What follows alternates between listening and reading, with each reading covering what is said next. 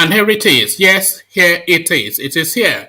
Roll up, ladies and gentlemen. One man went to Mo. Yes, it is here. I am here. Hope you are.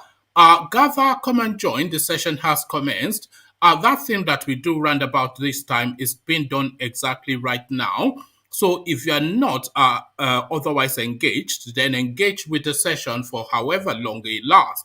That one man from Oyo Laughing, he's streaming live again. So join the stream and participate as you will. The hyperlink is in the comment section if you want to come join live on screen. That's the link that says StreamYard.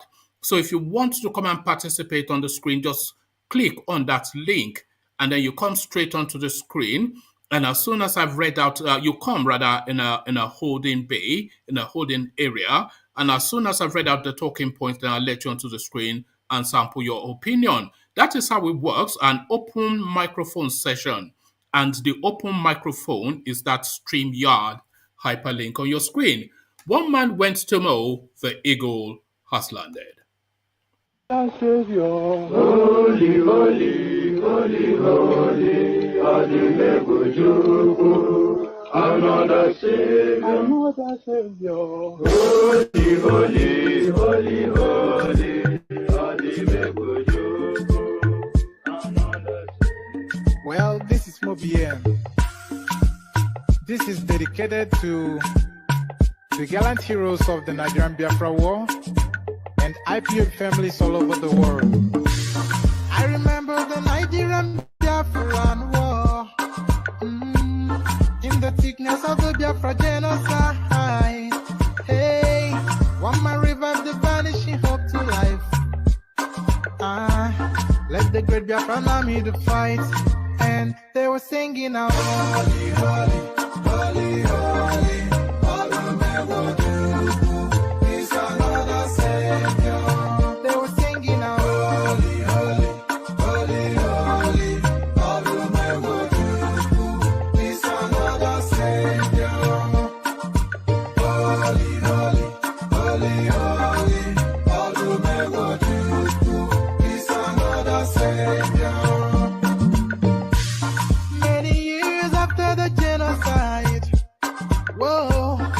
Another great leader has risen up now.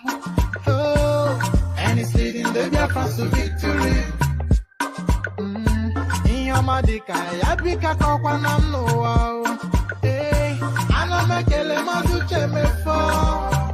Mwanemo, it's an honor having you on board. When I'm singing along, holy, holy, holy, holy.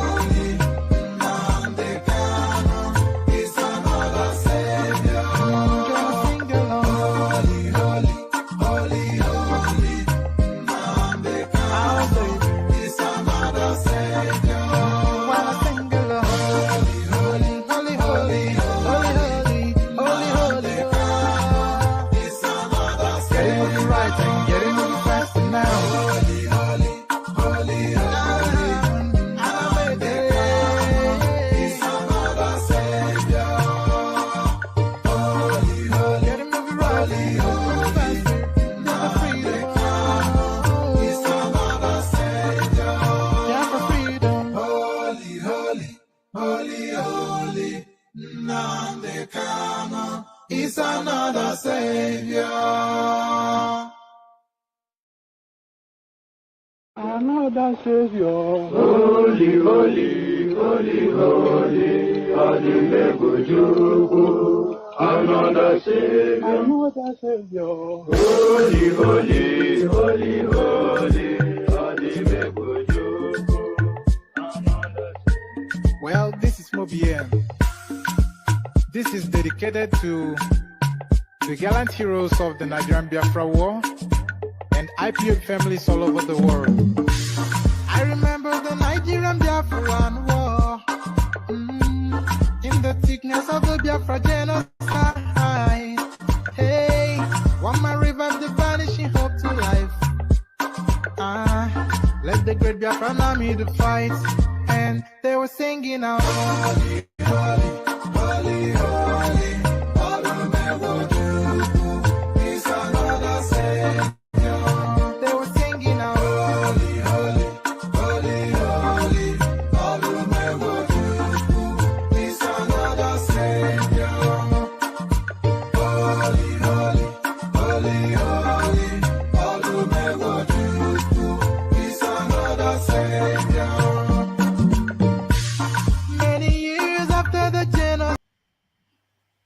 So there it is. You heard it here first. Holy, holy, holy, holy.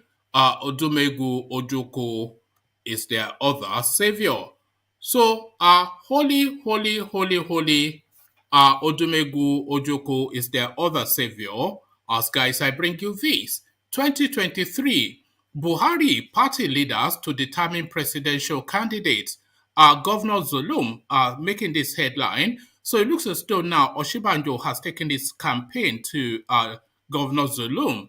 And by the way, anyway, we'll get into that in a moment. But the headline again, 2023, Buhari party leaders to determine presidential candidate, a headline attributed to Governor Zulum. So quite why and what's led to that, we'll find out just fairly shortly.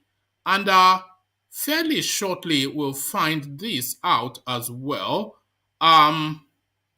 Just line the headline. Let me just line the headline up.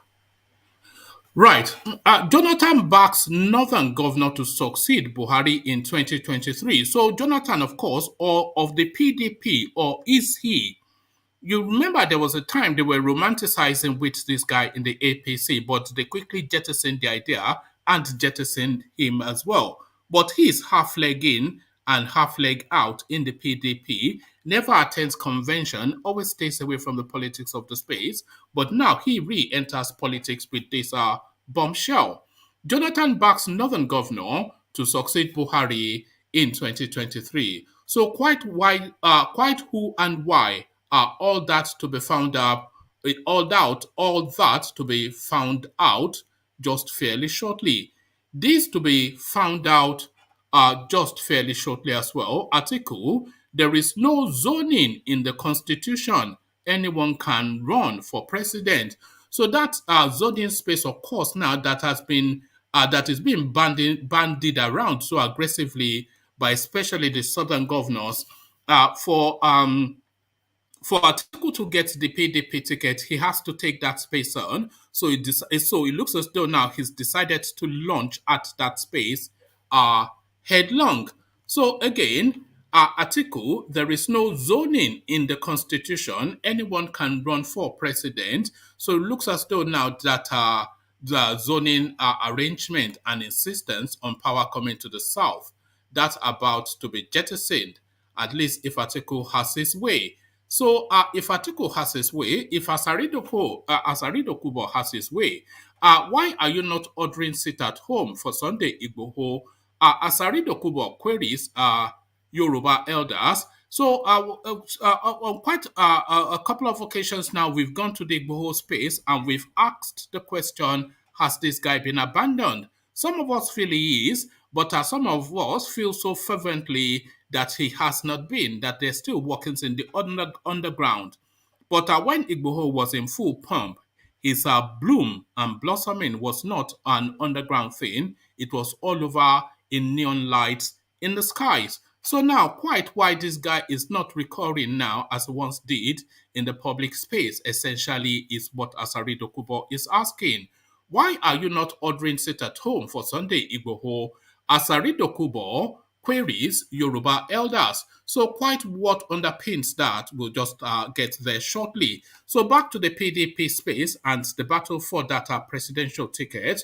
2023, Wike changes permutations in PDP, becomes major threat to Atiku. So Wike has been sounding a lot, and it looks as though his drum beats now is coveting that seat for himself. So he's trying to force it first to the south, and then for him then to approach the seat and sit on it. So permutations, chess moves, and Machiavellian shadowing maneuverings in the dark. So Machiavellian shadowing maneuverings in the dark, as again, 2023, Wike changes permutations in PDP, becomes major threat to Atiku. So there it is right there. So here a major threat, but then of course, anyway, we'll get to that in a moment. So let's land on this. This is a human interest story that I want us to land on. But is it so much human interest story? But this speaks to the dichotomous relationship that exists within the Nigerian space. A clear split, a north and south divide in Nigeria. There is no equivocation on that. There's not even room for debate in that space. There's a clear and obvious north-south divide in Nigeria. And to that divide, this headline speaks. Police to investigate officer who allegedly threatened southern neighbor. So again, police to investigate officer who allegedly threatened southern neighbor. So quite what is in play there, we'll find that out shortly as well. So plenty to find out, plenty to go through, plenty to chew over. So lean back, kick back, take it easy as we come in now via the Yoruba space and via Habatogunde before we then land on the first narrative. So here it is.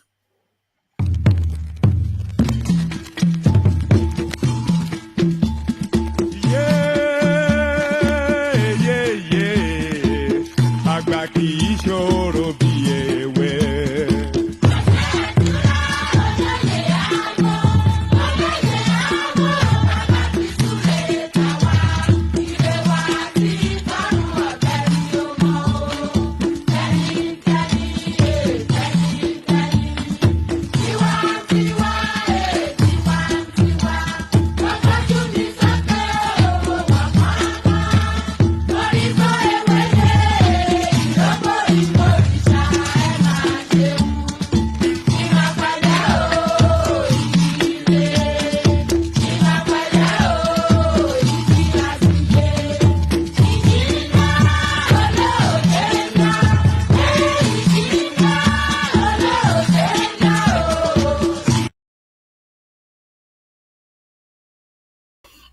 So there it is, and there it was, the mighty Herbert Ogunde. So the mighty about Ogunde, from the mighty Herbert Ogunde to this, 2023, Buhari party leaders to determine presidential candidate, a headline attributed to Governor ZULUM. Governor Babagana Zulum of Borno State has said that President Mohamed Buhari and other leaders of the ruling All Progressive Congress APC will identify the best candidates for the presidential elections in 2023. We have to identify the right individuals to lead the nation. Mr. Zulum said the task, according to him, requires the contributions of governors, party hierarchy, and the president working in concert. The governor, however, explained that individual aspirations may have to be downplayed because we all have to concur with the decision of the leader of our party. He reiterated the commitment of the ruling party to present a united front for its success at the 2023 general elections. Mr. Zulum spoke on Saturday in Maiduguri whilst receiving members of a political pressure group, the Progress Consolidation Group, who paid him a courtesy visit. He said the contending interest in the forthcoming presidential primaries and other elections would not stop the APC from reaching a consensus that would consolidate the party's unity and popularity nationwide. Mr. Zulum stressed his commitment to work with the party hierarchy, members of the National Assembly, and leaders at all levels to ensure the actualization of President Mohamed Buhari's decision as the party de facto leader. I am solidly behind initiatives aimed towards enhancing the unity of our party and progress of Nigeria at this crucial time. No one and nothing will prevent the party from moving in unison, he said. He further assured that the state chapter of the ruling party will promote unity and all efforts to ensure the success of the APC. So, by the way, the people visiting him were essentially they were essentially an Oshibanjo pressure group because I have it on a different narrative but I've just chosen to read it from this one instead. So it's an Oshibanjo for President group that went to visit him and, of course, to sample his opinion and to sensitize him to the intentions of their principal and also the conversations about him being a running mate to Oshibanjo because the popular ticket Oshibanjo wise is an Oshibanjo ZULUM sort of ticket, two inoffensive leading politicians. So a lot of people find Governor ZULUM inoffensive. In fact, they find him hardworking and brave. The way he's been confronting Boko Haram, almost with like hand combat against AK-47. Essentially, we've seen him on the floor ducking bullets, etc., etc. So he quite a popular governor and a northerner and a Muslim. Oshibanjo, of course, are somewhat popular depending on who's looking at him, but he is southerner and a Christian. So that's that mix right there. So that is a permutation right there that can be presented. So it's to all of that that this person is speaking. So he's speaking in this language of ambiguity, nodding to the Rankadede of Buhari, speaking to the party hierarchy, but leaving the door open for the people who have come to schmooze him. So there it is, politics at play. Politics at play there and politics at play here. Jonathan backs Northern Governor to succeed Buhari in 2023. Former President Goodluck Jonathan has backed the presidential ambition of Governor Bala Mohammed of Bauchi State. So let's just pause there for a moment. This guy, Bala Mohammed, he was one of the people that was championing the causes of the cause rather of the Fulani headsmen in the fullness of their pomp when they were really savaging the country. And he was insisting that they are free roaming people and they must have sway and way wherever they choose to roam. This was at the very height of the insurgency. So we take that from the top again. Former President Goodluck Jonathan has backed the presidential ambition of Governor Bala Mohammed of Bauchi State. Correspondents report that Jonathan endorsed the governor during a meeting on Thursday in Abuja. Jonathan expressed confidence in Mohammed, who served as FCT minister under his administration to lead the country. If you are there as president, then I have a son, Jonathan said. Every father wants his son to grow. Those of you who worked with me, it is my duty to support you. We are the same family. The best thing will happen for us. You are very competent and focused person. By the divine providence, with the support of Nigerians and God, you will be the president of Nigeria. Recall that correspondents had earlier reported that Bala Mohammed visited Jonathan's residence to inform him of his presidential ambition.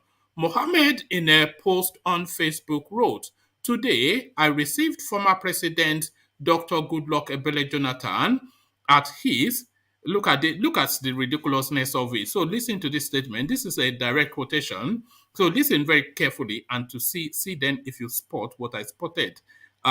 Listen, I'm reading it verbatim, and this is in quotation. "Today, I received former President Dr. Goodluck Ebele Jonathan at his residence." So listen to that. He is receiving Jonathan at Jonathan's residence. So how is that even a possibility? This is just the little things that just tells you about the illiteracy. They'll tell you that he's an architect, a doctor, and a professor, but here it's just basic grammar. I received Jonathan at Jonathan's residence.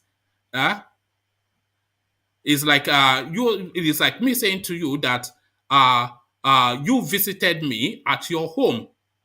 How can you visit me at your home? It's just, I know it's just, I'm being somewhat pedantic, but really the devil is always in the detail. And this shows the functioning of a mind. It's either arrogance, which is unacceptable, or illiteracy, which is even worse.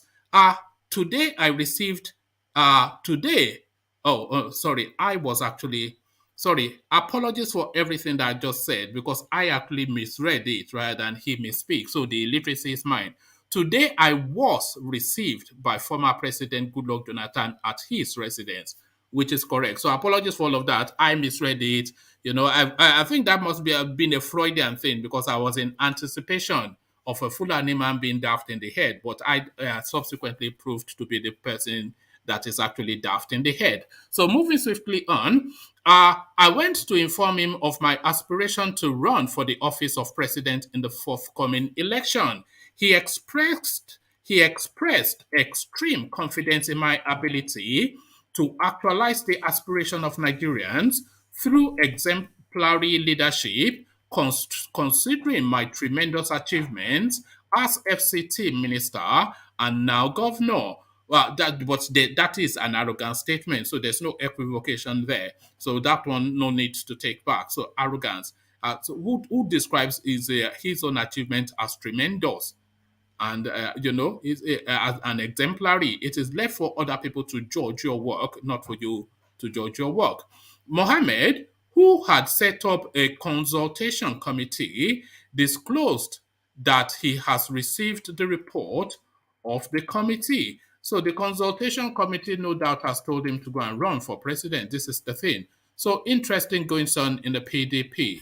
So interesting goings on still in the PDP. Atiku, there is no zoning in the constitution. Anyone can run for president. Atiku Abubakar, former vice president, says there is no provision for zoning political offices in Nigeria's constitution. The chieftain of the People's Democratic Party (PDP) spoke at a meeting with a group calling on him to run for president in 2023. Atiku, who is yet to officially join the 2023 presidential race, said the country's challenges makes him wonder if to go for it or not. Leadership is endowed by God. You can have a young man come and do better than an old man, he said. So it is an endowed attribute from God. Therefore, we should try to look for such a person who has been endowed by God, who has those attributes, and then give him leadership. I have never seen this country has so many challenges as at the same time. I have never seen this country have so many challenges at the same time. So sometimes when I am on my bed, I begin to wonder whether to go for it or not because the challenges are just too many. In my life, I have never seen Nigeria in such a bad situation. As far as the unity of this country is concerned, we are more divided. Even when we fought the Civil War, we were never as divided as this. We never have a breakdown of law and order like this because when we fought the Civil War, it was confined to a particular location. In every other place, there was peace. We never had this kind of poverty where even the farmer cannot go to farm the food to eat, not to talk of commercial farming. So, I have never seen this country so bad, and it is going to be a daunting task for anybody to come and turn things around. Speaking on zoning, Atiku said there is nothing in the constitution that prohibits anyone from any region from running for president. Fundamentally, the constitution says all of us can run, he said. The constitution has not barred any one of us. There is no zoning in the constitution. There is none. I was a member of the Constituent Assembly that drafted the current constitution, and there was nothing like that. So there is Atiku speaking. So he's saying he's dilly-dallying, that is undecided, but the body language of his politicking tells us to the contrary. This is very much a man that is in the fullness of the pomp of a campaign. The only person campaigning more than Atiku as we speak now is Tinubu, but not by much because Atiku also moving aggressively, but Tinubu moving supercharged. So there it is right there. Atiku clears the space then to contend for that PDP ticket. Why are you not ordering sit at home for Sunday Igboho? A simple question. The asker, ASARI DOKUBO, the ASKI, Yoruba elders. So there it is, a question from Asari Dokubo to Yoruba elders. Why are you not ordering sit at home for Sunday Igboho? Asari Dokubo queries Yoruba elders. Self-proclaimed leader of Biafra self-proclaimed leader of Biafra de facto customary government, Asari Dokubo on Saturday, questioned Yoruba leaders on why they are encouraging some controversial tactics of outlawed indigenous people of Biafra IPOB, now controlled by its Directorate of State. Dokubo severally condemned Southwest leaders for cheering IPOB members on violence and destruction. He made his thought known. He made his thought known during a Facebook Live monitored by correspondents, where he queried why Yoruba leaders are not announcing a lockdown in the southwest region to protest the continued detention of Yoruba Nation agitator Sunday Igboho. Like Nnamdi Kanu, Igboho is agitating for the breakup of Nigeria and creation of a new nation. Both are presently in confinement since last year. Yoruba elders, why are you not telling Sunday Igboho and his supporters to destroy Lagos, destroy Oshogbo, destroy Ibadan, destroy all the markets and business centers in the southwest? Why are they not doing a sit at home? Why are they not encouraging them, residents of the southwest, their Yoruba leaders' agenda is to destroy Igbo land, Dokubo said. He added, they are not telling their people to destroy, but they are telling you, Igbo people, to destroy your own. And Igbos are contributing money for you abroad. I am so ashamed. So that is a double talk there. I wasn't quite sure where he was going with that, but that is just a long way round to launch yet another attack on the Easterners. This is his favorite sport, Asari Dokubo, beat up the Easterners essentially. So that is his favorite sport. Going back to PDP politics, it continues to hotten up in that space. 2023, Wike changes permutations in PDP, becomes major threat to Atiku. So now let's see what's in play here. Permutations for the 2023 presidential ticket of the People's Democratic Party PDP were being reshaped at the weekend with the confirmation of the entry of Governor Yemsin Wike into the contest. The entry of the governor, it was gathered, is also reshaping the outlook for the party's 2019 presidential candidate Atiku Abubakar and his difficult task of bringing the PDP governors to back him. The battle between Atiku and Wike, it was learned, was now shifting to non-PDP controlled states as the two men and others in the race battle for delegates from those states, which remarkably constitute the majority of states. However, Wike's emergence, it was learned, did not mean that the governors were queuing behind him. Correspondents gathered that besides Wike, Delta State Governor Dr. Ifeanyi Okowa was also weighing in on his chances. Okowa, who it was gathered was earlier poo-pooed. Okowa, it was gathered, Okowa, who it was gathered was earlier poo-pooing suggestions of a 2023 presidential run, was now reconsidering its options. Our aspirants who have so far declared interest in the PDP 2023 presidential ticket include Governor Bala Mohammed Bauchi State, Governor Aminu Tambuwal Sokoto State, Senator Ayim Pius Ayim, and Sam Ohabunwa. Um, Sources egging the Rivers State governor into the race confirmed that in the early days ahead, National Assembly members and other key stakeholders who have in the past been quietly courting in support of the ambition would come out. Wike's entry, according to sources, makes him one of the leading aspirants and presents about the most formidable challenge to Atiku. The Rivers State governor, it was learned, has been able to convince at least four southern governors to back his aspiration, with the Edo State governor and the Delta State governor amongst those yet to identify with him.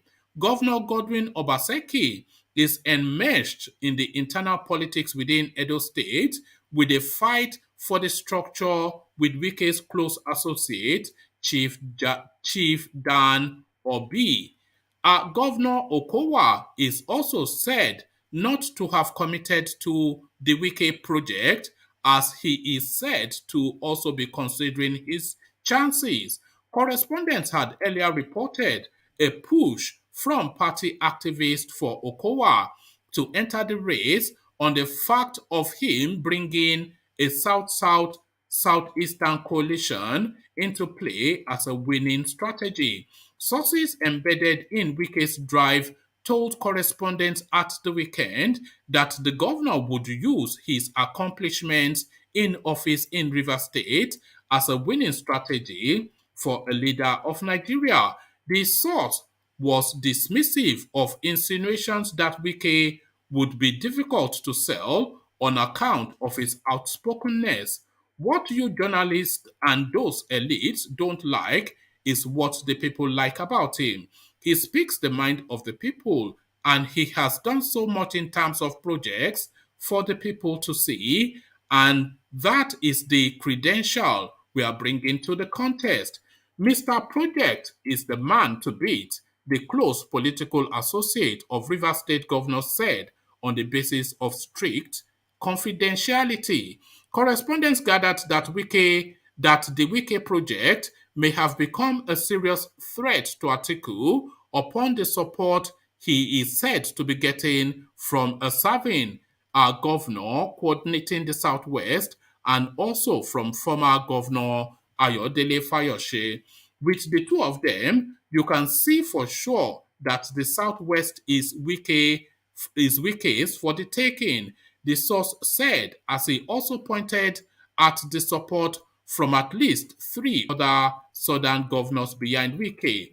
A source close to Okowa, whilst also confirming that Wike was now a potential rival, was, however, ambiguous on the inclinations of the Delta State governor, whose political options are also being shadowed by many permutations on those who want to succeed him. The Wike camp was quick to confirm yesterday that Okowa and Governor Obaseki from the old Bendel camp were two governors in the South not to identify yet with the 2023 aspirations of the Rivers State governor.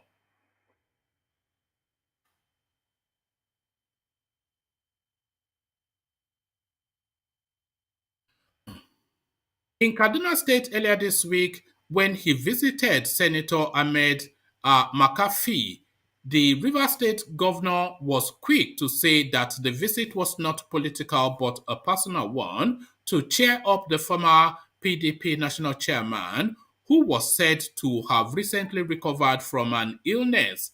However, Wike, who has been traveling with top level associates, including senators, was also said to have cheered up his political hopes along the way. Following Kaduna, he was also in Jos, where he was said to have reconciled former Governor Jonah Jang and Senator Jerry Useni two non-PDP controlled states. Correspondents gathered that with the PDP governors, with notable exception of Obaseki in Edo State, in firm control of their state delegates, that the battle between Atiku and the governors in the race have now shifted to the 22 states without PDP governors. So there it is. That is what is in play in the PDP. So I'll land on this final story and then I'll come into the room to see who's there to take it on. Police to investigate officer who allegedly rejected, threatened southern neighbor. The Adamawa State Police Command has launched investigation into a reported case of an officer who allegedly threatened the life of a neighbor. Social media had earlier in the week Excuse me, let me start that entirely all over again. The Adamawa State Police Command has launched investigation into a reported case of an officer who allegedly threatened the life of a neighbor. Social media had it earlier in the week that a certain Deputy Commissioner of Police, a northerner, who has a house in Adamawa State capital Yola, rejected the buyer of a house beside his own because the neighbor is from the southern part of the country. In response to the development, the Adamawa State Commissioner of Police, CP Mohammed Ahmed Bade, has ordered investigations. A statement from the State Police Command indicated Saturday evening. The CP has directed the Deputy Commissioner of Police in charge of Criminal Investigation Department to ascertain the veracity of the allegations for further necessary action. The police said in the statement signed by Police Public Relations Officer Suleiman Nguroji. The police did not disclose the name of the officer in view, but when the story first broke on social media, one Deputy Police Commissioner, Ibrahim Baba Zongo, who owns a house at a commercial district in the heart of Yola, G. Meta, reportedly threatened violent attacks against the new buyer of a house beside his own, Vincent Ume. The police officer, who hails from Adamawa State, had allegedly said he did not want a southerner as his next door neighbor. DCP Ibrahim Babanzogo PCP Ibrahim Baba Zongo, currently attached to Lagos State Police Command, was reportedly infuriated to learn that someone from the southeast had become his neighbor. Vincent Umar, who is a director of a private business empire named Vikings Limited, bought the house in question, located at 33 Mohammed Mustafa Way, part of Yola's Central Business District, previously belonging to one Ismail Maman. Baba Zango was said to have warned Umar to reverse the purchase deal or face bitter consequences, including risk to his personal safety. We are a homogeneous community. I don't want you. You can't be my next door neighbor. I swear. What sort of insult is this? Can a northerner move?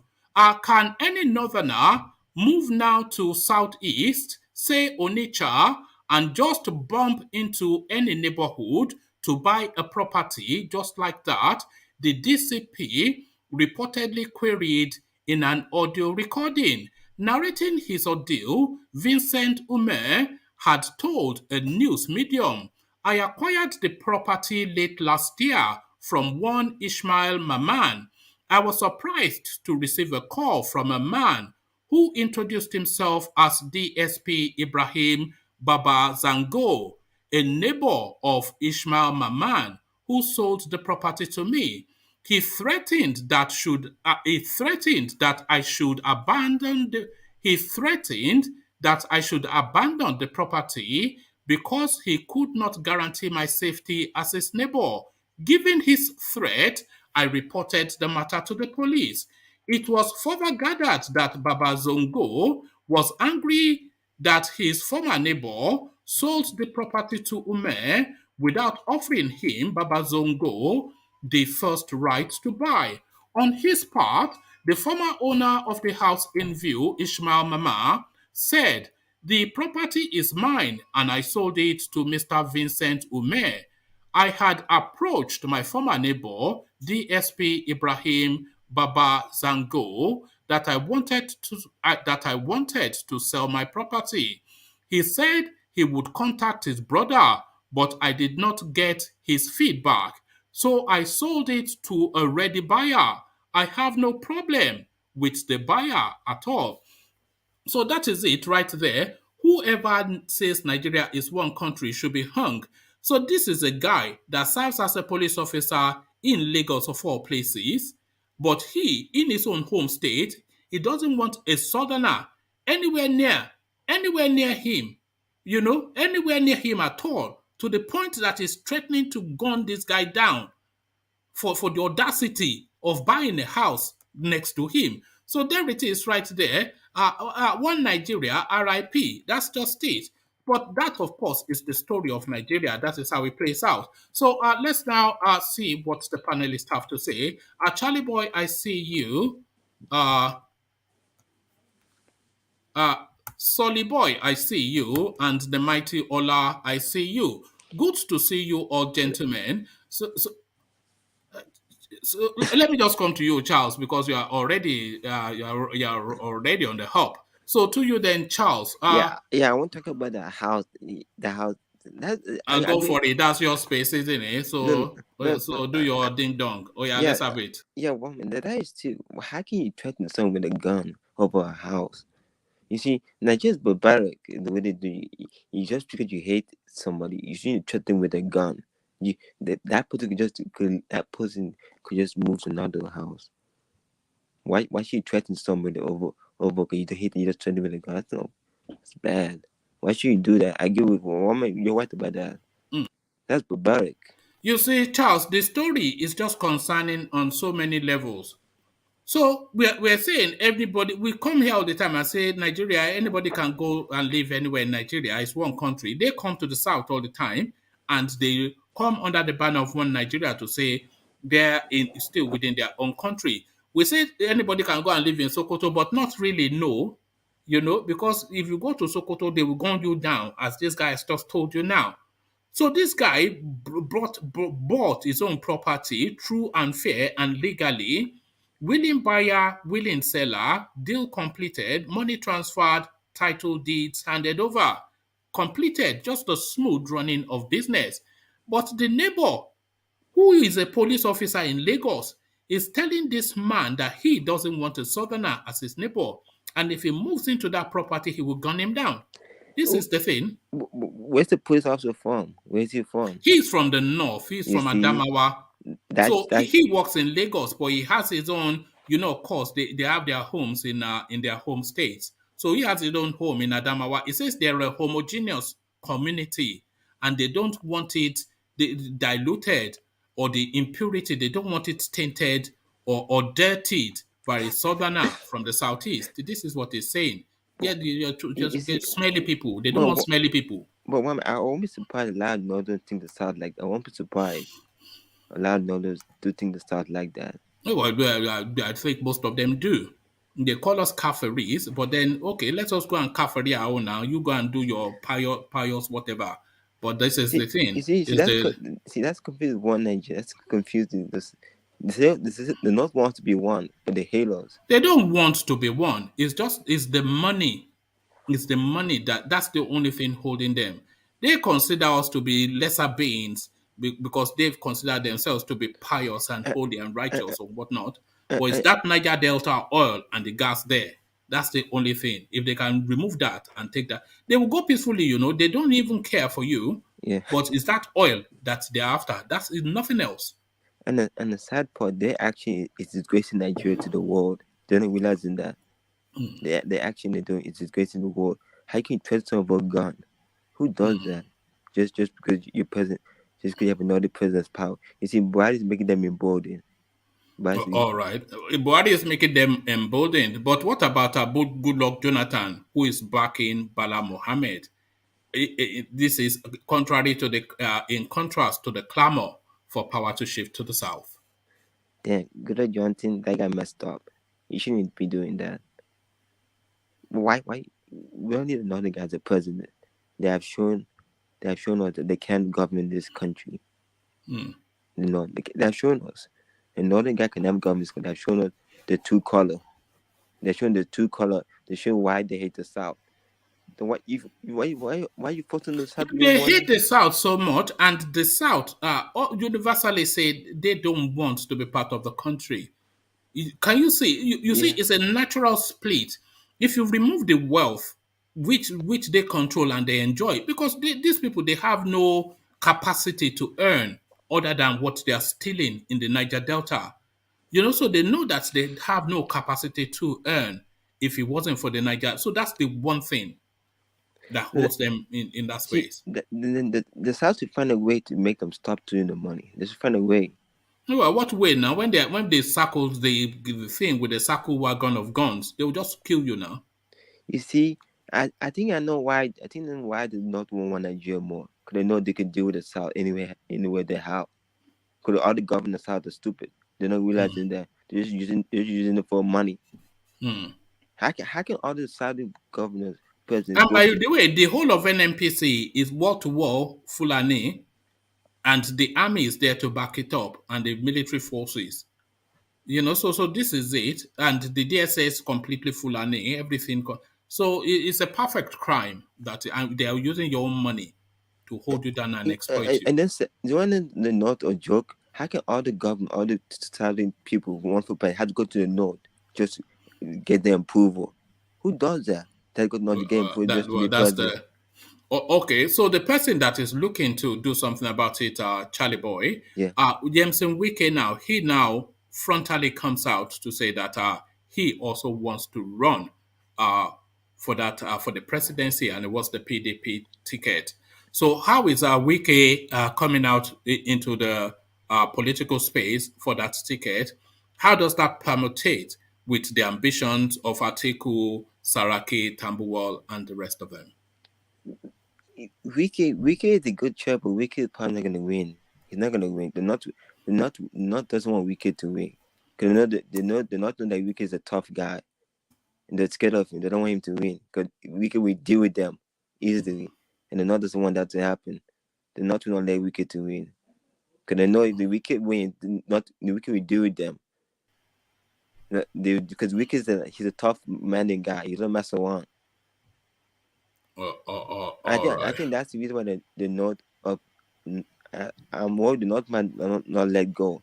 They might use all the plans to from someone. We are not going to know what is going on until we actually know what is going on, because there's so many things in play. There's an aggressive push that power should transition to the south.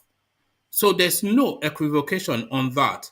But then if you go to Atiku, he is quoting the Constitution. He said, look, I helped draft this Constitution, and there is nothing in the Constitution that says that power should rotate from north to south. So he indicates his interest to go for that. So there's Wike now lobbying all the state governors, but then there are more state governors that are not PDP than there are PDP. So there's just so many permutations, so many games. So Oshibanjo sending emissaries to ZULUM to lobby him, and ZULUM sending him back to say it's Buhari's decision. So there's just so many underplays and interplays and Machiavellian movements. You cannot really read the space at the moment. Yeah, but I'm worried the North might pick their own silent guy. They might just pick and choose who they want for them. So that's the deal. That's the deal with Goodluck Johnson. They make him one-term president, kick him out easily because they have the power to do that. Because they're back with so many power. That's what the South is weak. How many South people have people back? They don't have so many power for people backing them. That's what they could do anything they want. They could pick and choose any Saudi president they want. And all the decided to go there and dress like them. That's sad. They have to bow down to them. That's sad. You have to bow down to them. just for you to be president. Who does that in a modern society? That's why. That's all this. I'm worried that what happened. Mali happened to Nigeria. What happened Mali? What? It's gonna be a coup. It's gonna happen in Nigeria soon. No, it's not going to happen in Nigeria. Nigeria is past the era of military coups. It's It's not not, really coup, you know. but what I'm seeing is something worse gonna happen in Nigeria soon. Something happen. I'm worried. One day the South will be angry until enough with the North, and the North knows that the North will be. One day the South government might be angry. Say no, enough. We know you still not like dog shit. You still have all you have the money resources and just for you to be rich. I think that's what the South government should find a way to stop them from stealing the oil. Just find a way. Like you see in the How can they? You say they should find a way. So you find a way. What way should they stop them from taking the oil? One way they stop them by doing a constitutional vote. They vote them. What are you talking about? They outnumber you. Or we should change the capital from Abuja. That's what you do. How do you do that? You That's just the wake way. up and you say you change the capital. You see, I think Nigeria changing the capital budget was a bad move. No, it wasn't a bad move actually, because they wanted the capital at the very epicenter of the country, which is where Abuja is. So I'm not sure that is essentially a bad move. No, I think it's a bad move. Do you know why I think it's a bad move? Why? But that gives the North more power to do what they're doing. How so? Because when the capital was in Lagos, they were all powerful.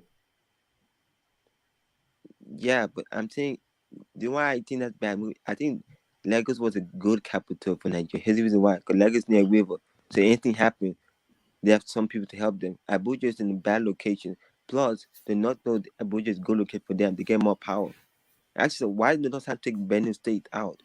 Take Benin State and make them north. Do you know why they moved it to Abuja? Do you know why? Do you know what the argument is? What? Because the argument is that it is that much more difficult to attack the capital. I know it's much, but because it's at the very, so you have to come through the country to get to Abuja, wherever you're coming from. So that's the argument. That's why they've moved it to for my opinion, I think that was a bad mistake for Nigeria. That give them more power to do what they're doing. That's why they could go to Benin State and take over Benin State.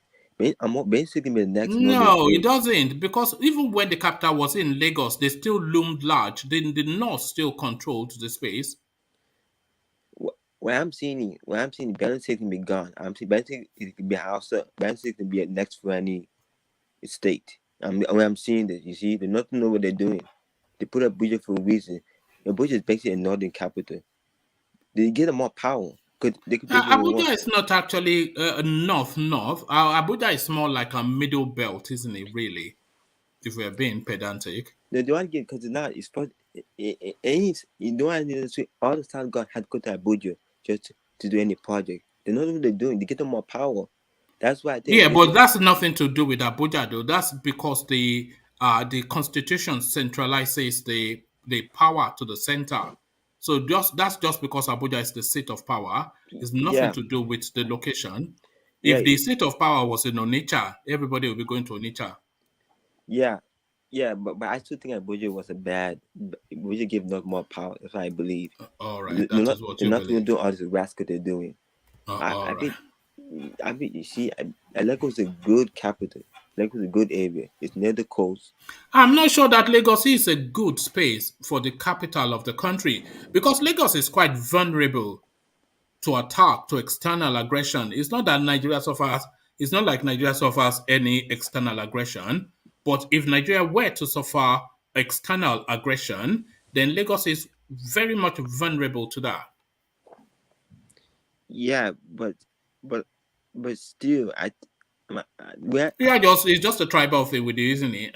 No, look at this guy. I'm saying the truth, one man. Do I'm saying? Do I know? You're not saying the truth, are you? I'm saying you're speaking. What danger do you see ahead? No, I'm not joking. I'm serious. I know you're not joking, but what danger do you see ahead? Because if the North can take Benin State and turn it into cure the tribe and turn into Fulani tribe, that shows you danger ahead. But they haven't done that, have they? The way they take Kowe State is already gone. Which state? What a state? Kano State. Kwara Then what's State. it Yeah. gone? The reason why Kano State is gone because Yoruba people didn't fight hard for that state. That's why they took it. How is it gone? How is it gone? You see, because you see this one. See, you go because Yoruba people didn't fight hard for that state. They didn't fight hard. That's why they not easy took that state. They did. Yoruba didn't fight hard. What do you mean they took it? How has it been taken from whom? See, Berlin State Council is a sign for the southern people to fight for the land. It's a sign. If you don't fight for the land, to go for land. This is Berlin State and Council is a two sign for the southern people to fight for land. If you not, take your land and change your ethnic group. That's what ethnic cleanse is going in Nigeria. The Christians be dying even in Berlin State. Ethnic Christians going in Berlin State, and even the government is crying out. The government knows it's happening. All right, Charles. You need to read up more on Nigerian politics and with a more open mind. No, it's not for a governor or Benton to be crying for his people. That's sad. Everybody is crying for their. Who is not crying for their people? The savagery. People can't travel on the Lagos-Ibadan Expressway anymore. So everybody is crying for their people. Did you hear what Atiku said? That the country is the worst that it has ever been. That people are asking him to run. That he's not even sure that he wants to take on that. Because the Buhari has destroyed the country. This is the thing. Yeah, I get you, but for my, but you understand. You gotta understand in Benue government, you gotta hit point.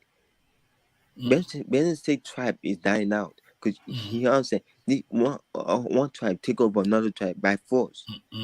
That's unfair. We should stop. Africa should stop doing that in Africa. We should stop taking tribe by force. We should stop doing that. It's holding but you have to understand that Africa is still very much the thinking has not evolved. We can come out and be elegant and highfalutin with all this nasal language that we speak, trying to be more English than the English and everything. But the average Nigerian is just is somebody that the average Nigerian is still somebody in the 60s that's stuck in the 60s, but they are just evolving out of that primitive mindset. Very tribal, very primitive. They revert to base instincts. These are just a state of nature sort of people. So you are looking at it from a sophisticated paradigm, from a sophisticated prism. So they don't have your sophistication to see it as you see it. Because I'm seeing it. I'm seeing the Fulani people have a secret agenda. They're doing something secret, and no one knows what they're doing. They know what they're doing. They're trying to turn Nigeria into their own ethnic group, and they succeeded already. By the time they take Borno State, Nigeria is finished.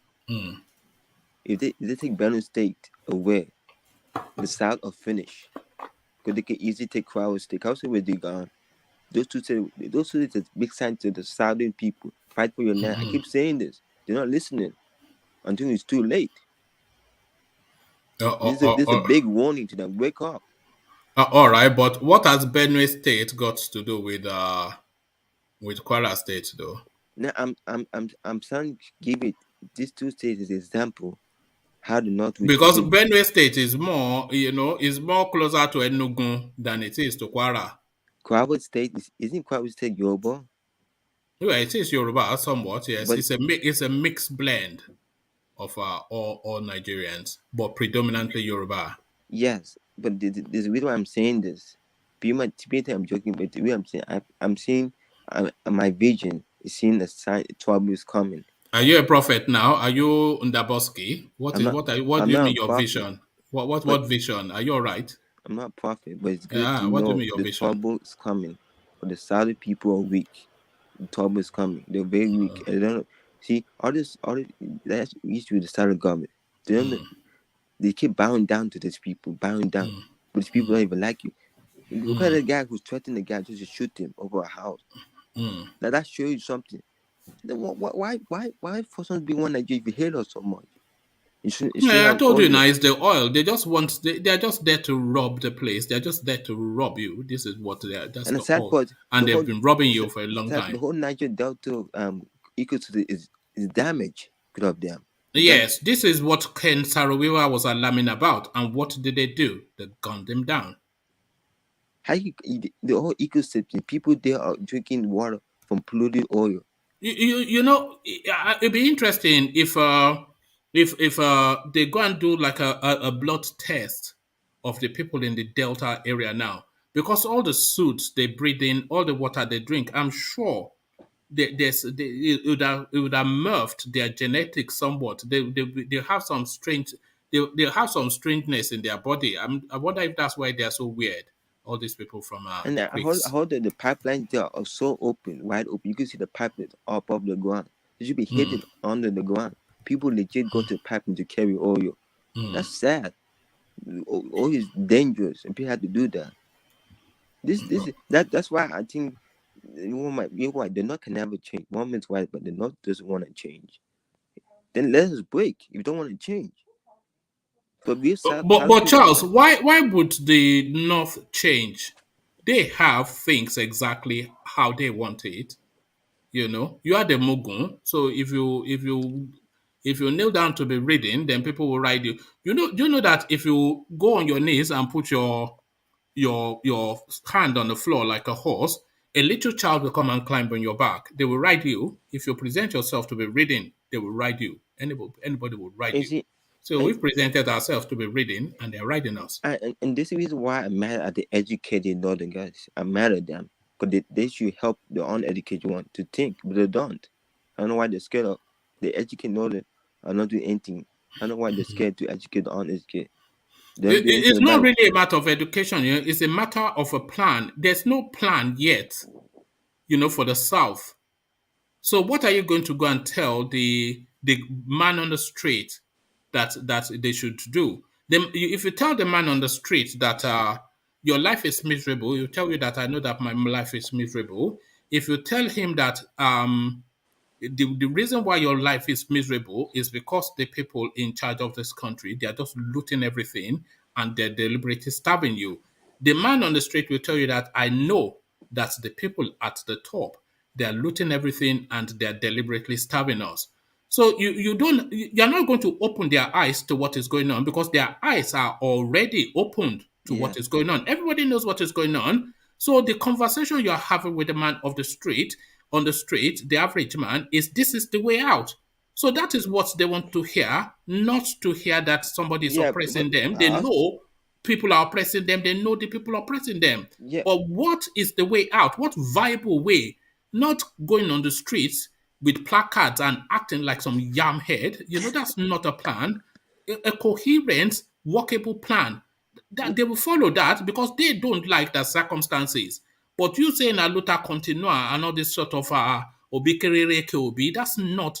yeah, There's no future there. They but know that the issue is that why is the educated people don't do anything, but people educated, why they don't do nothing about it? because they don't have a plan. They should have a plan. Well, there you are. They should have a plan, but the plan is not. Everybody knows the situation, but nobody can describe a way out of it. They will come with this highfalutin, convoluted, just or impractical, you know, somewhat in instances even nonsensical narrative, and they double down on it. This is why I just dismiss people like what is his name, Kanu and Chowore and this are just the whole, you know, the counter narrative at the moment is a nonsense. There's no plan. So what are you going to tell the man on the street? You don't have a plan. You are telling him that he's suffering and these are the reasons why. He knows that. You know, tell him something that he can work with and he will Yeah, work with you yeah, because he wants to come out of those circumstances to a better place. but I think we should have a plan because where Nigeria is heading, there may be a big crisis in our hand, and Well, there that you are. Maybe that is what needs, because something has to give and it has to give quickly. this will Or, be or, bankrupt with all the money they're spending on. How can Nigeria keep spending money alone? They should be bankrupt. we know all this. This is the thing. But you see, nothing stops there. You know what used to happen? They used to steal money in the hundreds of thousands of dollars. Nothing happened. So then they started stealing like a million here and a million there. Nothing happened. And then they started to steal tens of millions of dollars, nothing happened. Then they started to steal hundreds of millions of dollars, nothing happens. Now they're stealing in the billions, nothing has happened.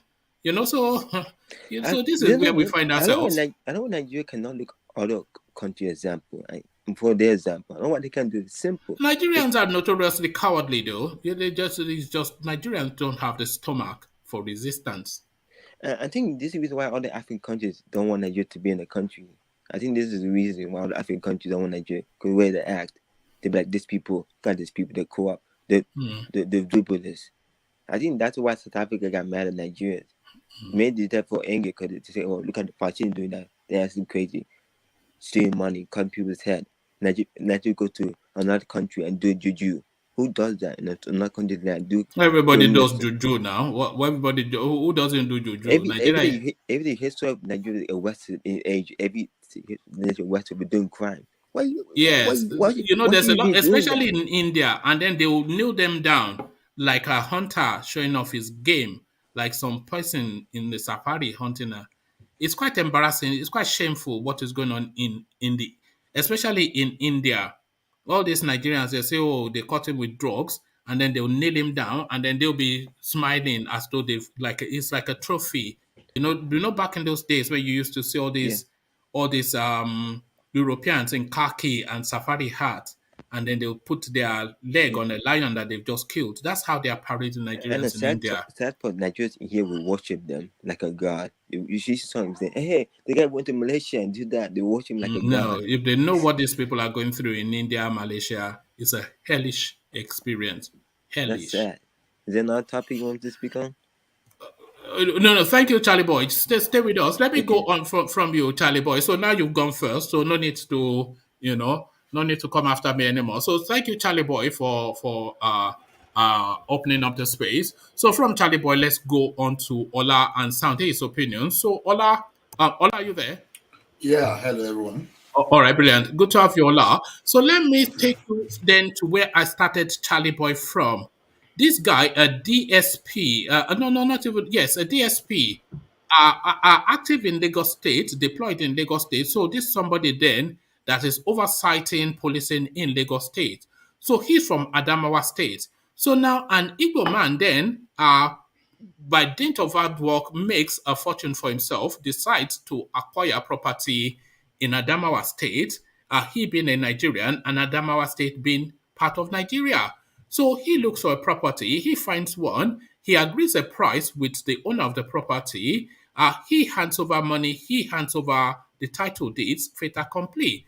But this DSP now, DSP in Lagos State, by the way, Ibrahim Baba Zango, his name is, he then goes and gets this guy's number and says, look, we're a homogeneous community in Yola, especially where I live. I don't want you as my neighbor. And if you take possession of that property, it's at the risk of your life. Because I cannot come to Onitsha and buy property willy-nilly, and you cannot live next to me. What are you then making of that? DSP in Lagos from Adamawa State telling the man from the East that he cannot be his neighbor. I just have something against that guy, that DSP. The single word is that guy is a criminal. Because the act of even discriminating against a fellow Nigerian, it doesn't matter, even if he goes to Onitsha and they don't give him land in Onitsha to build house. It doesn't mean you come to Lagos and start saying because of what happened in Onitsha, you want to do that in Lagos. Are you the Lagos State governor? Are you in charge of a certificate of occupancy? No. You are not following the story. It's not in Lagos. It's in Yola. Oh, sorry. No, okay, he is from Yola, which is in Adamawa State. Okay. So he has his home in Yola, but he works in Lagos as an assistant police commissioner. So, but the guy, the Igbo man that bought the land, he lives in Yola as well. He's doing well in Yola, and he buys this property. And this guy is telling him that they're a homogeneous community and they don't want any Southerners, or certainly he doesn't want any Southerner as his neighbor. Okay, so sorry about that. Apart from the legal side, I missed there. Yes, it doesn't excuse him as a criminal too, because try to threaten a fellow Nigerian, it does not matter if you cannot buy Indonesia, even assuming you can't buy Indonesia, it doesn't make it right for you to deny him in Yola too. It would have been it would have been better to even say, okay, you guys make sure you don't discriminate when you get to Onitsha. We are not going to discriminate against you now. But now within power, you are not the state governor. You are not the one to decide who's to get land wherever you are, and you are trying to discriminate. Now, even see, assuming we are not even assuming that they call you, it's not even in the same country. Assuming it's even a foreign country, I don't expect that because you don't have any right to restrict anybody. You don't have any right. And so, to me, but it's unfortunate that in Nigeria, nothing is going to happen because what that guy did to that Eastern guy is a total crime. Well, So the it's been guy, investigated because the guy is no pushover, the southerner, so he's reported it to the police. But what really concerns me even more, Ola, is that this guy with this mindset, he works in Lagos. So how is he then policing Lagos with the mindset of hatred for southerners? So this is a guy that this is one of those people that just goes around killing people, isn't he? Yeah, that is the unfortunate situation in Nigeria because our orientation is so upward that you see, we in reality, the way we carry ourselves socially, we don't see ourselves as one, as one country. People just use that at their own convenience whenever they want to achieve something. They want to take advantage, maybe in the east. Oh, we are one Nigeria. So when it comes to their own side, oh, we are not, no, you can't come to my side. So it is a sad reality, and unfortunately, we don't have the agency or the government that is actually trying, to reduce this kind of social Because disaster. Buhari will agree with him. He say he's right now because they hate us in the East. So why shouldn't he will defend him now? That's what Buhari would do. Of course, yes. Even right from the beginning, already he has already set the tone. When you were talking of some people, they are talking of inclusive government, and you are talking of someone that gave you a vote, and you were talking on the other way. When you are supposed to be the president of the country, you've decided to be the president of those people that voted for you. So it simply means that others that disagree with your capacity, with your opinion on how to rule the country, so they are no longer Nigerians. So that's the mindset. So it won't be it won't be out of place to say it is what the followers, is what they see from the top, is exactly what they are replicating. Because to me, I would have loved to see this guy, to this DSP, make a scapegoat. They need to scapegoat some people to send a very signal. As a policeman, all Nigerians should be your friend, irrespective of where they come from, because you work for the Nigeria police. You don't work for maybe okay, if you work for an agency like Last Man, for example, we say okay, it's regionally based because it belongs to the state. But the Nigerian police, for that matter, that type of statement should not be coming up. When you say the TSP, we say he's supposed to be a leader even within the agency that he works for. So it's unfortunate that we find ourselves in this type of situation where we shout that we need to tear this constitution down, build a new process. This is one of the reasons that we need to act very fast before this disaster, before it escalates beyond where it is now. All right, thank you. So to this space then, Jonathan backs Northern governor to succeed Buhari in 2023. And the Northern governor that is backing is Bala Mohammed from Bauchi State.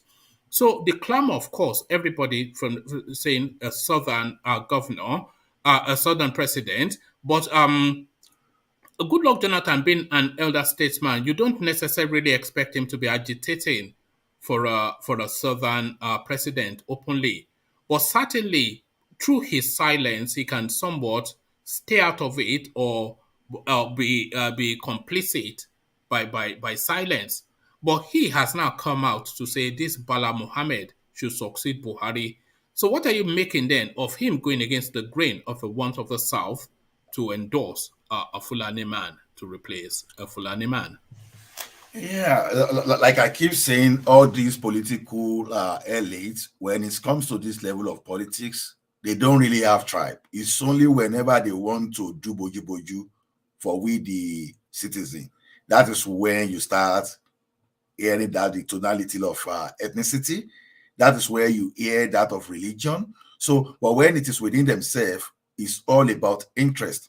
I will give right now. If you see the political, if you see the political caucus of Jonathan, well, naturally, it's going to be difficult to say he's going to support a Tinubu, for example, if Tinubu is what APC want to present, knowing that Tinubu happened to be one of those people that made him fall. So it is glaring. It's not likely to support a person like that, even if you like Puto Shibajo. Maybe No, maybe if you now it's from PDP. So really, whoever is going to endorse will be from his own party, and Tinubu is yeah yeah. yeah, whosoever is going to endorse, yeah, will be from his own party, but he can, as a former president too, he can still try to even have coverage, around the country and talk generally. Now, maybe if Wike is coming out now, maybe it can be another thing entirely. But if a person like Amishi is coming out, if Jonathan is doing this one, I won't be surprised because they are arch enemies. It's just like you were saying something the other time, like when Atiku was saying this thing.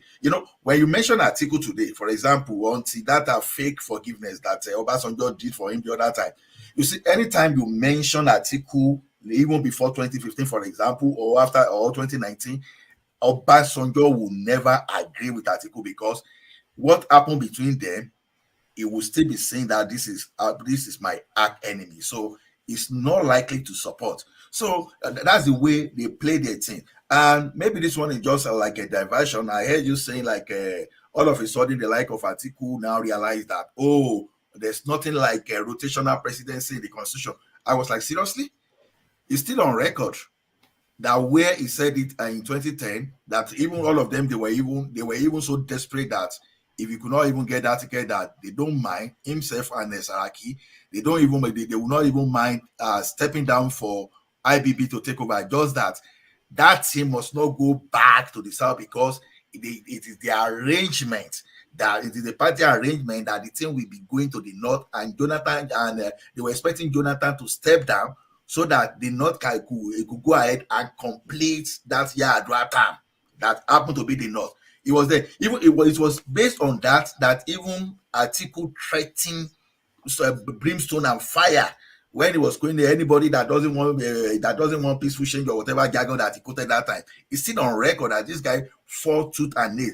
Suddenly, he realizes now that, oh, there's nothing like that in the constitution. So he suddenly understands the constitution more than what he used to understand before. So this is politics. So Jonathan is all about something that favors them and what they are going to share. So to me, whatever Jonathan is doing, to me, is protecting himself too, because you don't know because all of these people that we are talking about, they have shady thing, one thing or the other they've done, and they will keep hanging around the power corridor to make sure that they protect themselves as long as they can. So what Jonathan is doing, you expect him to support the Southern, especially when Buhari, when Tinubu, or maybe if the thing goes to Amechi. No, I doubt it. Maybe if you give it to Wiki, who knows? He may change his mind. Maybe if you give it to your Korosha, he may change his mind. Or Peter Obi, he may change his mind. But with those people that they are pushing forward now, it's not strange to me because they were those people that destroyed Jonathan. But So Jonathan is PDP, as I said, so it's unlikely to endorse Tinubu. So his politics is to his own party, and the contenders in his party, they are certainly not Tinubu or Amechi. Even Amechi is APC, is he not? So yeah, Jonathan is not likely to endorse an APC candidate, is he? yeah, it's not likely to endorse as it is now, but Nigeria, it doesn't take time for all this political merchant to decamp. That's why you saw them, they quickly move from PDP to APC to grab power in 2015. But when they didn't get whatever what they were looking for, all of a sudden they started single Mayo. they quickly move back to PDP. So that's what they've been doing. So within themselves, they must have realized the real political calculation. So they will have the reason they are coming out, doing whatever they are doing now. So to me, well, actually, when you look at the way PDP is, well, it won't be out of place if they present a northerner, because when you look at it from when they be doing all those things, so I think northerner just managed to rule to come as a candidate one. So maybe they may want to zone that in there. On the other hand, if you look at all the calculations, right, that they think, putting northerner there might not favor them, they may change their mind. Even there's a rumor going on, I don't know, it's a joke. Maybe you were the one that posted it, that they may even be looking at using the Supreme Court, for example, to sustain themselves in power. So they will do everything, they will do everything to make sure that they hold on to that power to sustain themselves, not to sustain the country. So it is we Nigerians that we need to wake up, and we need to differentiate our enemies from our friends. So Jonathan, whosoever is presenting, people should just be very careful. Whosoever any of the political party will be presenting, we should be very careful. Since we cannot overthrow the current process in 2023, we should just look at the list of the evils, because I'm not going to give pass mark to anyone for now, except maybe a miracle happens and maybe different person entirely just surfaces. I'm not talking of the time of Showore or in time of Moalu this time around, because it's not that I hate the like of Showore. It's not that I hate the like of Moalu. No, the only thing is experimentation. We've seen how APC has experimented with the country. For example, you can differentiate between what PDP did in their whole 16 years they castigated, and what APC managed to even achieve within 4 years, which they are even taking into another level of doom. So, to me, Jonathan is doing what he will naturally do as a selfish political actor. So, all right, thank you. So let me take you to this space. ASARI DOKUBO is asking, why are you not ordering sit at home for Sunday IGBOHO? And is pointing this question in the direction of our Yoruba elders. So, like I always say, I only ever read the headline just so that we're interacting with the content together live on stream. So when I saw that headline, I thought it was actually speaking a different thing. But what he was actually saying covertly was to say that the Yoruba elders are encouraging the Easterners to burn and ravage their own space off the back of the Nnamdi Kanu narrative. But there's a similar narrative in Yoruba land, which is the IGBOHO narrative, where you've never heard once a beep from a Yoruba person to ask people to take to the streets and ravage, never mind sitting at home. So all of that in the mix, ASARI DOKUBO queries why the Yoruba elders are not asking the Southwest to sit at home. So why is that, Ola? to me, let's take, even though the struggle, that Igbo struggle and that of Nnamdi Kanu, the struggle, they look similar, right? But then they are in different situations. Kanu, in the hand of Nigeria, in the hand of Nigeria security people, is totally different from Igbo in the hands of a foreign government. So two different things. So now, assuming they are trying to the southeast of Nigeria, they are trying to ground the economy, for example, for the federal government to respond. So if you ground the economy down here, for example, what impact would that have on the Republic of Benin? As a matter of fact, the federal government can easily come to you, and even though they can influence all those people diplomatically, they can easily tell you that we don't have power, to force the foreign government to release Sunday Igboho, for example. And as far as I'm concerned, do I think Sunday Igboho is even more secured where it is in the Republic of Benin? Yeah, I think it's more secure where it is than being in the hands of the government of Nigeria. So now talking about sit down at home, before you embark on a particular strategy and tactics, you have to look at what exactly are you trying to achieve. If you do this sit at home, what are you going to achieve? With that, bring Sunday Igboho back to Nigeria, which I think, I could be wrong, is unlikely. So now it's going to be a futile effort. But sit at home in the East, for example, it can do a lot, because the sit at home, for example, can send signal to their political, their political leadership that keep romancing the federal government, that keep thinking of the next election. And things like that is one of the reasons I'm so happy that Soludo, for example, won that election in that state. If they can carry that in on and they make sure that they do that, I will be more happy. But if you come back to the South and do the same, to the Southwest and do the same thing, are we going to achieve the same result? I seriously doubt it. So whatever ASARI DOKUBO is talking about, he should have learned that in the history of Yoruba are not that confrontational. Like for the people from the Creek, for example, the only group of Yoruba that even try to be confrontational would people from West. I don't think he's necessarily asking the Yorubas to be confrontational. I think he's using that narrative to whip to flog the East. Let me give you just a few paragraphs again. It says, he made this thought known during a Facebook Live monitored by correspondents, where he queried why Yoruba leaders, unnamed, are not announcing a lockdown in the southwest region to protest the continuous detention of Yoruba Nation agitator Sunday Igboho. Like Nnamdi Kanu, Igboho is agitating for the breakup of Nigeria and creation of a new nation. Both are presently in confinement since last year.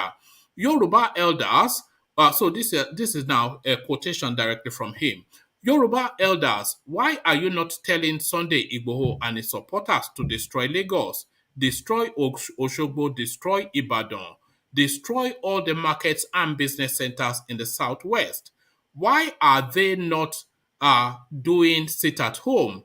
Why are they not encouraging them, residents of the southwest, their leaders, their Yoruba leaders' agenda is to destroy Igbo land? So he added, they are not telling their people to destroy. They are telling you, Igbo people, to destroy your own. And Igbos are contributing money for you abroad. I am so ashamed. So what he's saying essentially is that the Yoruba elders are egging on the sit-at-homes, the unknown gunmen, all the just high octane goings on in the southwest of the banner of the Nnamdi Kanu narrative, but a similar narrative in the southwest. They are just asking their people to hold their calm. So do you think there's any veracity to that? No, I think Asari DOKUBO is just a joker then, because after listening to what you read now, for example, who among the Yoruba leaders that advise the southern people, southeastern people to destroy their state and to sit at home? Who among those Yoruba leaders? The only people that I know that Yoruba leaders work with are these guys from Ninas. And Ninas, they've never advocated for destruction. What they be advocating for is the total tear down of the constitution and new one. They even took the struggle to the United Nations. That's at that level they play. I've never heard, maybe I'm making mistake, I've never heard of any Yoruba leader that advised those guys to destroy. So I don't know exactly what Asari DOKUBO is actually trying to achieve. He's the only is a person. Is he an Igbo man? Asari DOKUBO is not an Igbo man, is he? He said he's a Biafran. That's what he keep claiming. Yeah, so but he's not. He's not of Igbo stock, is he? No, he is not of Igbo stock. But using the word Biafra is trying to. He's a Calabari man. He's a Calabari man, but he's never out of the Igbo narrative. He's always in that space, wanting to orchestrate how they function. Yeah, he was part of the Niger Delta struggle, and at the end of the day, he benefited enormously from that. You know, for someone to build university, I don't know how far it is true. I heard that he built university in Ghana. You know, someone that you cannot really try to, you know, align his source of income. You cannot really see what he's doing legally, for example, for a living, other than bunkering and all those kind of activism, that where he made his money from. You know, this guy, they made a lot under Goodluck Jonathan, and even right from when Yar'Adua give amnesty. So now this is another opportunity. You know, all the social unrest, all this struggle, for example, people like that, they know that this thing may eventually lead to some kind of negotiation. So if a person like that, for example, infiltrates Biafra or Igbo nation struggle, for example, then perhaps they are not coming there just because they so believe in that vision. They are talking, they are discussing about what is in there for them, because when you see where this guy has attacked Nnamdi Kanu, you understand, you start wondering, how are you all of a sudden you are feeling the pain more than the bereaved, you understand? So now he has carefully used the word, you know, he has carefully used the word Biafra. I think if you give him an opportunity today, he can even dethrone Kanu and all those people that are there just to take over. So to me, whatever he's doing is just seeking recognition. You know, he just still want to kill, you know, he want to key him into that particular struggle, so that maybe in the future, by the time you start negotiating, start the negotiation, at least it can further consolidate on the one he has achieved as a Niger Delta struggle person. Because at the end of the day, when you see the struggle for Niger Delta, what those guys, by the time they started getting this pipeline security contract, by the time they were getting this thing, how much of those money did they divert to develop their community? Nothing. So the activism is just for their pocket. Exactly what he's doing now, because it just, you know, Sunday where ASARI DOKUBO needs a platform to relaunch himself again, to sustain what brings him butter and bread. So to me personally, attacking Yoruba leaders, accusing them of instigating the IPOB leaders and all those things to do that, you know, the guy is just fine. It's just saying rubbish. I don't have a better word to use for that. So to me, I can't see coherence in whatever he's saying. This is just a guy that is losing his business empire and just want to make louder voice just to make sure that he key him to that. So that's just my opinion there. I don't know. That's just the way I see. All right, thank you. And finally, to this space, Ola, Wike changes permutation in PDP, becomes major threat to Atiku. So we've been hearing a lot from Yemson Wike over the last few weeks and months, but it looks as though all of the things that we've been hearing from him is the build-up to the crescendo of him announcing his birthing into the political race for the thrust towards the presidency. It looks as though he has built a team behind him, a lot of governors backing him, with the exception of Obaseki, who has not yet declared for him. So that presents another set of headache for Atiku, because we say there are no strong voices in the PDP, but certainly one of the strongest voices, not just in the PDP but in Nigeria, Yemson Wike, and he has a history of achievement. They call him Mr. Project. So you certainly know where you stand with him, and Atiku now finding out where he stands with him. So what are you then making then of the emergence of Atiku of a Wike into the PDP permutations, and how would that play out at the end of the day? Wike will defeat Atiku. Yeah, I wished it could happen, really. You understand? Because to me, I see Wike as one of the strongest people that can come from the current mainstream political merchant in that country.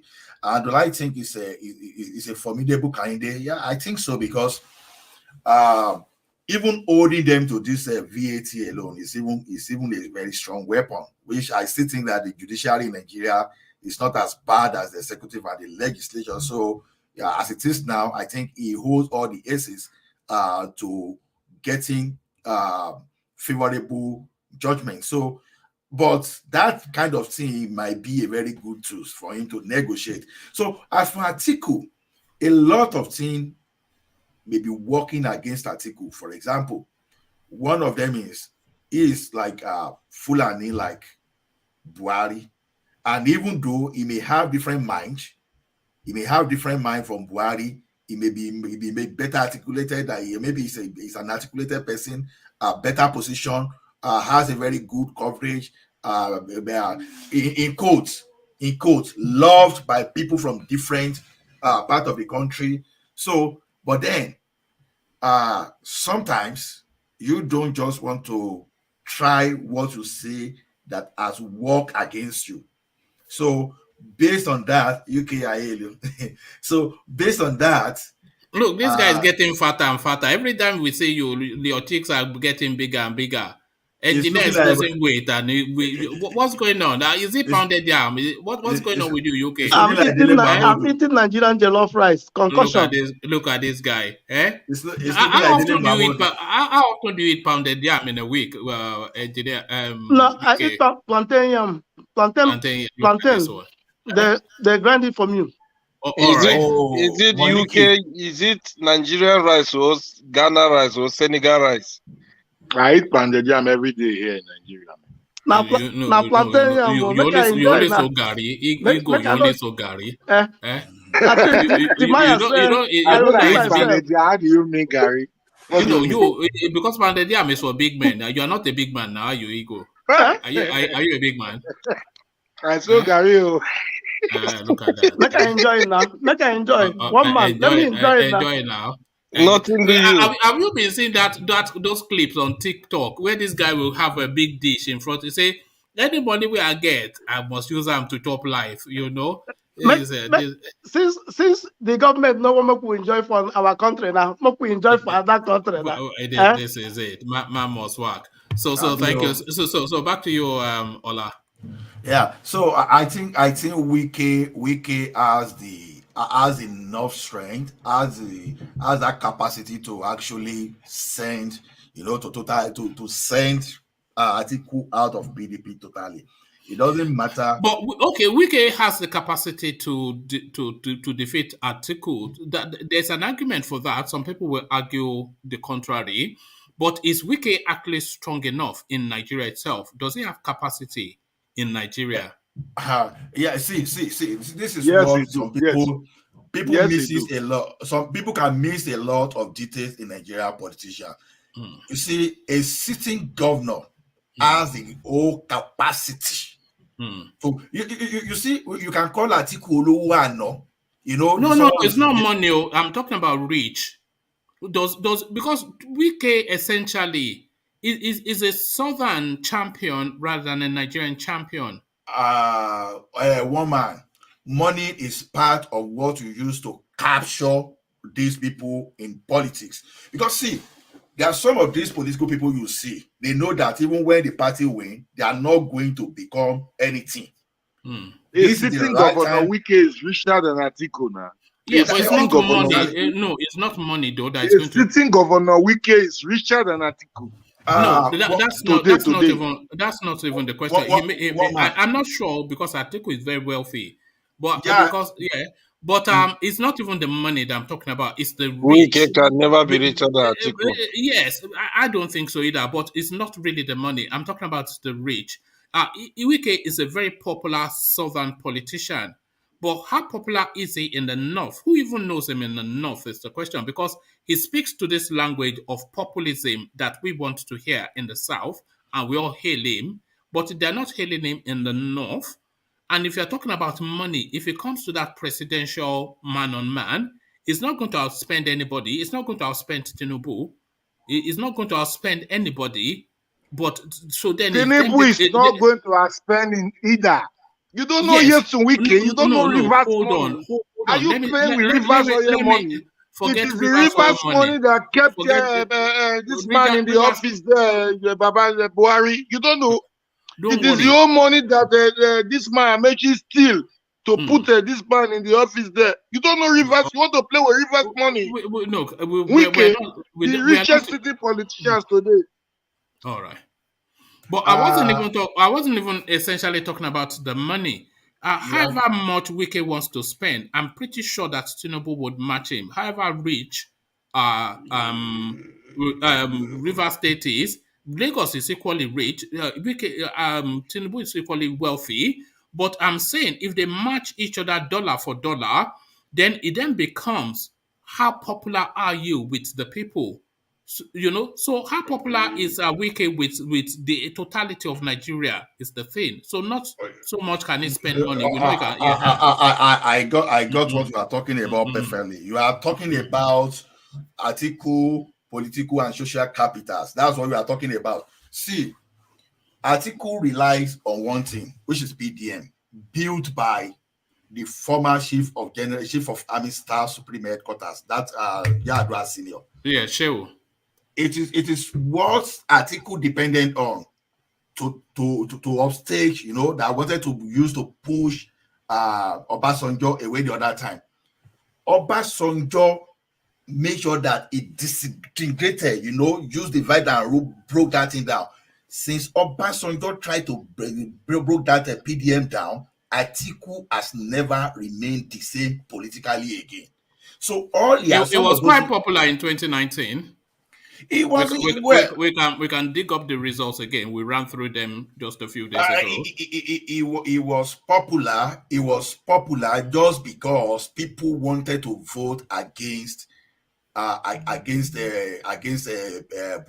just because it was not listening to Obasanjo. Then the power of incumbency, the money in the reserve for federal government now work in the favor of federal government that time. Even when you were going to rig election, you are not just going to ask people to go and rig election. You monetize every activities. People want to maximize everything, to make sure they go to that place.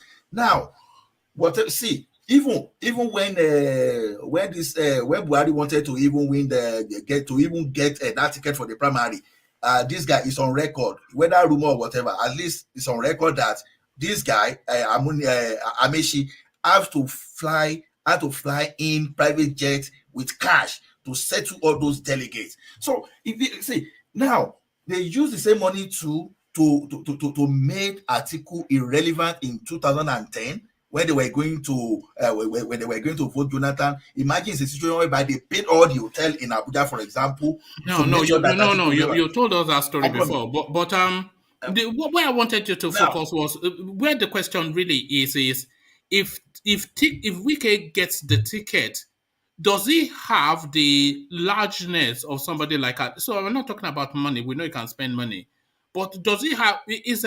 What I'm essentially saying is that Wike is a popular politician, but in the South.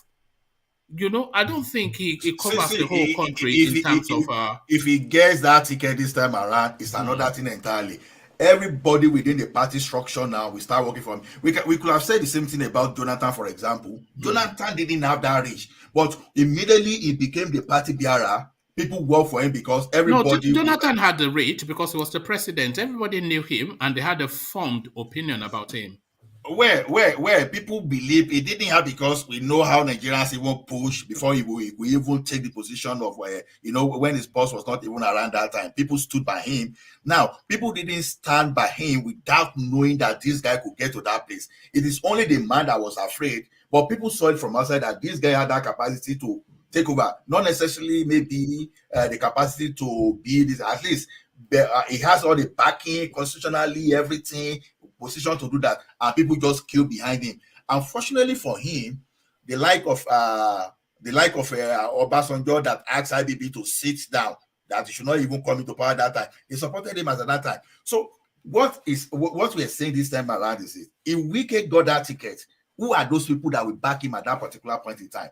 We never know whether the BUHARI of this world, whether IBB of this world, for example, will start queuing behind him. We don't know whether Obasanjo will immediately support him. We don't know yet. So if once he get that party ticket, then Wike is another thing entirely. Even if he knows, let's say 30,000 people at that time, is knowing 30 million people. That's the way it has worked so far in that Nigeria. See, all those gira that Atiku did to Obasanjo that time that he was saying, I will prove that, I will bring that. Eventually, he went ahead to even apologize, to even beg Obasanjo at the end of the day. So the way the thing is, whosoever can hijack the political mechanism of that party, that person is the person that is going to take. And that rich, you use money to buy rich. You don't use, because you are nice. Because we know at the end of the day, when this guy get their ticket, maybe there are millions of people or thousands of people within the political party, for example. Maybe it's only like few people, like 5,000 people that will benefit. Everyone now, we want to maximize whatever they want to maximize, because the opportunity will not come until after 4 years. So they will do whatever they are going to do. If we can get to that place today, do I think it can give Tinubu the run for his money? I would say yes, perfectly. Because the way politician plays today is that, what can I get now? Because I know for the next 4 years, I'm not going to get anything. So they have to wait. So to me, I think Wike can send Atiku out of political relevance completely. So you don't think that Wike's politics, a lot of people deem it anti-North? Do you think the Northerners see Wike's politics anti-North? One man, like I keep saying, when it is at that political realm, all those political class, they don't understand. It is we common people that we understand not and this thing. That language of North and South is for you and me, for those of us here, to keep engaging ourselves. But at that level, everybody are engaging in what they can share. What we come to them is the benefit they are talking about. Otherwise, okay, for example, why will Jonathan, for example, suddenly become an advocate for the Northern president, even when the North didn't want him at that time, but all of a sudden now he's not supporting them. So now all of a sudden, even so, it is what is in there for them. For example, like I said, Jonathan, for example, we not go and support Amaechi just because he's from South, because he will still remember what Amaechi did to him. As a matter of fact, Amaechi even wanted him impeached even before his time, and they are supposed to be from the same South. So this thing is all about interest.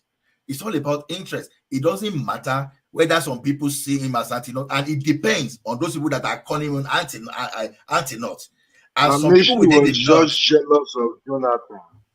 So as we speak now, that guy has his own group too in the North, and the same way the Northern people, they have their own even group in the South, in the Southeast, and everywhere. So to me, the politics in Nigeria is about how to make your the political and social capital benefit. Your network, political links and social links within the politics, what they can benefit from you. If they can't benefit from you, they don't see you as viable. They don't see you as someone they can rest upon. See, everybody that is supporting a candidate, they are supporting for a purpose. Can I interject? For a purpose. Yeah. Come in, engineer. Yeah. My brother Ola, let me start from. Do you understand the question I was asking him, engineer? Yeah, I understood. Number one, let's make things plain and pure. Wike can never beat Atiku in anything when it comes to politics. So please and please. You're a liar. You're a liar. That's fallacy. If you like, call it a liar. He's my governor. I will tell you what is happening. Big lie from the people. Don't think Wike will sit down in that side and be making that lion mad. Wah. That's where we Atiku making so in the North and making wah. Atiku will never be Nigerian president. He will never. That's your own opinion, innit? I bet you that's your own opinion. Here now. We are alive. We are going to. I'm ready if you want to go and bet with me. Your money. $1 million. Which one would you want to put? Any one of your choice, will never see that office. Oh yeah, put $1 million now. Look at this guy. Any one of your $1 million. You just look at this guy. One man, so you have 7 millionaires. $1 million. You want to go and rob a bank again? Look at this guy. $1 million. You think? What are you talking about? Leave it. Our brother. So back to reality. Wike can never can never ever beat Atiku when it comes to Nigerian politics. Wike is just like a baby learning something now. He's just upgrading. When you see people like Atiku that have been there, they know how to romance the country, they know how to magmarose everything. They are into politics. They also are the people they call them politicians. But when you come to reality, I'm telling you, Wike will be in the back seat. He's my governor. I will tell you, he will be in the back seat. You know, engineer, I'm not far from you in my thinking as well. Atiku is a long in the tooth politician with an established relationship with the political space. He has been with these people, man and boy. They understand each other, and they know how they work together. Exactly. Wike is an unknown paradigm to politics in Nigeria. He's a baby. He's just come out now because he's governor of some rich state He's and he's bouncing baby. up and down. He's a former minister. How can you be saying such a word? Wike is a former minister. He's a baby. Anything. He can be whatever he is. But he's a baby politician he's a in baby politics. according to, and I agree, compared to Atiku in politics. You see? And also, in what we just read out, the people backing Wike, essentially, they are the PDP governors. And those PDP governors, they hold the structure of their state. So the delegates from those states, they are likely to vote for Wike when it comes to electing, nominating who gets the ticket. When it gets to their primaries. Yes, he will win the election. No, he will not. He will not. He will not. Because let me tell you why. Let me tell you where the kicker is. Two of the governors, they've not yet gone for Wike, Governor Okowa and Governor Obaseki. They are still sitting on the fence. Okowa wants to run himself. Obaseki says he's too busy fighting battles in his own state, so they've not decided. But the real kicker is that the states that are PDP controlled, they are not that many. So it is the delegates of the states that are not controlled by PDP that will come into play. And those ones will wait for Atiku. So Atiku will outnumber him in the delegates because he controls the governors, the PDP governors, most of them, bar two. But Atiku controls the non-PDP states. But all the delegates will come into play. So it's going to be, like I said, and their loyalties, if they don't have anything at stake, their loyalties will go to Atiku before Wike. Obviously, they have that loyalty to Atiku compared to Wike. That's something you need to understand. Wike has visited, he has visited Adamawa State, and he has visited, this state is it in the north? Is it Kwara or somewhere else? So those are the two northern states he visited. So apart from that, what else? But Atiku is a man that moves. He moves everywhere. Anywhere he wants to go in Nigeria, Atiku will go. And people will still like him. People will still come out for him. That's who he is. He's a politician that knows how to like him. Whose people like him? Whose people like him and come out for him? Atiku is a popular politician. You want to vote for a leader or you want to vote for your ancestors? Hold on, Igor, let me ask you a question. Atiku is an ancestor for Christ's sake. Fair These enough. people are ancestors. They are all ancestors. You vote for leaders. It's the same people from your own side put Buhari Igbo dress, isn't it? Tinubu has now started wearing Igbo dress. Tinubu has started wearing Igbo dress. So okay, here we go. Yes, all these people are your ancestors. You need to vote for Igor, let me. Wike, Osibanjo. All these are the people who want to see on the front seat. Osibanjo. Right. Well, you can want all you like. You can want all you like. Let me ask you a question, Igor, and I want you to address the question frontally. Is Atiku a popular politician in Nigeria? Yes or no? Is a popular? We agree. Look at that. He said he agreed. You agree that he's a popular politician? Of course, he's a popular. Okay, so the second question: who is a more popular politician in Nigeria, Atiku or Wike? Not in the south, in Nigeria.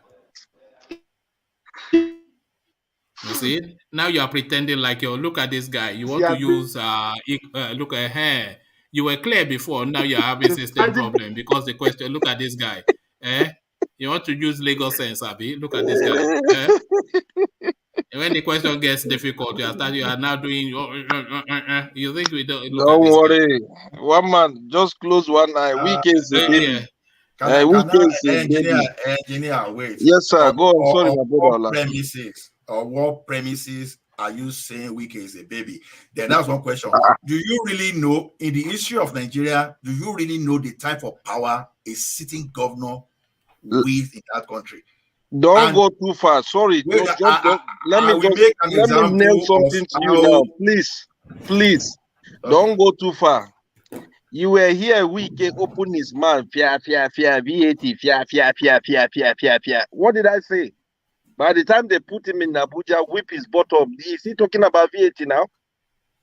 The VAT is already with the Supreme Court. Let's not go deeper, please. We shouldn't go deeper. The VAT is already at the Supreme Court level. So it doesn't have to do you think Wike is going to win? Well, up to now, the judiciary that we have in Nigeria, they've proven to us that they are not as bad as the legislative and the have he stopped? I think Wike said he's going to stop the VAT. They'll be in. Has he ever made that attempt? He's just joking. Wait, you have to follow the current government court ruling. That's what he's doing. We are talking about, do you really know the power that a sitting governor wields in that country? If you don't know, for example, now, when during the time of Yar'Adua, Ibori single-handedly, spend most money to make sure that Yar'Adua won that election. You understand? You don't run for presidential election without having money. As it is today, Atiku will need someone to back him up. If it's all the money that he has stolen before, he cannot match most of these current politicians, sitting governors that they've stolen the state, they are using the state allocation, that they are signing bonds just to control political power in 2023. So, see, all this thing about Atiku, it's popular in this thing, but the power we are arrogating to this man is all about perception. When the real politics come in play, people will negotiate. They will look at what is this thing for them, and that's exactly what they will follow. Yeah, Atiku is popular, that's perception. But when it comes to tactics, by the time they start playing, what do you mean perception? Is it not reality? What is reality? What is reality? What is perception? Do you know there are some people that they are richer than governors in Nigeria? Do you know that? Do you have the idea? But will they put their money in politics just for I'm asking you, do you have the idea that there are some people that are richer than the governors? They can be richer than governor, but what money will you waste? My brother, don't forget about governorship money or state allowance or whatever. That's why I'm asking you, what are your criteria for choosing Atiku? You've not answered me now. Everything is just about perception. You don't give me the premises. I told you everything now. Atiku has been into politics for a long time. He knows how to control the mindset of people. You understand? Okay. Jonathan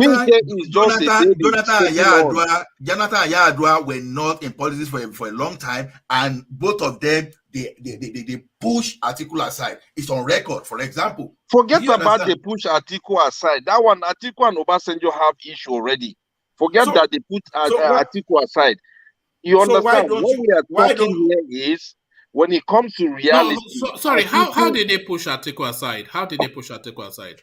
What I mean that they push Atiku aside, that they won him, even despite his enormous power. No, they did not win him, though, did they? Yar'Adua was an Obasanjo appointee. Okay. You know that, don't you? Do you know that? I agree with you. Yes. And Goodluck Jonathan was an incumbent president. Yes. Yes. So then, how would Atiku have fought that? So are we so sure that the same thing will not happen to Atiku? That's what we're saying. What same thing? Wike is not the incumbent president, and it's not an APC. What we're going to say, what we're going to say that Yar'Adua was rigged in, Jonathan was rigged in, even this man there was rigged in. Now, I'm not talking about the election. I'm talking about the party ticket. Obasanjo handpicked Yar'Adua for that party ticket, and like obtains in Nigeria, the incumbent always does that, and the party will toe the line. So there was nothing Atiku could have done when Obasanjo picked Yar'Adua. So there's nothing. And Goodluck Jonathan was the incumbent president. So there was nothing that Atiku could have done, you know, to wrestle the ticket from him. So that of Yadua, so they did not defeat him, though, did they? So that of Yadua you talk. You know, I mentioned something there that Ibori spent money to buy the delegate that voted, even despite the fact that Obasanjo and Big Yadua, that was not enough. That wasn't enough. It wasn't enough because money exchanged hands. Ibori was the one who sponsored the Yadua being in office now. Exactly. Even in 2011, we are talking about, even though Jonathan Obasanjo supported Jonathan, he asked IBB not to even contest at all. They had meeting with Absalom everyone to make sure that nobody tackled this thing. They didn't still do that without even have cash. Because that's what I'm saying is good. The political capital, your social capital, and the bribe they are going to present to you on that, everything goes hand in hand. There are three things that you are to add there. So it's not as if because Atiku is popular, it's not enough for him to win this ticket. In 2015... Ola, let me interject you a bit. Okay. Ola, there are people that people don't listen to. See, there is one man you will not take it away from. Tinubu, Atiku, Babangida said we should throw them away. And none of them will sit in that office. Let heaven fall. Tinubu and Atiku will not sit in that office. But Babangida was against Buhari now. He sat there. Obasanjo was against him second term. He sat there. Forget about Buhari and I think Babangida's political influence is a spent force. No, they supported him. They later supported him. He had already even become the incumbent. They later supported him. See, even at that time, he was already the incumbent. But the thing is this, when these people didn't support him prior to 2015, he never won. But in 2015, they supported him and he won. Now, what happened in 2019 is another thing entirely. Atitojebolo Shalowo already. He has already got to that place and he used the power of occupancy to spend. It's just like you are spending against the state. You understand? These people, they had all the tools of the state at their palms. They have the military, they have the police, they have the money, they have the central bank. They can just go and print money and give to those people they want to buy. So they have all machinery to even rig the election. So that one was simple. But we are talking of a situation now whereby the president now we can assume that he has no interest. He has no personal interest about who becomes. So he may be biased towards someone, but it's not going to place his energy like he will place the energy on when him himself was going to contest. So when we talk of Atiku, for example, now when we are talking of Atiku, the question is this. Even if Atiku has money today, for example, he cannot match those people that are stolen enough, for example, if they've decided that, okay, Wike will be the next president. Now, look at this thing. When Obasanjo, when IBB was talking of old people, see, it's just telling you, indirectly it's telling you what they've agreed upon. You will never see Atiku Absalom Abubakar to come out and counter. And Obasanjo is there too. He's not saying anything against them. And these are the people that are supposed to be the class of 1966, that they are the main Afro-Bagge of Nigeria. Now, unfortunately, we don't even hear Gowon saying anything. We don't hear what's the name of this other guy? Okay, Sean Ekon is people are ancestors now. We are ancestors. How can you be talking of 85 years old people, 90 years old men, 89 years? What are we talking about? The CF says, you know, the like of IBB and co, they see have said because they see have the men that they will just say if they want to come out. Like I told you, for example, IBB was supposed to come out in 2010. Obasanjo said no, you have to sit down, and he consulted among them, and IBB stepped down. So this guy, they are already telling you that they don't want Tinubu. They are already telling you that they don't want old people. Already they know what they are saying. Yeah, it might not be Atiku, it might not be Wike, for example. They don't want Atiku. They don't want Tinubu. The elite have said it. All right. So is Atiku can, if Atiku likes, if they don't want him, he can spend the remaining of his capital, his money on his own. But to me, does Wike have that chance against Atiku? I'm 100% sure. I don't want to bet too much. I will say 50-50 or even 60-40 in favor of Wike. I think Wiki well, has a very good chance. Wiki, I don't think it does because the permutations don't speak to that. So I think Why? you're speaking to How? Because I've already described it to you. What did you Ego, describe? you know who nominates who dominates the party flag bearer. The people who nominate the party flag bearer are the delegates, and the weight of the delegates in all the parties. In all the parties. Who is financing the party is what we need to know. So you have to look at the finances of the party. You know that Wiki is the weak financier of this PDP. Well, Wiki is not the sole financier of the PDP. He's the sole financier.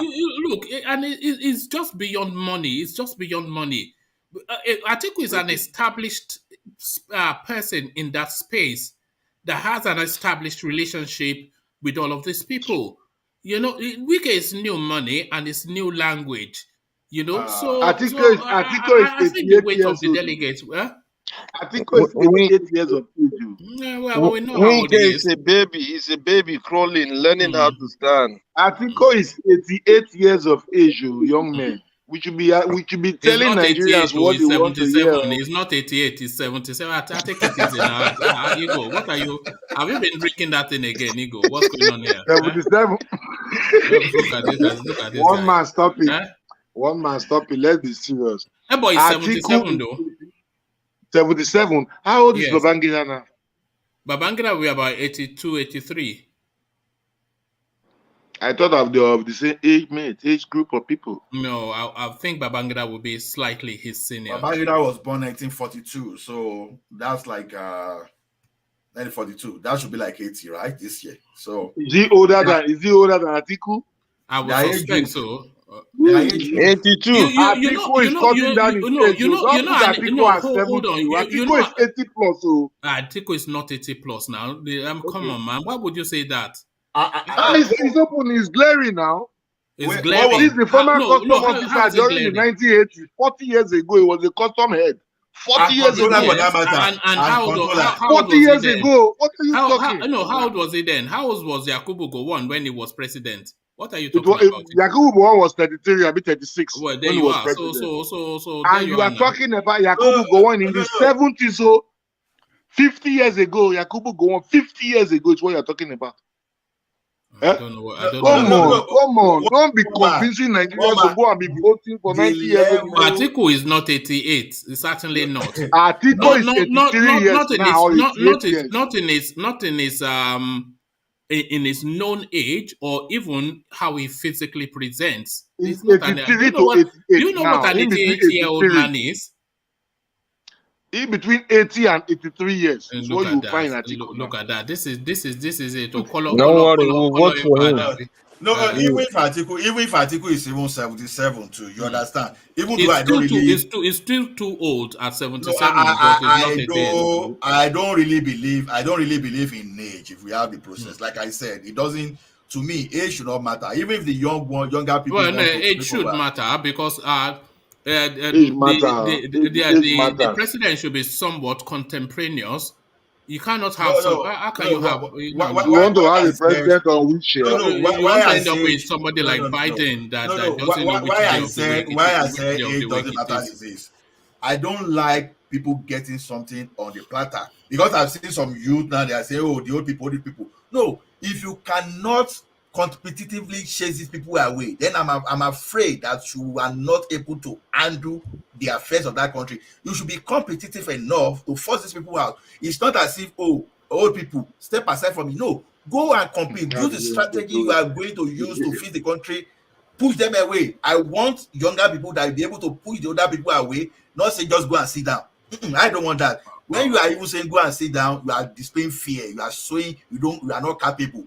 Push them away. All this IBB, all this when we are talking about the plan against the constitutionally elected government to throw them away just to get to that place. It's not that they touch them. So to me personally, yeah, old people, if you contest and you win the younger one, then the younger one should go and be more competitive. So We are not going to dash something like we dash the Meji, like Bankole the Meji, and all those people at the end of the day. What did they do? Like people like Adebayo in those that time.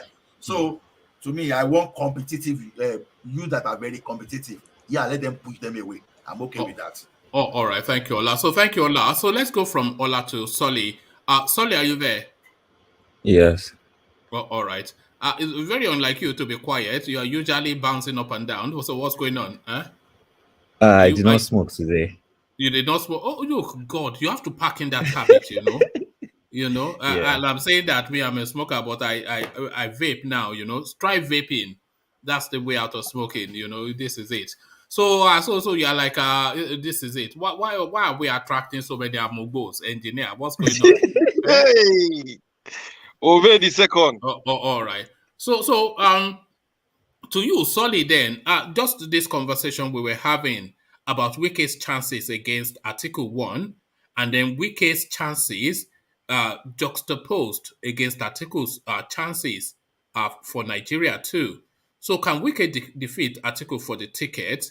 And is Wike more sellable to Nigeria than Atiku to those two spaces, Solly?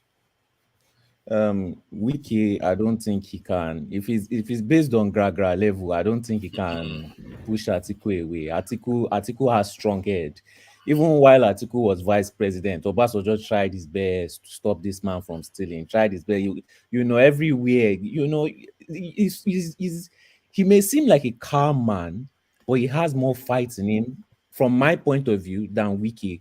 Wike is not really a well-known name. You may say it was this, it was that. Thank you. That's what I'm saying. Atiku was vice president. We all know Atiku from being vice president. The name is well known. Can Wike get votes from the north? This is the question. Exactly. So he may be chanting. Can get votes from the north central. But that can also get from the north. How will he get from the north? Why won't he get from the north? Is the north not part of Nigeria? Because nobody knows him and nobody likes him in the north. What are we talking about? But that's not what makes you think. What makes you think his ideology? Excuse me. What makes you think his ideology is not accepted in the north? What makes you think that? I did not say that. Is it because he's speaking the truth and stand for the right thing? His politics is anti-north. No, it's not anti-north. You think so? You think that, and you tell the northerners and think so. There is nothing like anti-north. For you to be truthful, for you to be truthful in the political space doesn't mean you are an anti-north. So when you are a liar, then you know you are not anti-north, because he's telling them the right thing. A lot of the north are in line with him, and they support the side. So? Yes. No, where are you getting that from? Where are you getting that from? You think okay? That's just your own thought, okay? But there's nothing on the ground to support it. Ego, even the fact that you are saying, because he's saying the truth that it makes him anti-north. If you are in a political space and you want to get to the top, sometimes you have to zip your mouth till you get there.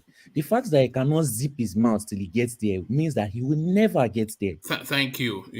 That's another thing. They say he's a truth speaker, but it's almost an oxymoron to call somebody a truth speaker and a politician. The two don't go together, because politicians don't speak the truth for reasons that you've just described. Because when a politician speaks... How do you mean?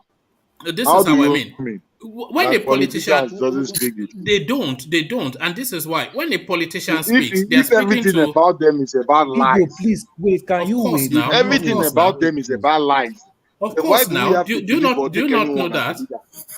No, because you have to sieve. You have to sieve. Everybody knows that. Everybody knows that. Let me tell you, the North today, you people don't understand what's going on in this country. They are the most poorest, the most underdeveloped, the most everything. Keep saying that though. When did you last go to the North? When did you last go to the North? Have you ever been to the North? Northerners, they want a better development across the northern region. You are not getting to any point. Let's hear from UK. Yeah, I'm not getting to any point. How do you mean? Yeah, Igor, Happy New Year. Me, I want use broken, the talk. English don't tire me. Look at that. So one man, Yes. So wait till they talk now. Make una talk and well. Now make people they hear now. You know. You know my pidgin is not as if I attempt it, I'll sound daft. No, you know, I'll sound no, foolish. yeah. Me, I want make the talk the way everybody go they understand what people they talk for Nigeria matter now. I don't want speak English today. Oh, I bet make people we go hear broken. When I go enjoy my voice, so I go speak and the way you go to sound. All right. Wait till you hear Baba. Wait till you hear Baba Korea attempt PG. Person go they hear what they talk. You know, not be all this grammar every time. What could they do now so that the grassroots people then go to understand you think say Baba Korea go fit speak pidgin? Look at him. It strike you like person will go fit speak pidgin. Everybody will fit speak pidgin. Baba Korea no go fit speak pidgin. Oh yeah, Baba Korea. Wait they happen. Wait they shell. I don't know. Look at I can't speak pidgin. I don't know. Baba Korea doesn't speak pidgin now. I don't think Yoruba people really speak pidgin that much. No, it's an Edo language now. It's a Bendel language, pidgin. But we are trying to bring the language down. This is what UK is saying, that to capture even a wider audience. But you were saying that Wike is just wasting his time, Solly. Yeah, so and in the APC camp, they will just be laughing at them. They will collect his money now and so use it to so even when you want to go for a political position, you spend a lot of money. There was this actress that said she was going for Senate. I can't remember. I think it's Kate something. I don't know. She's an actress. She said is it Henshaw? Henshaw, I think she spent 35 million naira and resulted to nothing. So they need the party to support them because money will come from there. I don't think all these people like Atiku and Wiki will want to risk such an amount of money to go for presidential. So that's why they are really battling for this party support. But at the end of the day, like I said, PDP's best position right now is to put Atiku. Even if they wanted to go for a southern agenda, their best foot is to go for Atiku. So Wiki can do all the shouting he wants. It's better for him to just settle for vice president. I think the two positions are right. PDP's best southern strategy is Wiki. If they want a southern strategy, their best one is Wiki. But their best strategy for the presidency is Atiku. Because Atiku stands a good chance of winning the presidency and taking it from APC. But Wike doesn't stand as much of a chance as Atiku of taking the power from APC.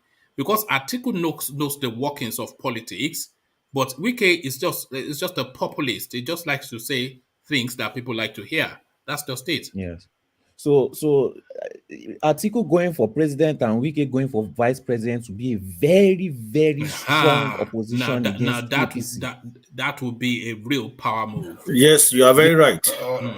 Solly, may I yarn something for you? Solly. Yes. Say, I hear you the yarn that Wike let's use proper language. That pidgin, we just struggle with it. Let's use proper language. No, I know they struggle with pidgin. I crave for pidgin well. I go even speak the one way you know go other, where you know go understand. See, all right. Me, no be say I the coin join body for pidgin. I go now can't where you go here. See, Solly, the thing you fail to consider in this thing is that you are forgetting that the choice of VP will depend on how you can capture the North too. That was the strategy that Obasanjo used. That he used that time, and it gave him better positioning than Olufalaye. Now we are only talking of Wike. We've never even thought of who Wike may want to adopt. Assume he want to go. The person is going to adopt as his vice president too. And that one matters. Have you considered that? It's one of two names, Tambuwal or Bala Mohammed. Those are the two big possibilities there. And we know Tambuwal very well. We know Tambuwal. We know how strong Tambuwal is. So we even say Tambuwal is even stronger than the other guy. Where is Tambuwal strong? Where is he strong? Tambuwal. Tambuwal is very strong in the north. You know, he was a former. What's the name of this? House of Rep, the Speaker of the House. Yes. So, and we know, you know how he managed and how he held that house properly and how he commanded respect and everything that. So he commanded respect. Was it not that time that Adino was throwing punches and they were tearing he turned it into Agbero. He managed an Agbero House of Rep. But was that not when they were tearing Dino's Agbada and he was slapping somebody else? But at the end that was under Dimeji Bankole. No, well, you know. Dimeji Bankole, Dimeji Bankole is still where now. He nearly enjoying all of. So you look at the size of the plate. I'm watching him to see how he look at the size. That's not even a plate. That's a tray. God, my God. Engineer, man. Engineer, na fish skeleton with that. Look Minister at that. of Enjoyment. If you meet the Minister of Petroleum. It's just a fish now. It's just a fish. What about the chips? What about the chips? What about the chips? Look at the chips. God. Look at the engineer, man. Black League. Don't phone me tomorrow and say one man I'm trying to lose weight. Oh, look at me now. I'm drinking water with lime. Ever since Black League came here to insult me that I'm a fat boy, to mock me. Look at what you've turned me to, Black League. Yeah, what I'm live now. Instead me make engineer the shoplift, they shop all this BB food, Rabbi. But just to digress a little bit, you know that people usually eat these heavy meals in the winter, because you are indoors, you are battling the cold, your mood is always just damp in the winter, and then you reach to all these heavy meals. Exactly. Me, I shoplift past heavy meal. I shoplift and legumes. All those lentils and all those. Look at that. All those red beans. He's eating lentils now. You are eating lentils. With leaves. So I shoplift very well. So if you go to superstore and they say they don't get leaf for them to shop, aka salad, I dare among those people who pack them. So because I did gain weight easily. So if I manage my weight, it's so serious. So I managed to trim down to 76, 78. And I'm already going to like 81 again, and so so you will see why I eat leaf and I drink a lot of water. So, all right. That's it. All right. We've digressed somewhat. Back to you, Solly. You were talking about weakest chances versus Atiku. Yeah. So it's just all these kind of things should have been settled years ago. Everybody started scrambling the moment Tinubu opened his mouth and said, I want to be president. That's when he started hearing, from the left, from the north, just playing to the hands of Tinubu, playing to the hands of APC. APC will love what they are seeing from their own camp, because I don't think they will go through all these kind of messes. But that's all. Who do you think APC would prefer PDP to present out of the two of them? Who do you think APC would? Of course, they want Wiki now. And why do you think the APC would want? They will just, quicker than an engineer is finishing that fish. They will just devour him. They just devour him. It's just Wiki. Come on now, just because he's running to dollars for a moment in River State, he now thinks he's the emperor of the world. Still with the PDP space, Goodluck Jonathan endorsing Bala Mohammed. So there's two problems that I have with that. So that guy is more Fulani than Buhari, by the way. Jonathan has mental problem now. He has inferiority complex, is what I think. How can you go and endorse Fulani at this junction? That guy has inferiority complex. Yeah. Jonathan. Jonathan, he cannot at this stage be endorsing Fulani when they start clamoring for the presidency. Well, that is completely out of it. Are you sure this is true? Where did you get this information from, one man? It's all over the news. In fact, I was going to read it from about 3 sources, but I just picked one. So it's all over the news.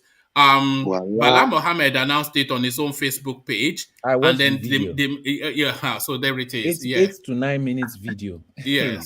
You don't mean it. That guy, he has inferiority complex. HD. That's the thing. It's a lie. By How can you say definition. you endorse Fulani?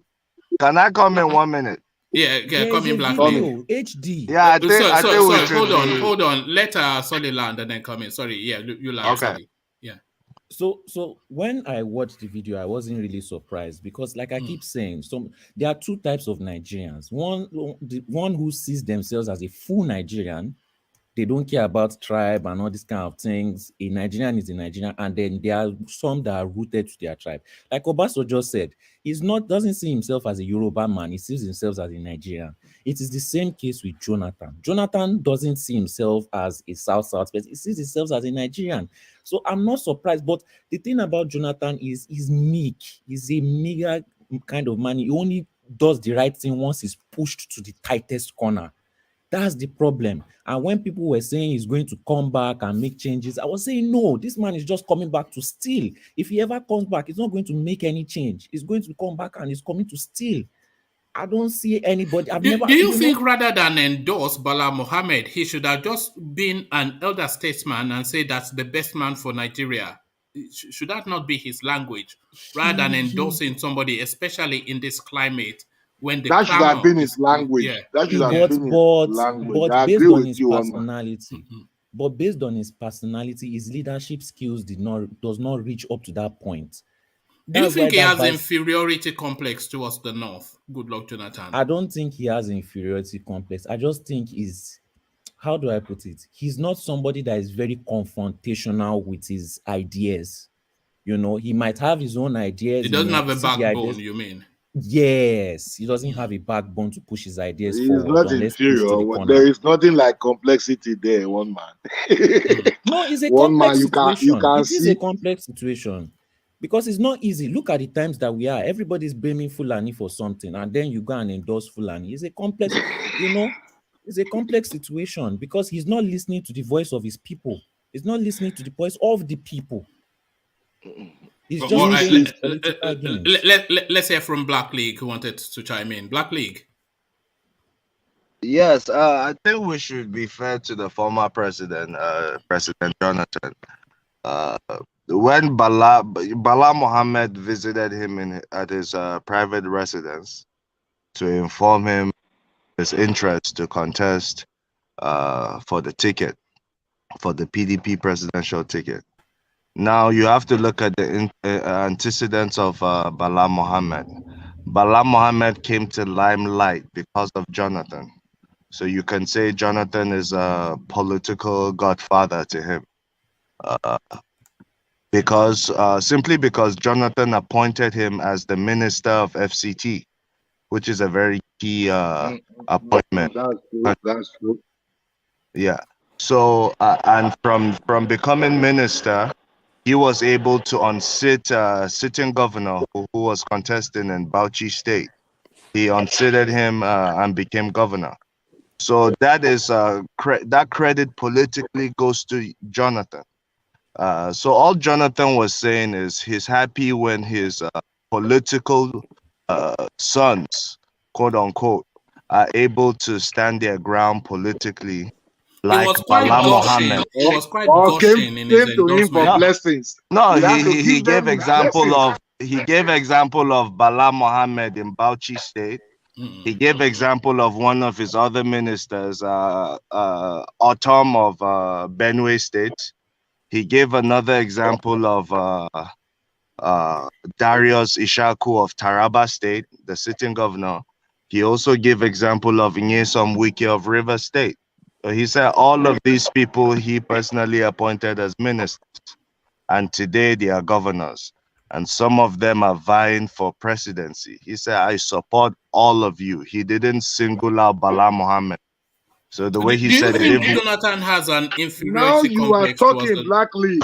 This man said he's singling out Bala Mohammed. Well, he did single him out.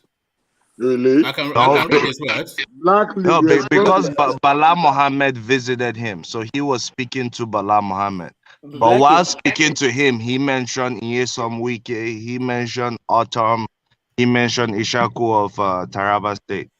So of course he said, yes, you are a good candidate. That's because That's the sole purpose of the visit, was to inform Jonathan officially of his intention to contest. You see, Black League, what you just said is a big problem. See, that's why that's why the South is in trouble. They bound down to. Why should start to bound down to them? Why should start for them to the president? See, that's not fair. You see what you just said.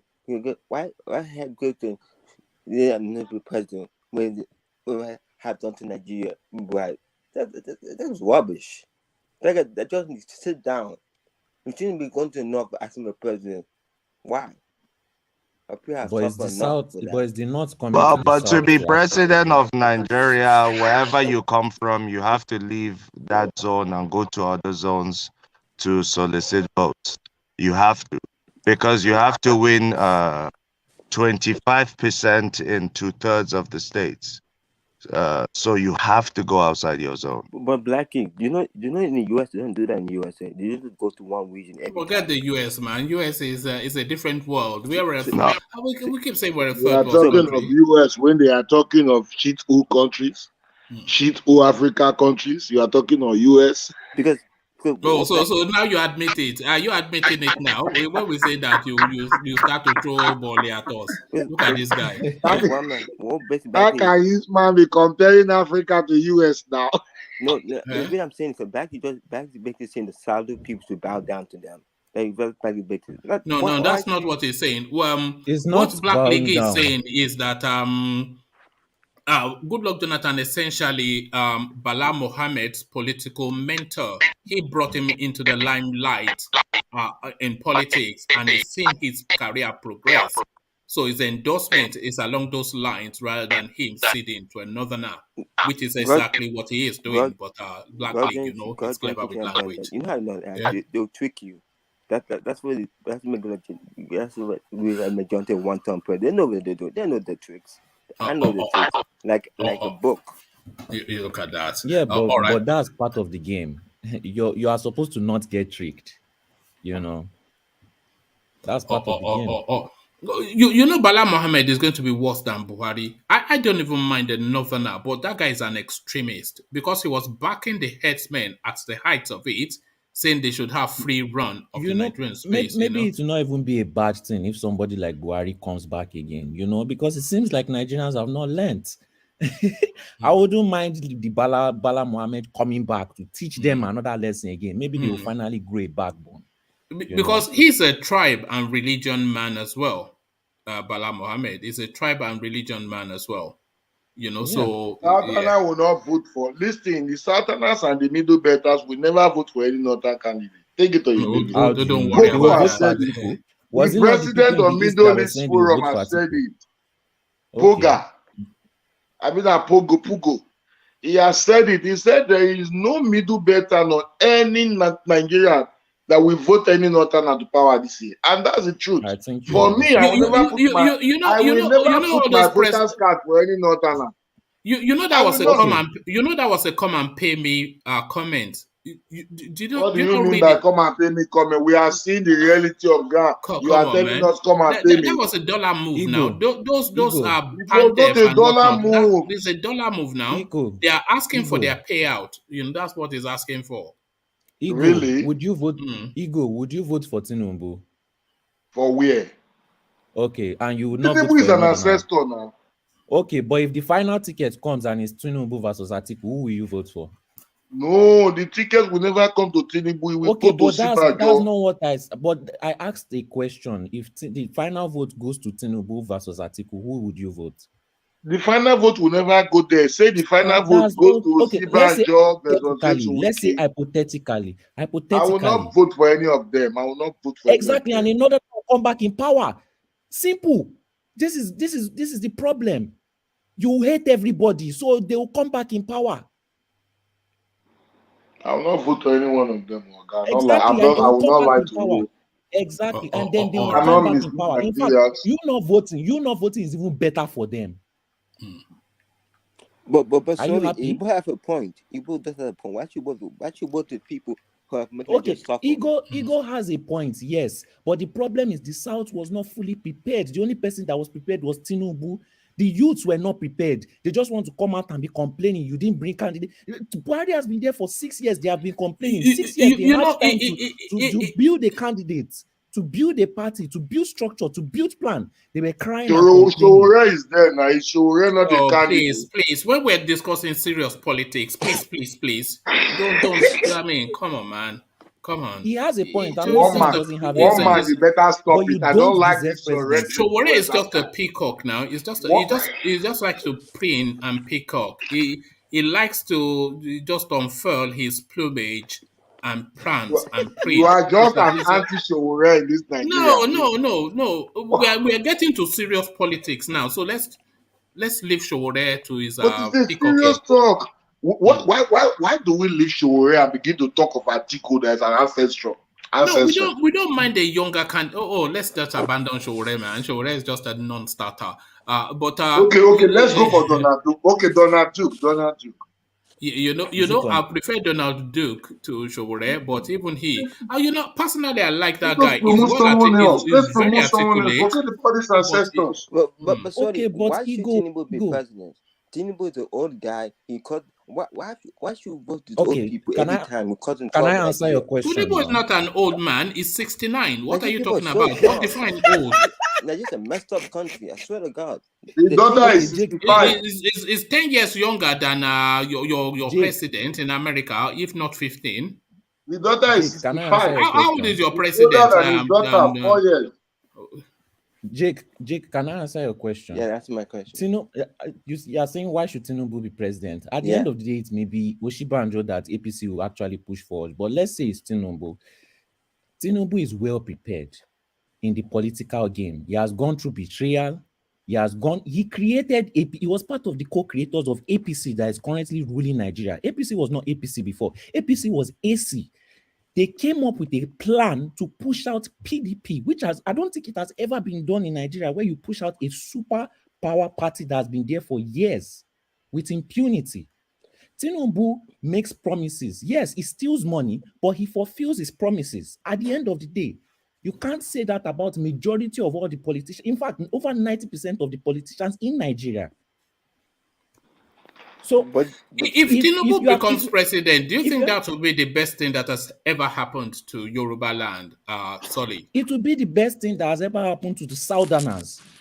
Even that Biafra that you want is only somebody like Tinubu that can give you referendum or can even allow you to bring it. He won't give them referendum. Tinubu will just continue to kill them like Buhari did, No, I don't think he will continue to kill them. I think he will bring it to the table. He will bring it to the table. Sorry. Tinubu is a brutal man, You know that he's a brutal man. I know it's brutal, but I've never seen anything like this Buhari before. You know what Tinubu is losing election? Tinubu is not like in the south, he's not like in the east. Tinubu can lose election. Yes, no I understand, like Jake. Only Jake, I understand. That's a fact. Yes, even me, I'll prefer somebody different. But I'm saying if we are the last point and we have few people to choose, I would rather choose Tinubu. I feel like Tinubu is going to get to the final point because it's the most prepared. I would not say he's my best option, but I would say at that point, I would rather choose him because it's the best option than all the other criminals that are there. Well, best in taking if Showore had enough charisma, had enough power, and had enough backing, of course I'll vote Showore, but I don't want to waste my votes, and I don't want to give my vote to another oppressor. So I'll vote somebody that at least will do something. Do you understand? Yeah, I understand, but you don't understand. All right, thank you, Charles. Let me take Solly to a different space just to progress the conversation. Let me take you to this space. This is outside of politics, but it speaks to the paradigm of Nigeria. It's that story that I brought of this DSP Ibrahim something from Adamawa State. He assistant police commissioner in Lagos State. But then an Igbo man goes to his locality in Adamawa State and buys a house next to this guy. And this guy then picks up his phone, got the Igbo man's number, and told him not to take possession of that house. Otherwise, he'll have him killed because his community is homogeneous. And if this man from Adamawa, wanted to buy land in the east, he will find it difficult. So he told him not to take possession of his own house that he bought. to the point that this guy had to report to the police. So that divide, there's no escaping it. It's two countries trying to pretend to be one. The narrative of that space is one that bothers me, but does not surprise me. Where did you get this information from? I'll post it on the. It's all over the internet. Did you have you seen it as well? Yes, I saw it. So yes, the thing is, this is the problem that we Yorubas suffer in this country. This battle between North and East. See, hatred will only begets hatred. Whatever the North does and you don't like, the East too go to the East and do the same thing. Then the North too do the same thing. They are just biting each other's ear. Slap me, I slap you. Slap me, I slap you back. No resolution, no nothing. Just complete fights. Anyway, I'm not surprised because even in the East, they keep on saying our ancestral land, you can't buy it because it belongs to us, it's part of tradition. That's just the same thing the guy is replicating in the North.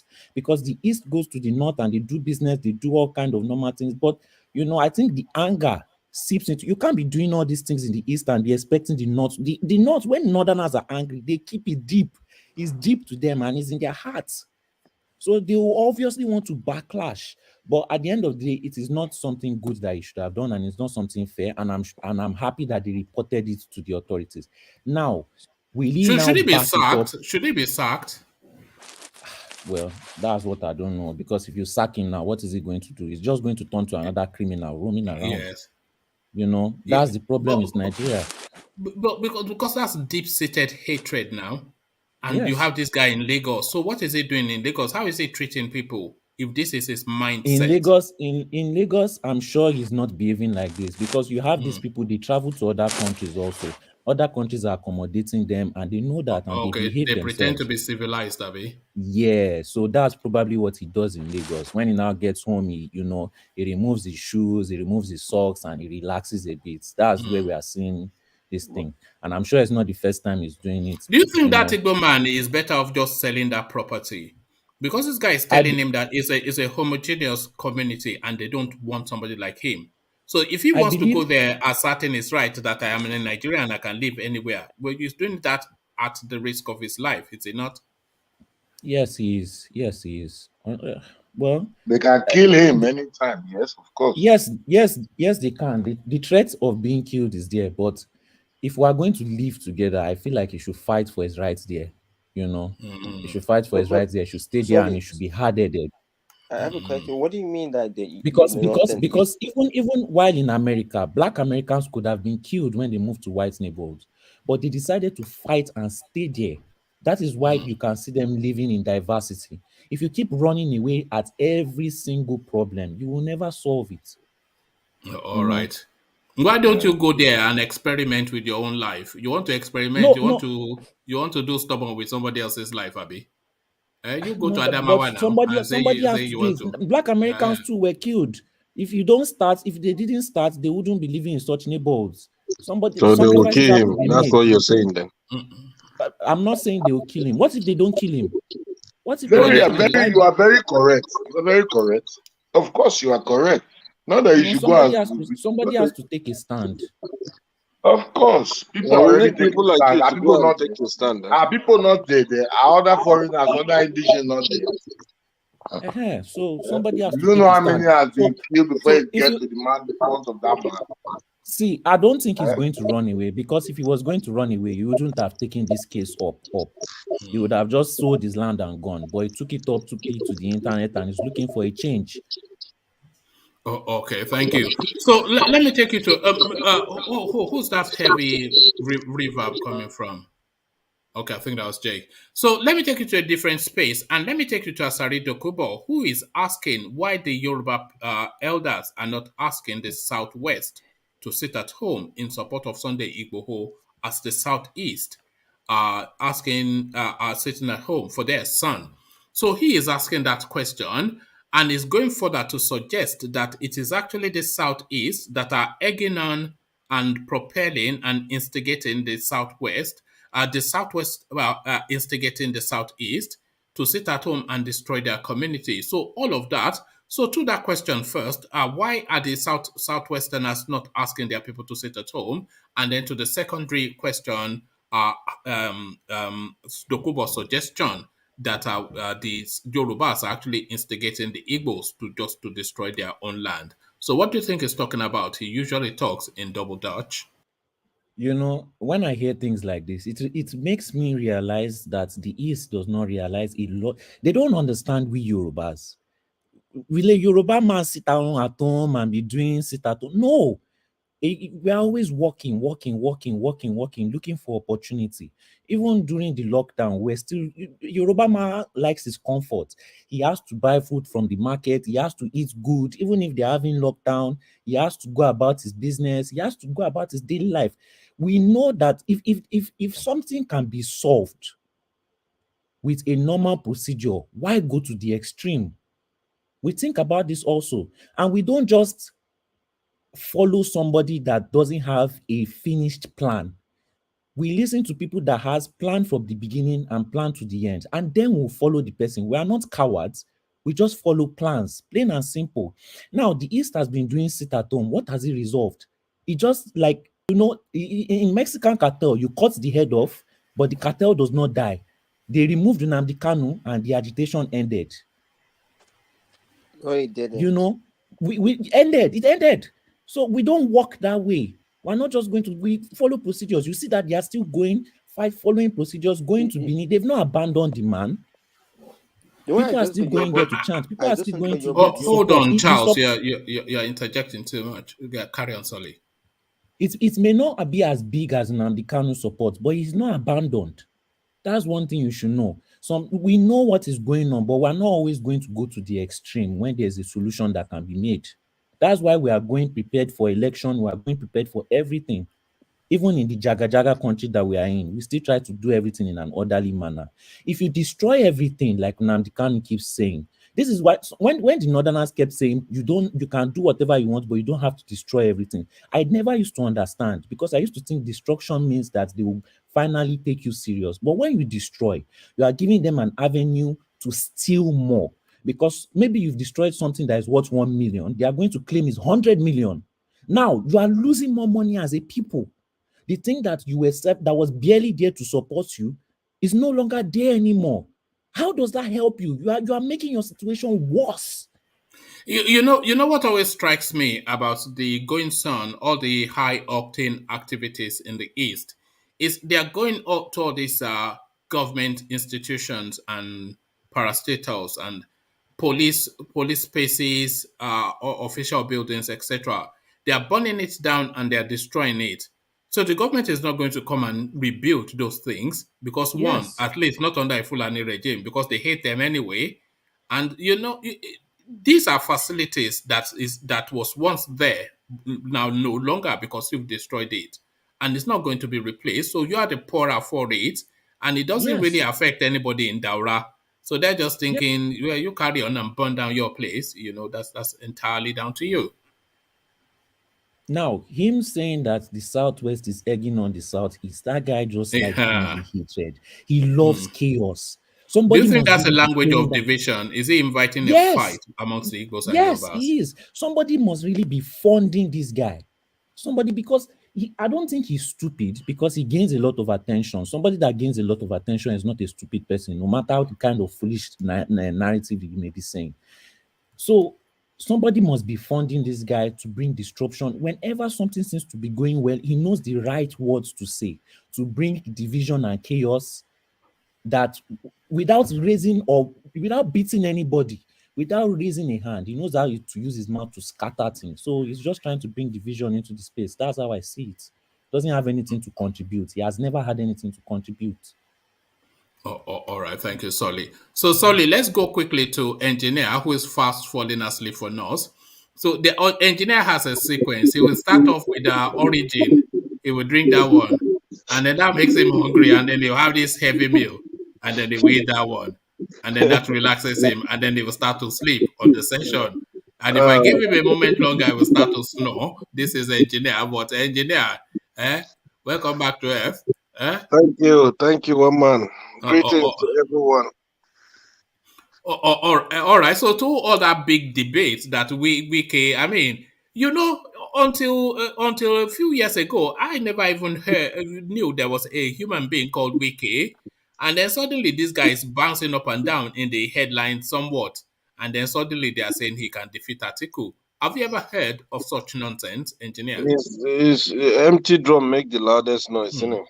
So Wike, we know how Wike gets to governorship. If people don't know, they need to go and dig the history of how this man was elected as a governor. Because this man, what he did in River State, I'm telling you, if you see him, you pour your saliva on the floor. Because we know what he did before he gets into that seat. So talking about that man coming on power and maybe trying to compare him with Atiku. Come on, man. Come on. This is one of the most ridiculous things that we need to even compare. I must be honest to you. It's almost like self-harm. You know those people that self-harm and they start to slash their wrist. You know, that's almost if a PDP goes for Wike ahead of Atiku, that's almost like self-harm. They're self-harming. That means they're not interested in taking power.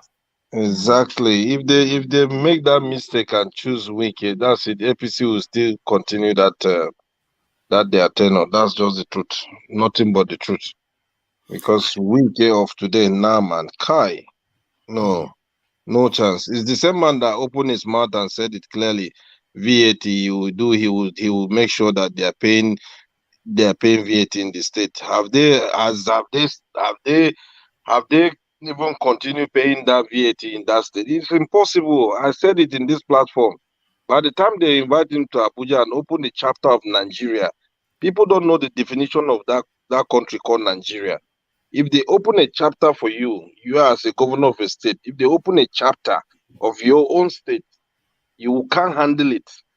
You can never handle it. So issue of him going to Abuja or VAT, let me see him making that noise again. I told you that you go and keep quiet. You see, I cannot say it under any circumstance. I cannot see Wike getting the ticket because the numbers were against him, but people are saying he has the money, etc. But I don't even see where his strength is, which Wike in terms of political cachet, you know? So take his own state, say he has strength there, but does he have strength in the South-South? That's 50-50. You say he helped Obaseki, but that's 50-50. Does he have strength in Igbo land? I don't think they especially care for this guy. Never. Does he have strength in Yoruba land? Yeah, I don't even think anybody in Yoruba land really knows him, apart from us that just are political, obsessed people. Nobody knows him in Yoruba land. Who even knows? And more people know him in Yoruba land than they know him in the North, where nobody even knows or cares about him at all. You know, it's not a political figure. It's just it's not more than Showore, just some empty noise. You know, just bouncing up and down. You know what that guy did in River State when most Igbo people, they're not happy, regardless of anything. You know, you can't just give army go ahead to go and start destabilizing, let's say, 1% of, let's say, Biafrans. But the army, you give them that opportunity. They went there. They don't care if this is Biafra or this is Igbo man. They savage everybody there. You understand? They finish people. They finish. When I said they finish one man, they finish most especially the Igbos. You understand? So how do you expect them to come and back you that you're coming into presidency? It's impossible, man. Impossible. People should really honestly. You see, Wike is someone that is my governor. I keep saying this, but he's somebody that is just too much talk. He just talk. He talk nonsense. I call it nonsense now. Can't compare him with Buhari. In what race now? Come on, man. All right, thank you. And Goodluck Jonathan endorsing Bala Mohammed. The narrative we're hearing is that this is just loyalty, that Bala Mohammed was his appointee. He brought him into the political limelight, you know, that so this is just what that is. But really, he has to juxtapose that with the clamorings and just the fervor for power to transit to the south. So yes, Bala Mohammed is your political godson. That is odd enough. But the South say they want this power. So now you from the South, you a former president, Bala Mohammed, your political godson. So to weigh the balance is just to say, I will always support you, but what is best for Nigeria is what I want. So that language of ambiguity that doesn't really weigh either way. But this guy comes out categorically to endorse Bala Mohammed for PDP ticket. What are you making of Goodluck Jonathan's public statement? He made the right choice, one man. He made the right choice. He analyzed his mind and he said his feeling. We should remember some time ago on this platform what happened with Jonathan's wife. They wanted to send EFCC after her. You understand? So the man is smart. He will play the game, cover his own family, cover his own atrocity. Today, if they said the vice president have this amount of money or is looting all this money, will anyone believe it? No. So Jonathan is doing his best to make sure that he says something that they won't come after his wife, because we all know what happened to his wife, what she did with some amount of money that EFCC were meant to go after her, but it's like they raised the case for now. So he has to play that politics. He has to cover his own back. That's what I'm seeing there that is happening, one man. He is protecting his own wife, protecting his own atrocity. That's just it. All right, thank you. And to ASARI DOKUBO asking why the elders in Yoruba land are not calling for a sit at home in the Southwest. Yeah, what do you expect, one man? What do you expect? I've been saying this long time ago. The day this guy, they savaged his house, the day they, messed everything inside his house. What did I say? We have the Onis, we have the chiefs. Are they making any comment? No. Let them dare try it. They will see what will but come out. What about Soli's argument that the Yorubas they move differently? What about Soli's What argument? kind of differently? Yorubas of 90s and Yorubas of nowadays, they are just waste of time. If you say, one man, there's nothing like they move differently. It's a lie, completely lie. These people, they don't know what they're doing, because the very first day they kidnapped this guy or they chased him to Benin. You understand? As a Yoruba of 90s that I know, try someone like their soil. They will come out for you. They will tell you who are you. They will challenge you. But yes, this one, we have read the situation. All of us cannot go to Benin. All of us cannot go to Benin. A sit at home makes no logical sense. Listen, we don't care about sit at home. Sense. Why should we do that? It makes no sense. I don't care about sit at home. Try to understand what I'm saying. No, sit at home is just a metaphor for agitation, for just some form of Yoruba sit at home. Where am I like? Where my brother, me know they talk too much. Okay, now. But what has the sit at home solved for the East? What has the sit at home solved for the East? It's not going to happen. You want the Yorubas to copy a failure? And don't get too hung up on that sit at home. What he's saying essentially is that there's not sufficient enough of a noise, around the narrative, especially from the Yoruba elders. That's what he is really saying. Onis, what are they doing? Onis of those days, they can have this thing. People, they will be finding them, But these days, go to the Onis house, air-conditioned Bentley. Yeah, using iPad to write. One man, please. What ASARI? Engineer, you know that Sunday Igboho was insulting these elders during that time. He's telling them the truth now. Well, they will not see it like that. Can you compare 90s Onis and this Jagaban we have of these days? Let's be realistic. Let's be realistic at the time, man. Because these people, as you see them, they are just technology obas. They are technology onis. That's what they're after. They're after money. They don't care. They don't have that respect for that tradition again. You understand? Yorubas of those days and now, you can see it clearly. So let's call a spade a spade. What ASARI is saying, he makes sense. What him going extremely saying they should destroy this and this. ASARI should go and sit down and be checking his pipe that is flowing money into his account. That's just what is happening. Because you see, I'm still undecided about ASARI DOKUBO's politics and even his political relevance. You know, we know that he's after money. That much we know. But and we know that he made a name in the creeks when they were doing all of that. That much we know. But what is his political situation now? What is his base? Who are his followers? And what power does he have politically to be able to make pronouncements that would shake the space? He don't have any power anymore because they have given him 1 barrel of oil, so just to calm him down. And all men under him, they are still having their own oil bazo coming through. So what else do you want him to do? They already calmed him down completely. We all know. That's just what is happening. ASARI can never come out and start fighting anymore again because he has been settled. That's how it works. All right. So now, engineer. So DSP Ibrahim Babazango from Adamawa State, working in Lagos, but his home in Adamawa State.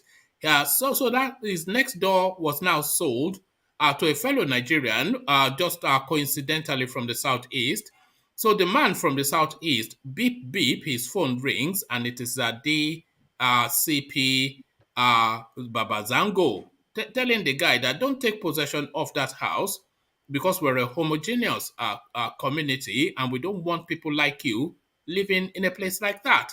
If you take that house and you move in, they will carry your corpse out. So what are you then making of this Adamawa policeman threatening this man from the southeast for buying a house in Yola? A Nigerian threatening a fellow Nigerian. And they should sit down quietly and be looking at him. Oh man, that country, honestly, is according to Yoruba,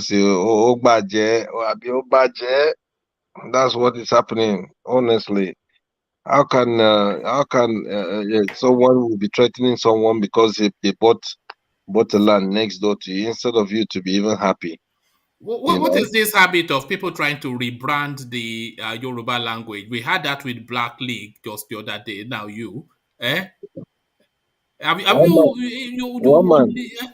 Let me tell you what happened. If you don't know, at the age of 10, I speak Yoruba from the beginning to the end. Now you don't speak it anymore. My mom panded me that why would I speak Yoruba and forget her own language? That's the beginning of how I decided to forget Yoruba language. But when I was 10 years, I speak Yoruba from A to Z. But my best food till today is Amala. All right. If you're an Amala eater, then you're entitled to so that's the one passport to the Yoruba language. You have to be an Amala eater.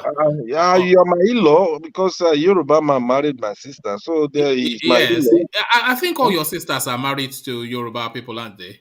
No, one married Igbo, one married Yoruba. So I'm just in the middle of who will treat me well, then I'll go there. That's just there you are. So is it Edeka Iko or Afang soup or Ewedu? There it is. So a true Nigerian. So thank you. Exactly. Thank you, engineer. Let's go on to Baba Akure, who has now come as Chief Akpelua. So Chief Akpelua, so Baba Akure, you've not yet paid the price for that title. So I'm not quite sure where you are bearing it. You know you can get fined, So Baba Akure or now Chief Akpelua of Ikere Ekiti. So is that Ikere? Or where is it? Where's that title coming from? Akure Ile. That's a powerful space, you know. So I'm encouraging you to take that title. If only so that I can come and eat some pounded jam. So take that title, but take this title. Goodluck Jonathan's endorsement. Or actually, let me take you to the Wike space because that seems to be the one that we're all undecided on. Wike contending with Atiku for the PDP ticket one, and then his chances vis-a-vis Atiku as a PDP flag bearer too. So what are you making of our Wike's now move for that ticket? Yeah, thank you very much, woman. Well, I've been patiently listening to everybody, the way they argue about Wike versus Atiku. Atiku, Adamawa man. Well, to be honest, Wike cannot wear Atiku shoe. That is the fact. We can talk from now to tomorrow. We unless if we want to deceive ourselves, we know he has been in the game for many years. Wike just came few years back. He was vice president, and you can imagine vice president that has mingled with foreign diplomat and visited a lot of country, have relationship with president, have relationship with foreign House of Assembly, and you want to compare him with state governor? No matter how much money Wike has in Port Harcourt, he cannot wear this man's shoe. We Atiku shoe. We should just put a tribal issue, just put it aside and just be realistic. So there is no way. So like somebody mentioned on this platform that if Atiku and Wike, Atiku as president and Wike as vice president, I think that will go a very long way. For that one, I can give them at least, if take for instance, if Wike and Atiku, Atiku president, Wike vice president, then we have Tinubu, maybe with somebody from the north or ZULUM or whatever. I think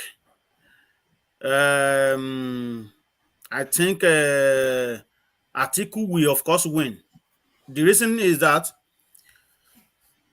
the northern part of Nigeria, they will vote for Atiku. They might not vote for him mercilessly because they have ZULUM there.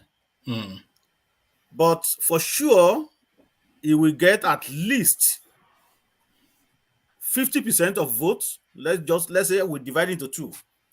Then when you go to eastern quarter of Nigeria, he will get 90% from that quarter. And coming to the south, they will divide it into two.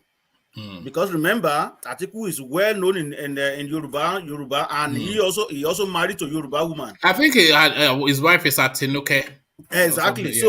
So you see all that. So I think he has a very good chance if he married with if it is like that. But for Wike to believe that in himself that he's going to wear Atiku shoe, let's just discard that. Unless if that ticket is a powerful ticket because you have two alpha males, Atiku and Wike, you know. So Zulum is more of a gentleman than a real fighter. They are just going to destroy him. But still a real fighter as well. So it'll be 2 versus 1.5 in that paradigm. But where this equation, Atiku Wike, as you've just already selected, but versus Zulum, yes, but Oshibanjo as the lead. How would that play out? That is just walkover. You think? That is what I just tell you. That is going to be a walkover for Atiku. You see, we so much. You don't think people will find Atiku too dirty compared to Oshibanjo? Well, just forget about Oshibanjo, man. You see, we quickly forget that. Okay, I mean, or we believe that. Okay, because Oshibanjo, whatever, it's going to be a walkover. I'm telling you. It's going to be a walkover for Atiku because he will play the last card he can play. So combining Osinbajo with ZULUM is not going to. Osinbajo is a green snake under the green grass and gentleman. But if you are talking about Tinubu, I don't think you should just sweep Osinbajo under the carpet like that. He has some support in the east. He definitely has support in the west. And all he needs is a little sprinkle of support from the north, and he has taken over everything. And that support to come from ZULUM. ZULUM is extremely, ZULUM is in the mold of Buhari, softly spoken, but very Osinbajo has more support in the east than Tinubu. Osinbajo has more support in the east than Tinubu. We are just saying this, right? But that is my own opinion. And that is your own opinion. But I'm saying to you, if Osinbajo and Atiku contested for president, is going to be a walkover. Just wait and see. So he will play all the tricks that he knows to win it. All right. Just this one, just a bit of a funny question. Before you go for the one man, you can still not compare a vice president to president himself. So the northern part of you may believe that they will vote for ZULUM and stuff like that. They want somebody that will continue from the way this man stopped. They don't want power to leave north. If you are a vice president, you are just vice president. So you have to also think about that. That where Atiku is going to come from the north, ZULUM is going to come from the north, but he is going to be the vice. So you have to put that into consideration too. All right. Just a bit of a cheeky little funny question. But do you think Nigeria is suited to a short president? People, there's some psychology that people like to have a leader that is tall and imposing, and Osinbajo is just a tiny little man.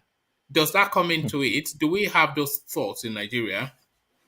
Well, I don't see how that come from. Where that come from anyway, and I don't see how that it has nothing to do with performance and the president of Nigeria. Akurukete president. It doesn't really matter. Either is a midget. It doesn't really matter. So we want somebody who can deliver. That is what matters to us. So it's not. Doesn't really matter either you are fat or you tall or you sexy or whatever. We don't have anything to do with that. All right. All right. Thank you, Baba Akure. But we want a sexy president, or somebody like me. I should be president. That is right. You will even win in Ogun State. Even your local government. Don't worry about you can't play Nigeria politics, man. No, it's too because Nigerian politics is just a different sort of the decisions are already made and then the process follows through. You see, the funniest part of it is that Nigeria is a very complicated country. They don't want you to come from abroad and come and impose a Western ideology and we want to do this. They don't want that. That's okay. When somebody commits crime, they have to go through due process, beating somebody who steals goat on the street, wipe them without even taking them to court. Why somebody who steals billions, you just pampering them? They don't want all that kind of justice that you want to bring to Nigeria. They want the one they are in right now. Right. This is what Showore discovered, much to his chagrin, that nobody wants all this Western coming from Western talking. You just wait. In fact, one of my friend was telling, you can come and fight for the chairman of local government. I said, for me, I said, I'm not really interested in Nigeria politics because you guys, even if I say, okay, well, I'm coming, you guys you are not going to buy my idea. Because it's okay, well, this is what we have to do. You are not going to buy into that. So what's this person talking about? All right, thank you. And to what ASARI's DOKUBO is saying about the sit at home in the southeast, saying, you are instigating the North to agitate in their own space, but what are you doing about your own son, Sunday IGBOHO?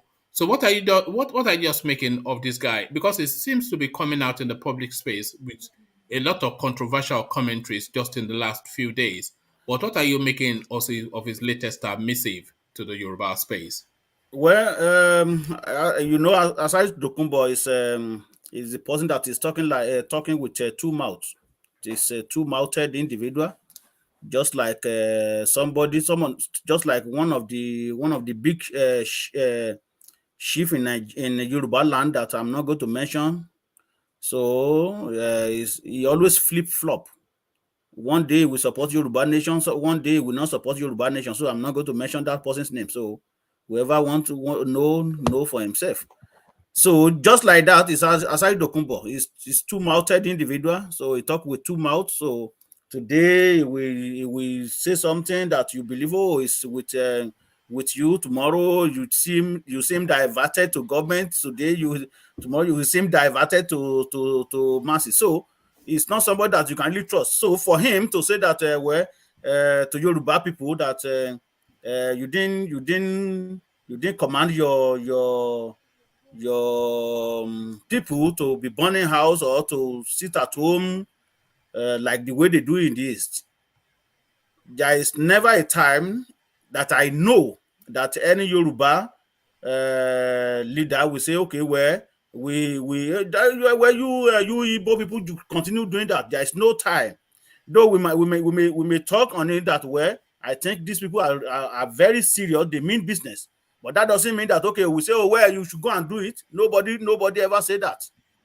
But sitting at home, I even specifically said that these people really mean business. If they want to do something, they will do it. Not like us, that we always stay back. So the only thing I see is that Nina, which comprises of some indigenous people in Nigeria. Is that thing still going? I thought they'd abandoned that. All of these stories, we don't hear them anymore. Remember when we used to come here and talk about Tony Nanji? Yes, they're all dead in the water now. I never heard anything about them because you don't know at that time. In fact, nearly every day they always come online and all kind of things. But now everything just. Do you remember that Tony Nanji that will bring bills and bills of documents that Nigeria ended in 1960 something because according to something, Nigeria ended in 1990. This, that, and the other. And we will go to the United Nations and we will file the affidavit. And where is it now? Where is it now? Where this issue of Yoruba nation and stuff like that, some people use it to make a lot of money. For themselves, they used to enrich them. So it's a very complicated society. So where somebody just come and just make mouth and you really believe that, okay, these people are fighting for you, and moreover, they are just taking their dose undergroundly. So let's go back to ASARI DOKUBO. So like I said, ASARI DOKUBO is just two-mouthed person. Like somebody also said on this platform, it could be that somebody is sponsoring him or maybe he's looking for something from government. So maybe because remember during Yaradua and Goodluck Jonathan, this is how he always make noise and most likely, I mean, in most cases, supported government, and he was getting his own cut out of the national cake. So maybe that is what he's looking for right now, for him to be saying that. And Baba, according to the Deputy Police Commissioner from Adamawa State, threatening to end the life of a businessman from the southeast for having the temerity of buying land, of buying property in Adamawa, in Yola, and then having the temerity also to have that house be next to his. So the DSP threatening to kill his neighbor for coming from the south. What are you making of that? Nigeria. I think the reason why I'm saying that is that based on what is going on in the eastern part of Nigeria, in the sense that some people, specifically IPOB, stating that they don't want to see any northerner in their region. But this is what I want to say. With all these things that is happening, Even the Yoruba agitators or agitation, let me put that way, Biafra nation agitators. I can tell you, we are all in the same thing, because there are some northern part of Nigeria that will support Yoruba nation. There are some people from the northern part of Nigeria that will support Biafra nation. We saw on some video clip the other time when it was very rampant that some northern group converged themselves together and went to court and begging federal government that they should give IPOB to, the eastern part of Nigeria to go away from Nigeria. We have some people that supported them. Likewise, Yoruba nation. Also, we also have some Yoruba that doesn't support Yoruba nation. Likewise, but Baba Akore, what we are saying with this DCP, is this not all these agitations? This is it being domesticated. This is how it's reading at the ground level. Because a lot of these agitations, the Yoruba nation, the Biafra agitation more so, they are throwing their rocks and stones at Aso Rock and attacking Buhari. This is what they think they are doing. But at the domestic level, at the everyday level, the people who are watching this, they are seeing it in a different way. So all of this rage against the North in the South is not so much a rage against the North, but a rage against the style of governance of Buhari, because we didn't see it under Babangida, we didn't see it under Yar'Adua, we didn't see it under, we've had a lot of Northerners, but this is essentially a rage against Buhari.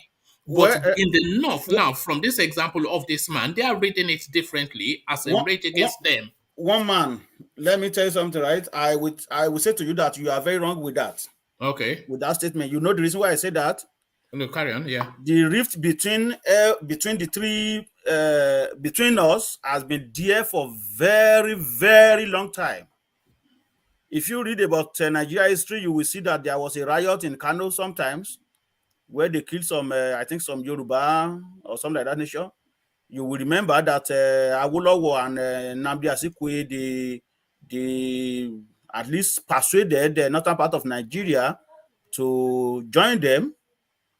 And we can also see in the video clip where Saudana of is it Saudana of Kaduna or Chokoto or whatever, saying that he will prefer to give the job to white people rather than a Igbo or Yoruba.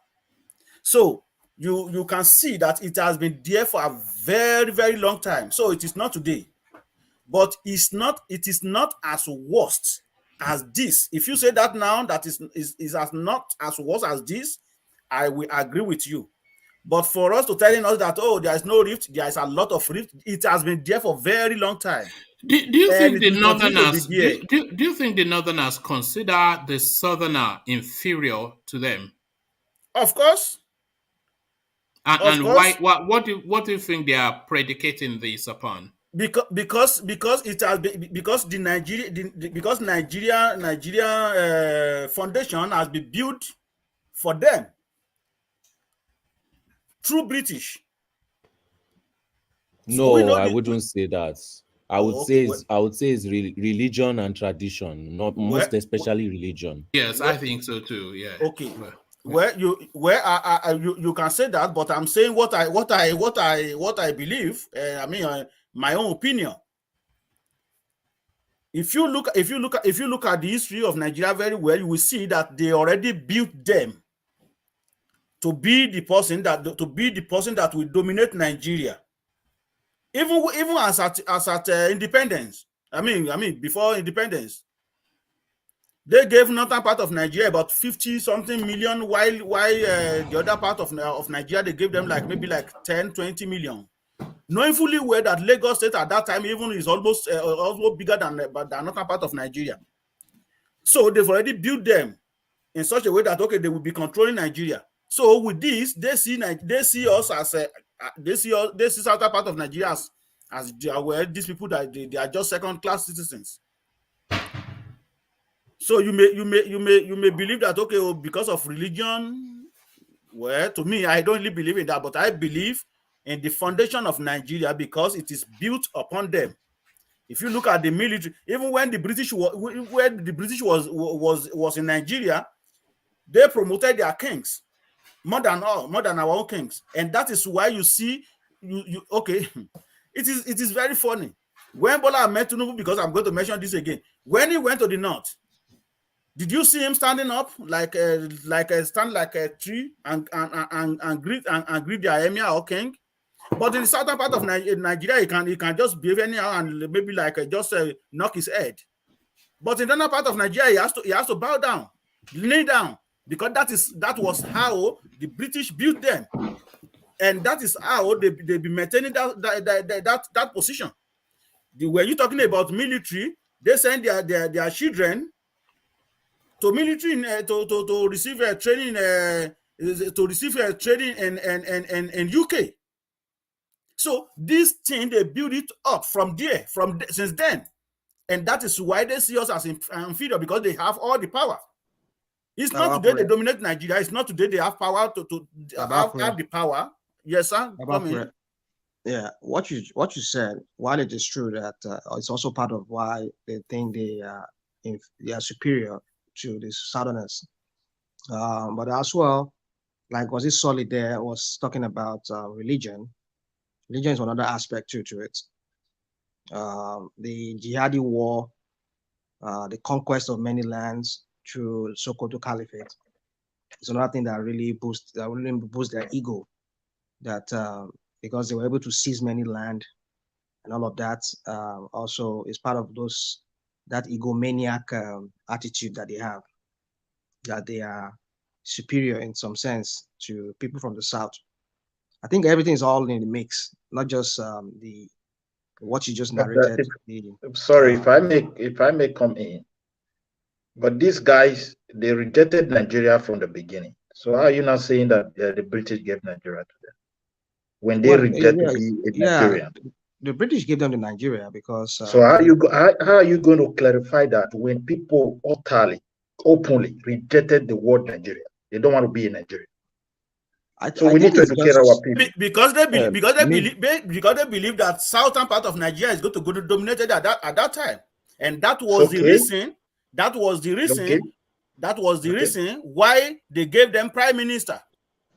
No, the question is, if they are fully convinced that they are the one that is going to rule the country the way it is today, do you think, or they were even having the chance of ruling the country, do you think they would have been running away? No, we need to educate our people. It is the Southerners that gave Nigeria to the Northerners, not even the British. When the British left, they have no position. The British did. Never. It's lie. This is how they brainwash us. Hold on. They never. And I will give you my point. Well, we can say that as well too.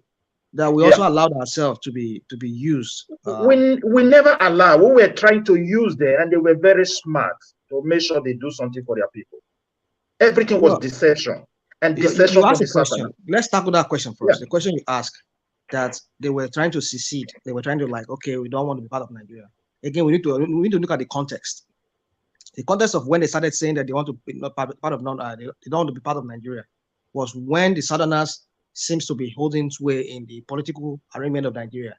When the likes of Atiku and Obasanjo and Awolowo, when they were now pulling strings, they were doing better for themselves in each region.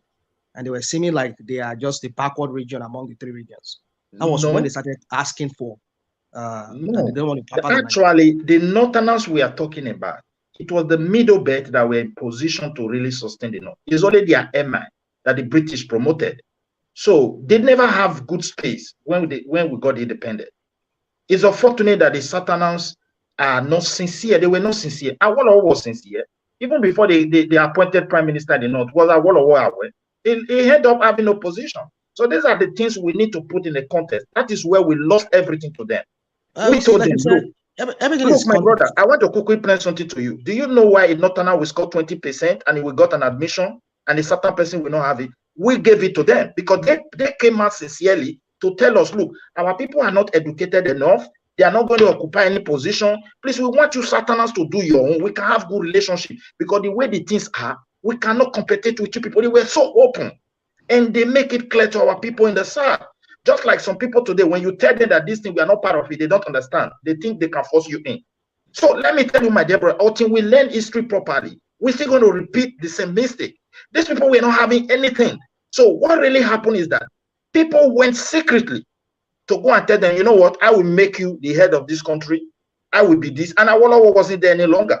This is where our problem started from, and we are still suffering it today. When they now announce position, Awolowo, a whole prominent Awolowo was left with nothing.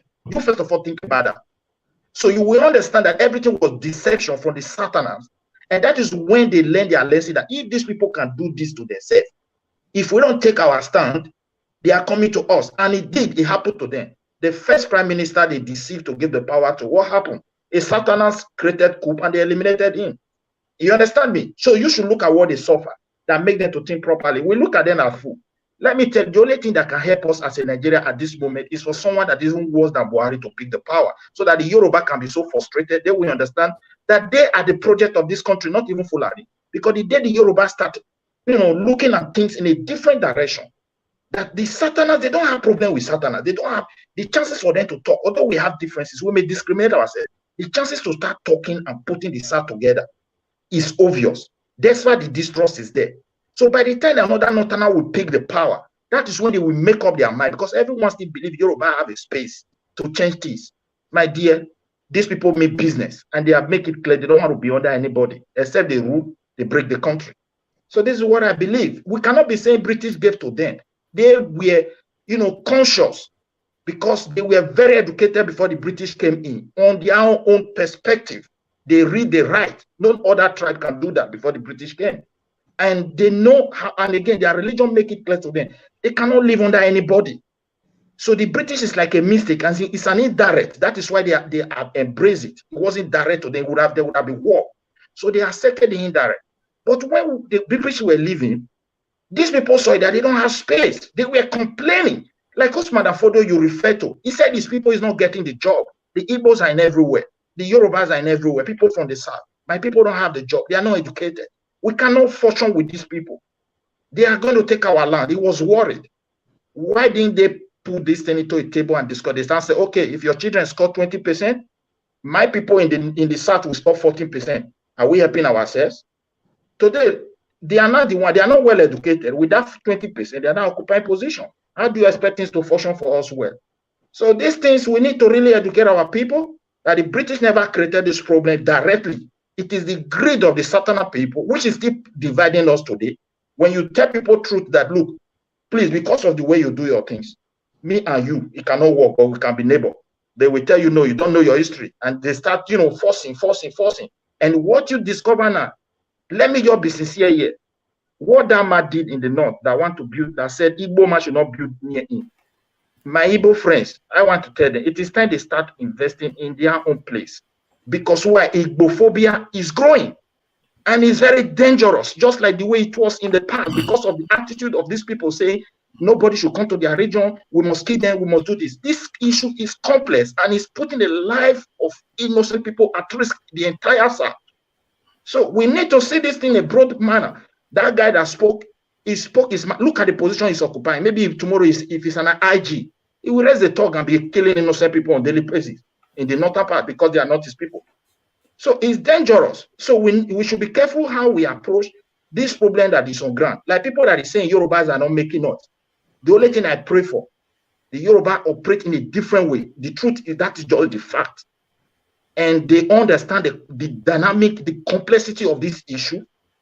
But however, if a Northerners that is worse than Buhari pick the power, they will understand that this project is not going to work anymore, and they will do things in a different way. All right, what I believe. All right, thank you, James. Let me acknowledge this chart from Hanshiro, and then we'll go back to Baba Akure. It says, I was in a university outside of Nigeria with northern folks. They saw us southerners as superior. What you are saying might be a myth that sticks with your mindset because you keep repeating it. So he is saying that I might essentially be the one with the complex. But I think the broader point is one Solly made, which is that for reasons of especially religion, and some of it touched on by James as well, that these people have been they've been marinated and steeped in a particular way for so long, that they just they presume a superiority just based on that.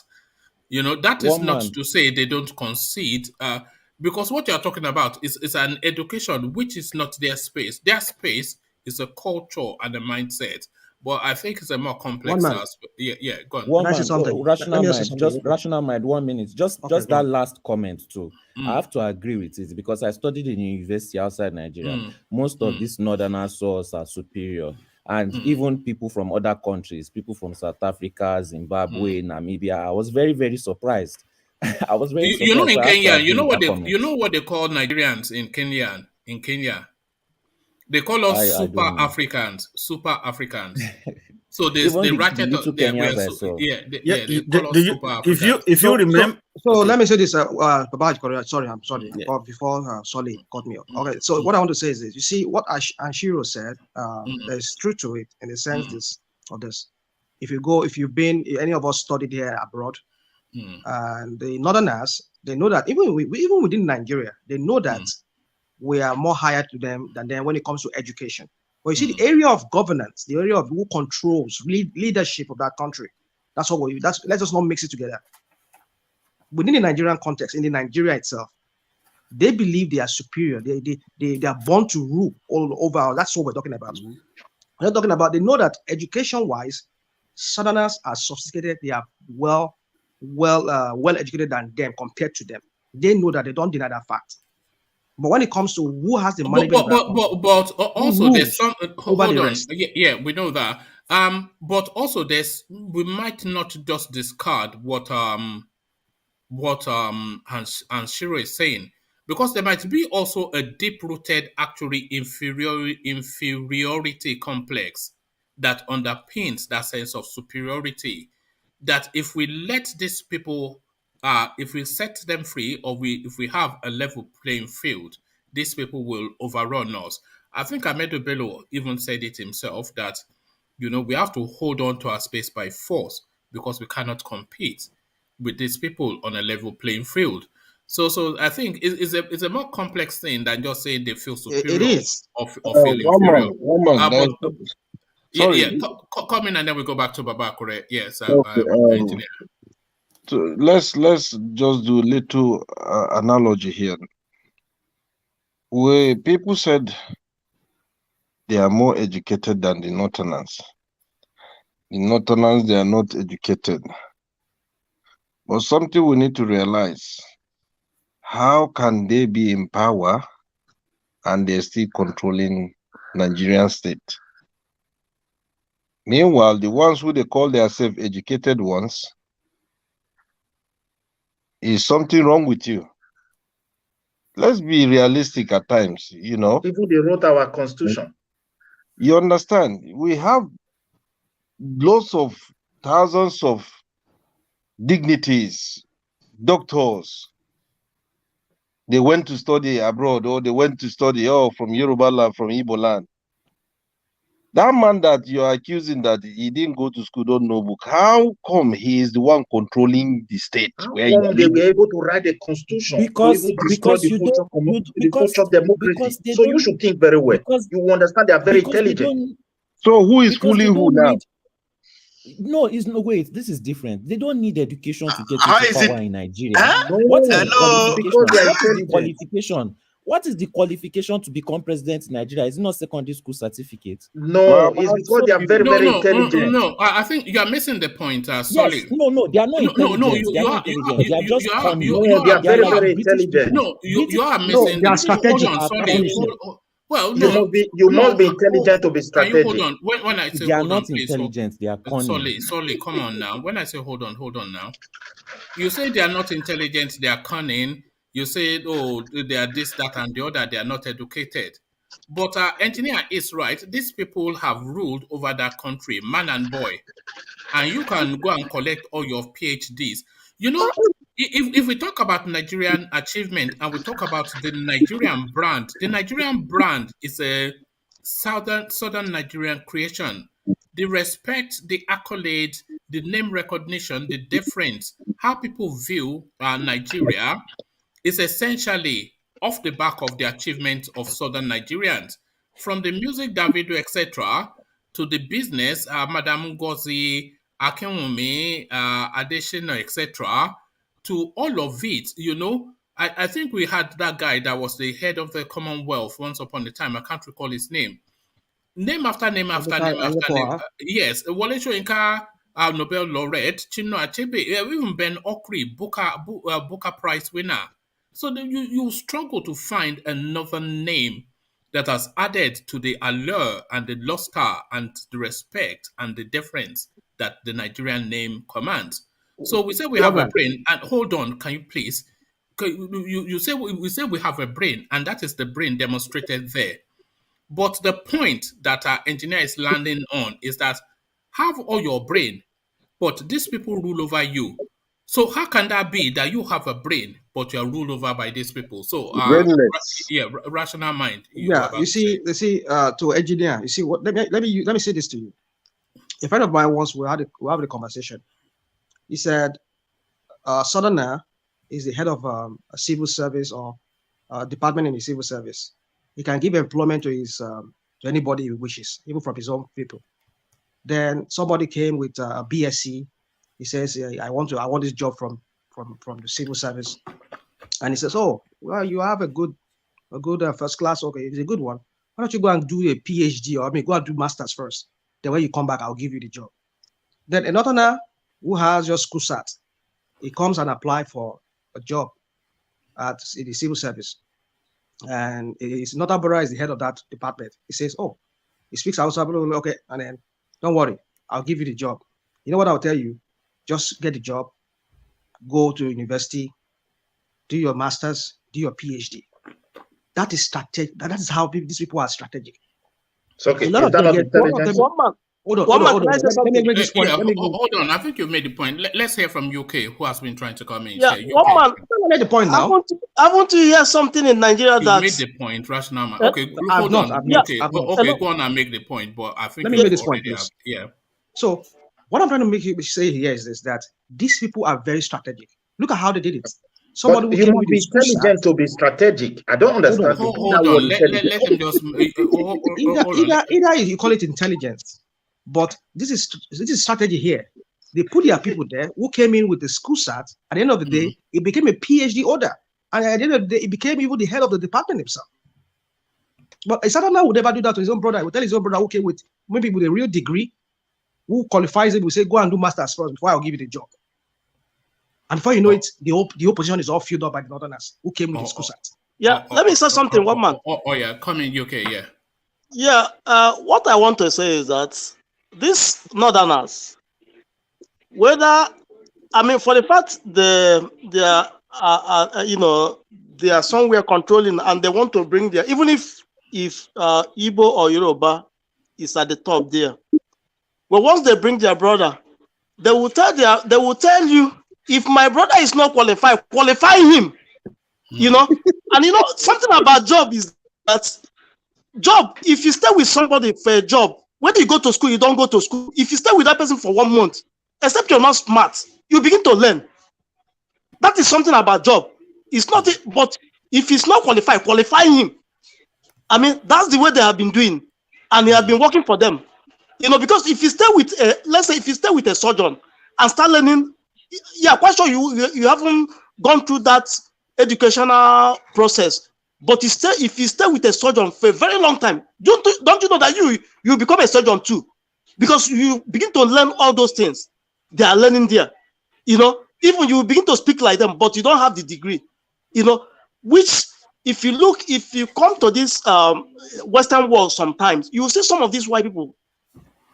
Some of them they don't learn all those things because they have their father, they are watching their father, they are doing all those things, and they be learning from them.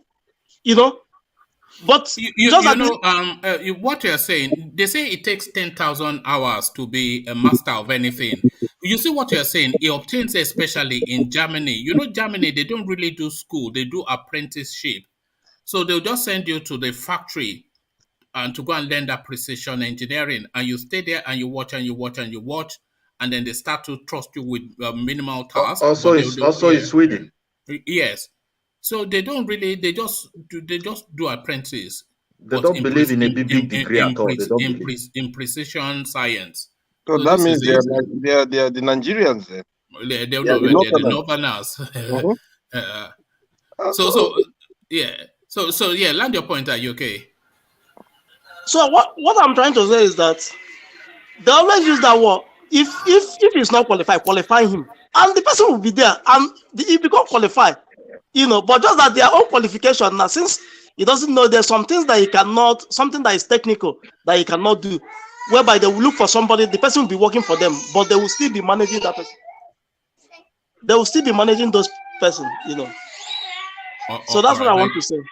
All right, thank you, UK. So back to Baba Korea, who had the floor. Thank you. And I just want to, I think Midwest mentioned something the other time, and it was one of those things that I really want to say.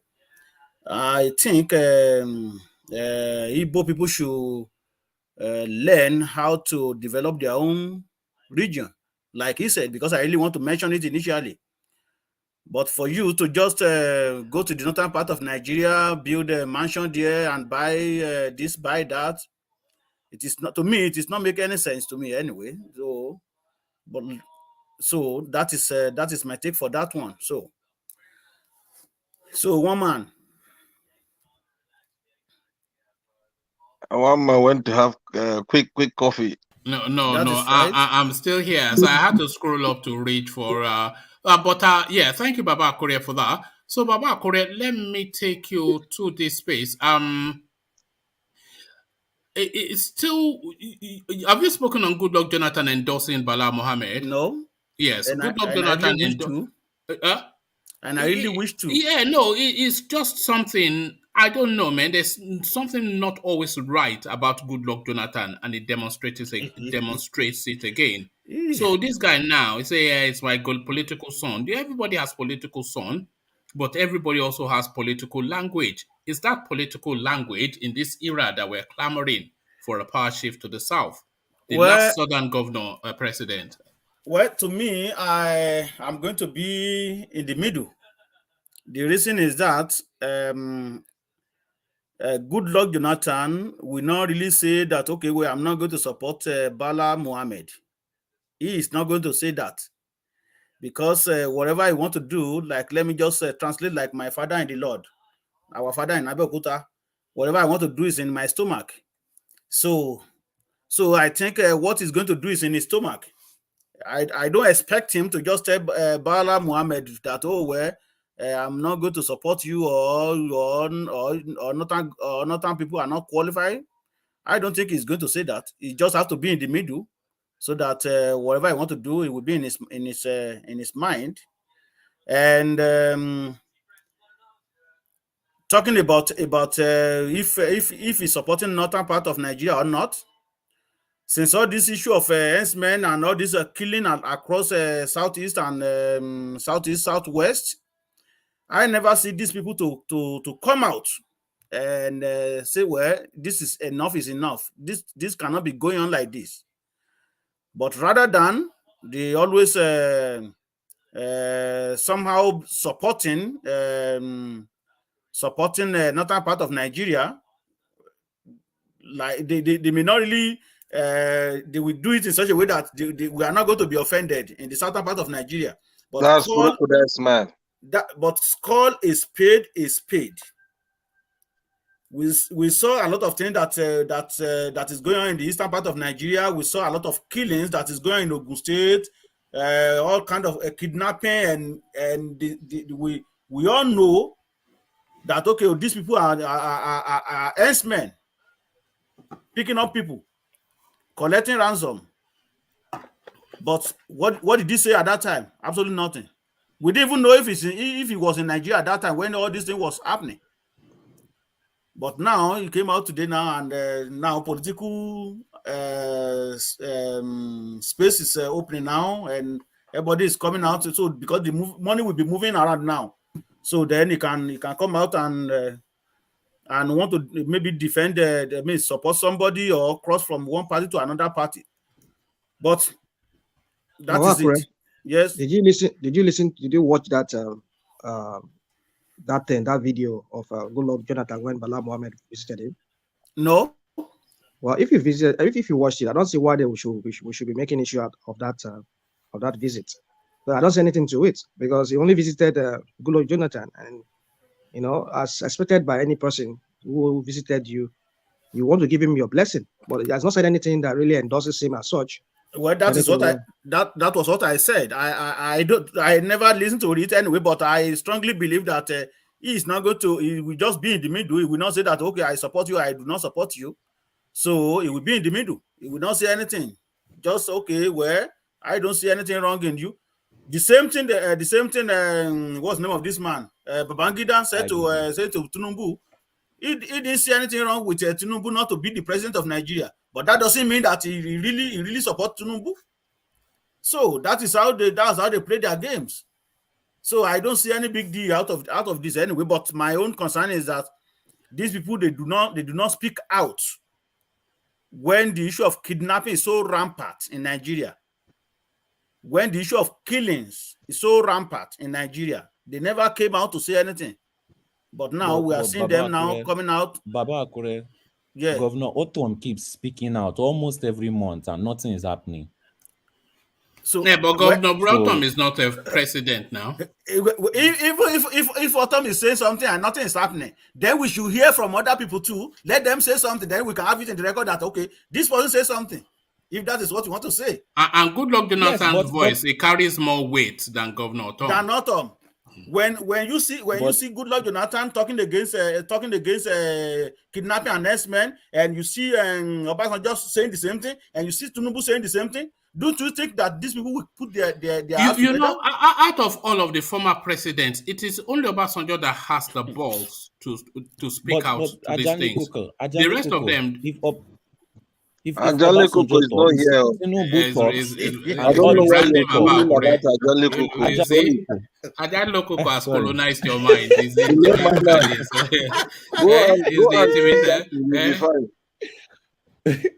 Okay, but if Tinubu talks, Obasanjo talks, and all these people talk, do you think any change will happen? Let's be realistic. Do you really think any? I think this is their fear. No, I don't see anything. I don't see anything changing. This is their fear because once you talk, you start putting the government against you. You start putting a lot of people against you, and if nothing changes, you've just put yourself in a trap for no reason. Trap of who? Trap of it's like putting your leg in a bear trap. You didn't need it is just because they are playing politics with the life of citizens. Yes. So if you talk, what is the point of talking? It is just going to affect your political career because that is what even if you talk. Can I quickly ask one question? So that is what they are running after. You can't ask Ajanlekoko a question though unless you have his phone number. Do you have his phone number? No, it's related to this issue.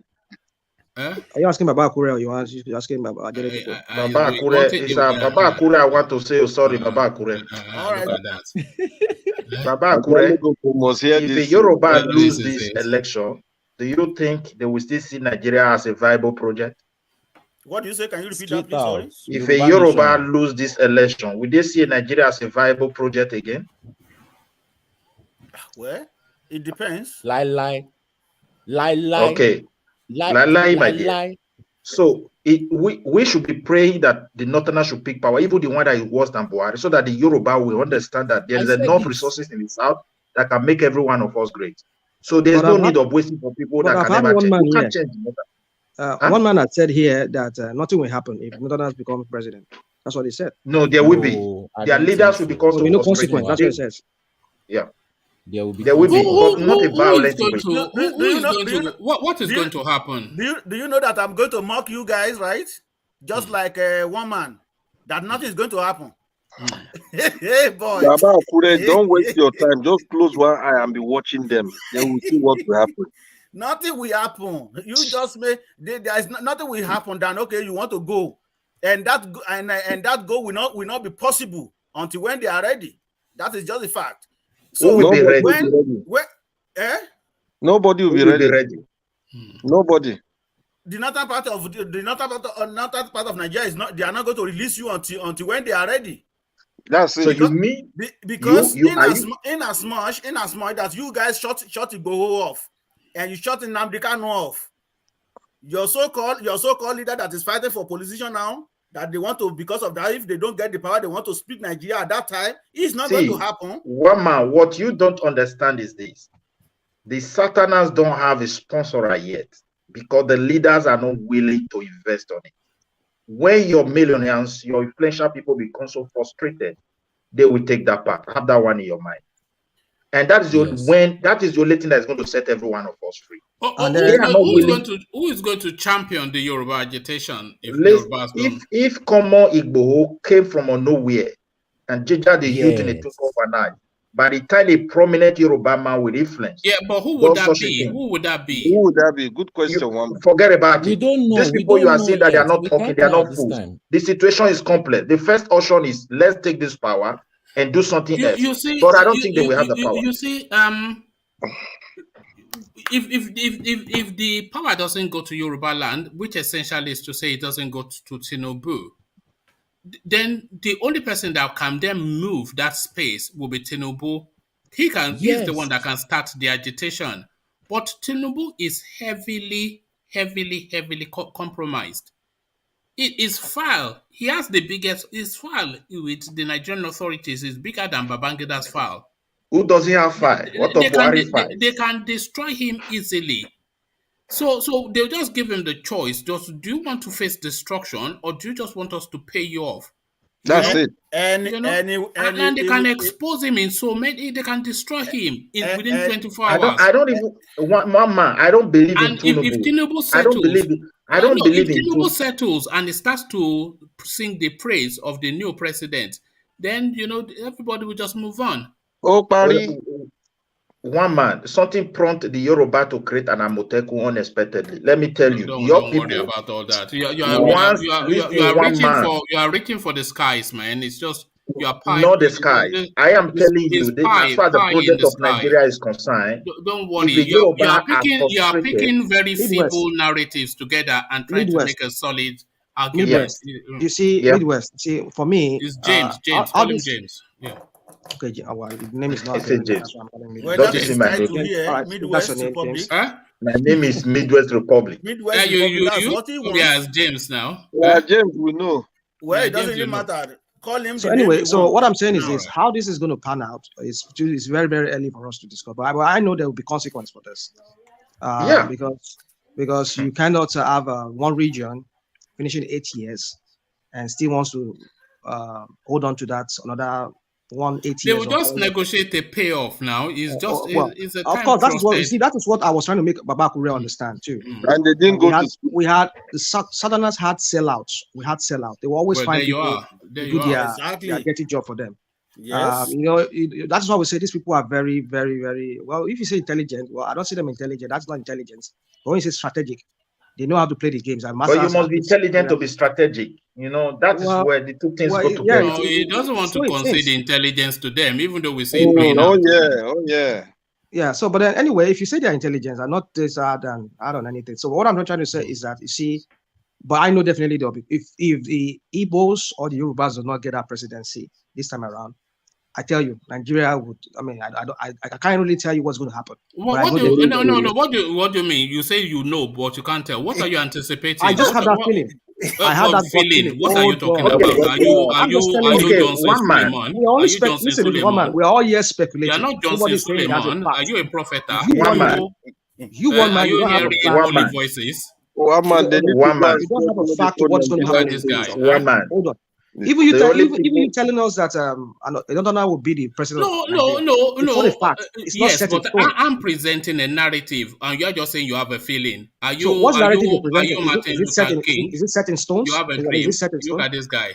Are you? No, I'm asking you. You know for certain that's how to play. No, it's not set in stone. You see, it's because you know that space that you are trying to go to, it doesn't hang together. So you won't say my stay steady and let me put it to you, and then you address it. Okay, you said if the power doesn't transit to the south, that you know that there's going to be consequences. So I'm not going to hold you that you know, but you have a strong sense. I'll allow that there'll be consequences. But my question is, what will that be? Okay, the question is, I mean, the answer to that question is this: going by what has been happening in the past few years now, with the agitation here and there, you might say yes, the main people behind here, the brains behind the agitation, namely this guy, Nnamdi Kanu and IGBOHO, they've been locked up. Things can change. I know there are still people out there who are still agitating, even within the Biafra, the Igbos, and the Yorubas. So, and if the people who are currently silencing, the people that are being used currently to silence these people, the likes of Tinubu and the rest of them, and some other Igbo elites, are being used to silence these people. But mind you, if they do lose that power, they do not get that power, and the power goes to the north again for another 8 years. I tell you, these people, and they don't get what they want, they will want to back this agitation. And either they back it or not, but I know definitely the agitators will continue. That's what I'm predicating. You know, there was no real Yoruba nation agitation. No, I don't believe that. Hold on. There was no real Yoruba nation. There was just intellectual talking shops around the narrative. But there was no real Yoruba nation agitation with pomp and verve pre Sunday IGBOHO, and there is none post Sunday IGBOHO.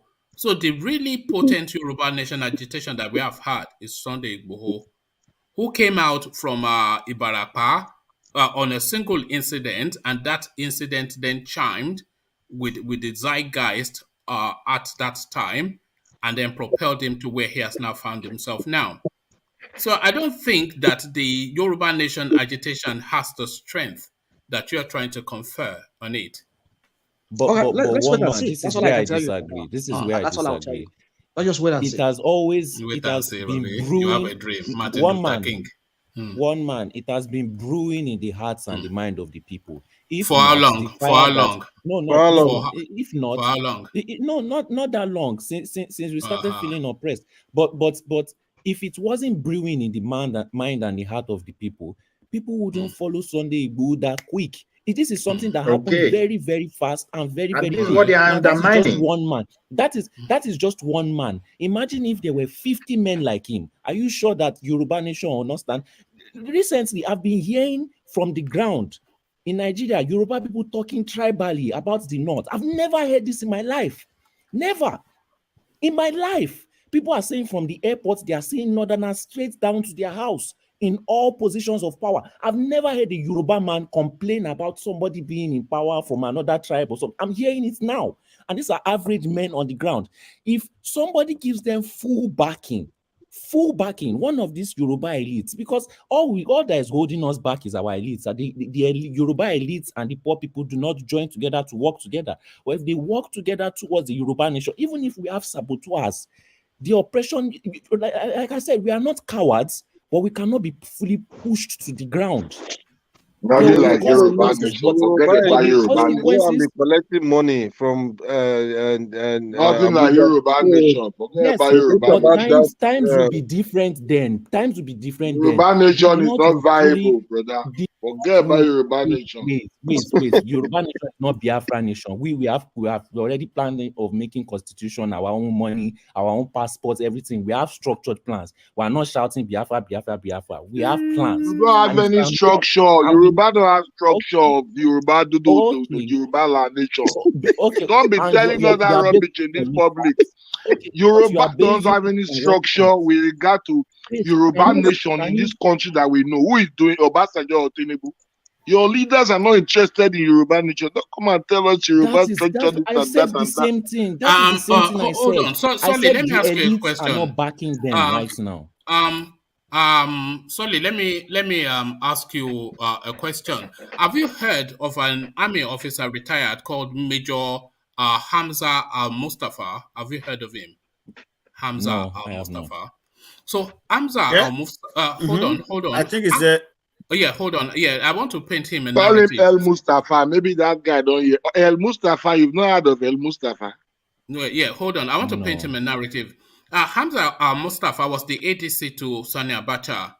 So it was when they cancelled that that Abiola election, because that is the same sort of play out that will play out when if the Yorubas don't get the power. So they cancelled it, and the Yorubas were threatening fire and brimstone. That's one of the few times they've ever come together under one voice. So they threatened and threatened and threatened, and they threatened all the way to Aso Rock, coming to Aso Rock, threatening to burn the place down. So Colonel Al-Mustafa then, he was one of the key functionaries of Abacha then. So he said these people came in because he had front seat to that narrative. He said these Yoruba people came in, just angry and shouting, and they went into the meeting with Abacha, and by the time they came out, they were smiling and laughing. They share money now. So what do you think happened? So this is to Solly. What do you think happened between them going in angry and then coming out smiling? Yes, there was exchange of brown paper envelope. Well, there you are. So that's just that's what will play out again now. That is what will play out again. These times were different. When they come out, they will be free. Wait, they will be free to spend that money, right? It's youthful optimism. Please let me talk. No, it's not. It's not. The oppression then is different from the oppression now. All right. The oppression now, you cannot do business. You cannot progress. Even if you have money, you will still suffer. You will suffer in that country. Sorry. Another way to look at it is we are talking about military. This is military government. Then now we're talking about the civilian democratic. All right. Oh, it's democracy. So that's what we have, Abby. Okay, very good. Yeah, we have democracy. Well, but one thing I will contribute that then. Well, we've never seen Nigeria divided the way it has been divided in recent years. The division is so. Everybody talks about it. Even the people in the government, they know. We're in democracy. To convince Yoruba people to stay in one Nigeria. We're in democracy. When you get to Lagos, they will check your passport. Either maybe they will hand you over to DSS or they will allow you to go in. Then you will know that we are not in the civilian. Well, I get you. But what I'm saying is, Nigeria was heavily militarized during the time of Abacha and those people. But now it's a different thing. That's what I'm trying to make you understand. I lived during that era. Those times. I know what it is compared to what it is right now. It's a different thing. It is different in a sense. Yeah. Really. It is different. Different for the better or different for the worse. The reason why it's different is this. Because I live to see that too. You can see anybody carry gun, any men carry gun. You can see any Boko Haram ravaging the whole country. You can see this kind of kidnapping every single day. Even the road that we are driving at that time is even better than this. 100% better than what we have now. Okay. Even the electricity at that time you are talking about is even 100% better than now. Even the money they are making right now is even more than what they were making at that time. So what are we talking about? Corruption's everywhere. Even what are we talking about? Because it's saying that Nigeria was heavily militarized under Abacha. Nigeria is extremely militarized now. Did you not just hear what Baba Akure said? That from the airport, they are already pointing guns at you. Check your passport and put you aside. They first check your passport. They will see if you are one of those talking against government on the platform. Then, if that's the case, they put you aside. Then, if you are not among them, they send you to immigration to pass you in. And you are telling us that it's different from Abacha. I don't see any difference between Abacha and this one, ban, because I know what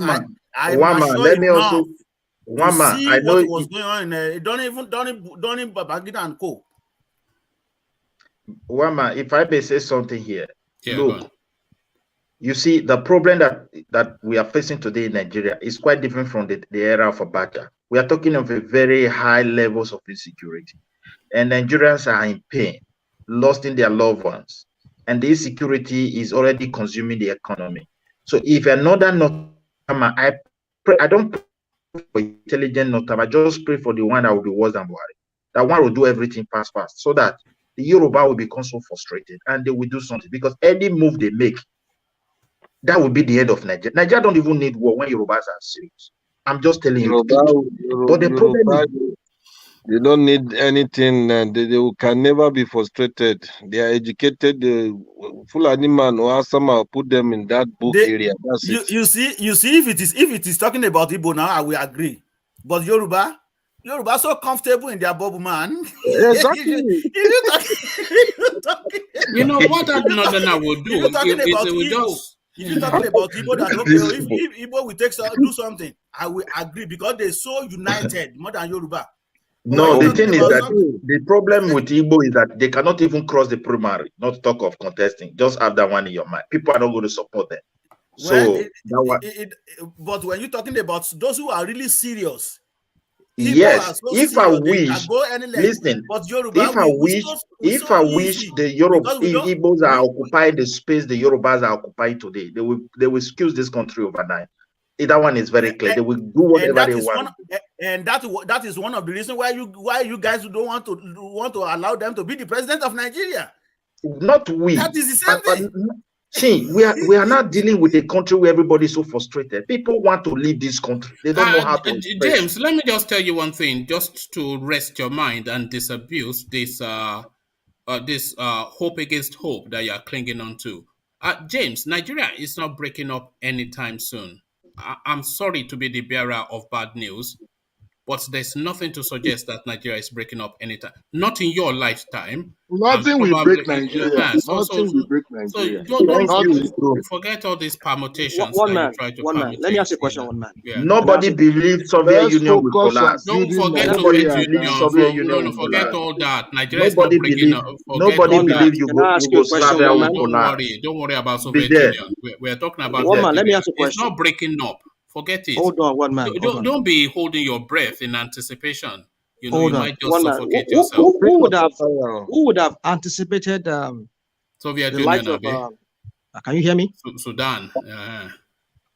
Can you hear me? We can hear you. Is this Soviet Union? Everybody can hear you. Rational mind. Speak up. So who would have anticipated that the likes of Nnamdi Kanu and Sunday Igboho would have been something that we'll be discussing at this time? Who would have anticipated that? Who would have anticipated that we would have had the challenge we had with the herdsmen roaming everywhere? Now we have bandits everywhere in our forest. Who would have anticipated that? Everybody. No. Hold on. What you're saying is easily explained. The herdsmen, they are an offshoot of Boko Haram. So the narrative was already there. It's just continuing to rat it up. You know, it's been getting progressively worse since Boko Haram birthed under Obasanjo. You know, how are you making that link? How are you making that link? You are saying hold on. You are saying who would have anticipated the herdsmen will be doing this? So the herdsmen are a natural evolution of the Boko Haram narrative, which was never handled, and it's then mushroomed and blossomed into this. So that's that one.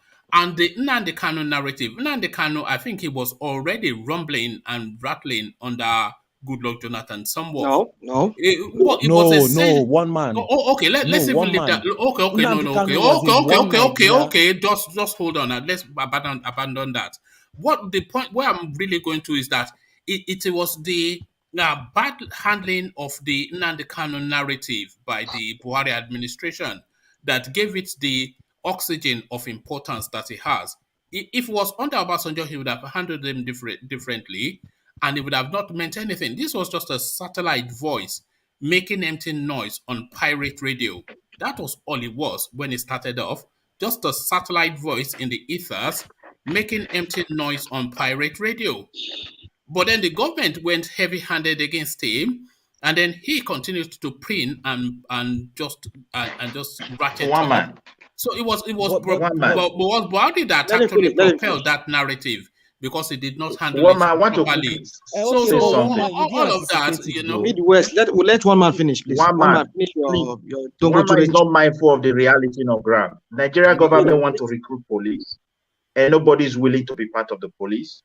They are equally trying to recruit army, but people are not willing to be part of it. That's what they don't have the government. They don't even have the these are pie in the sky. You don't. So I mean, have you been following this lately?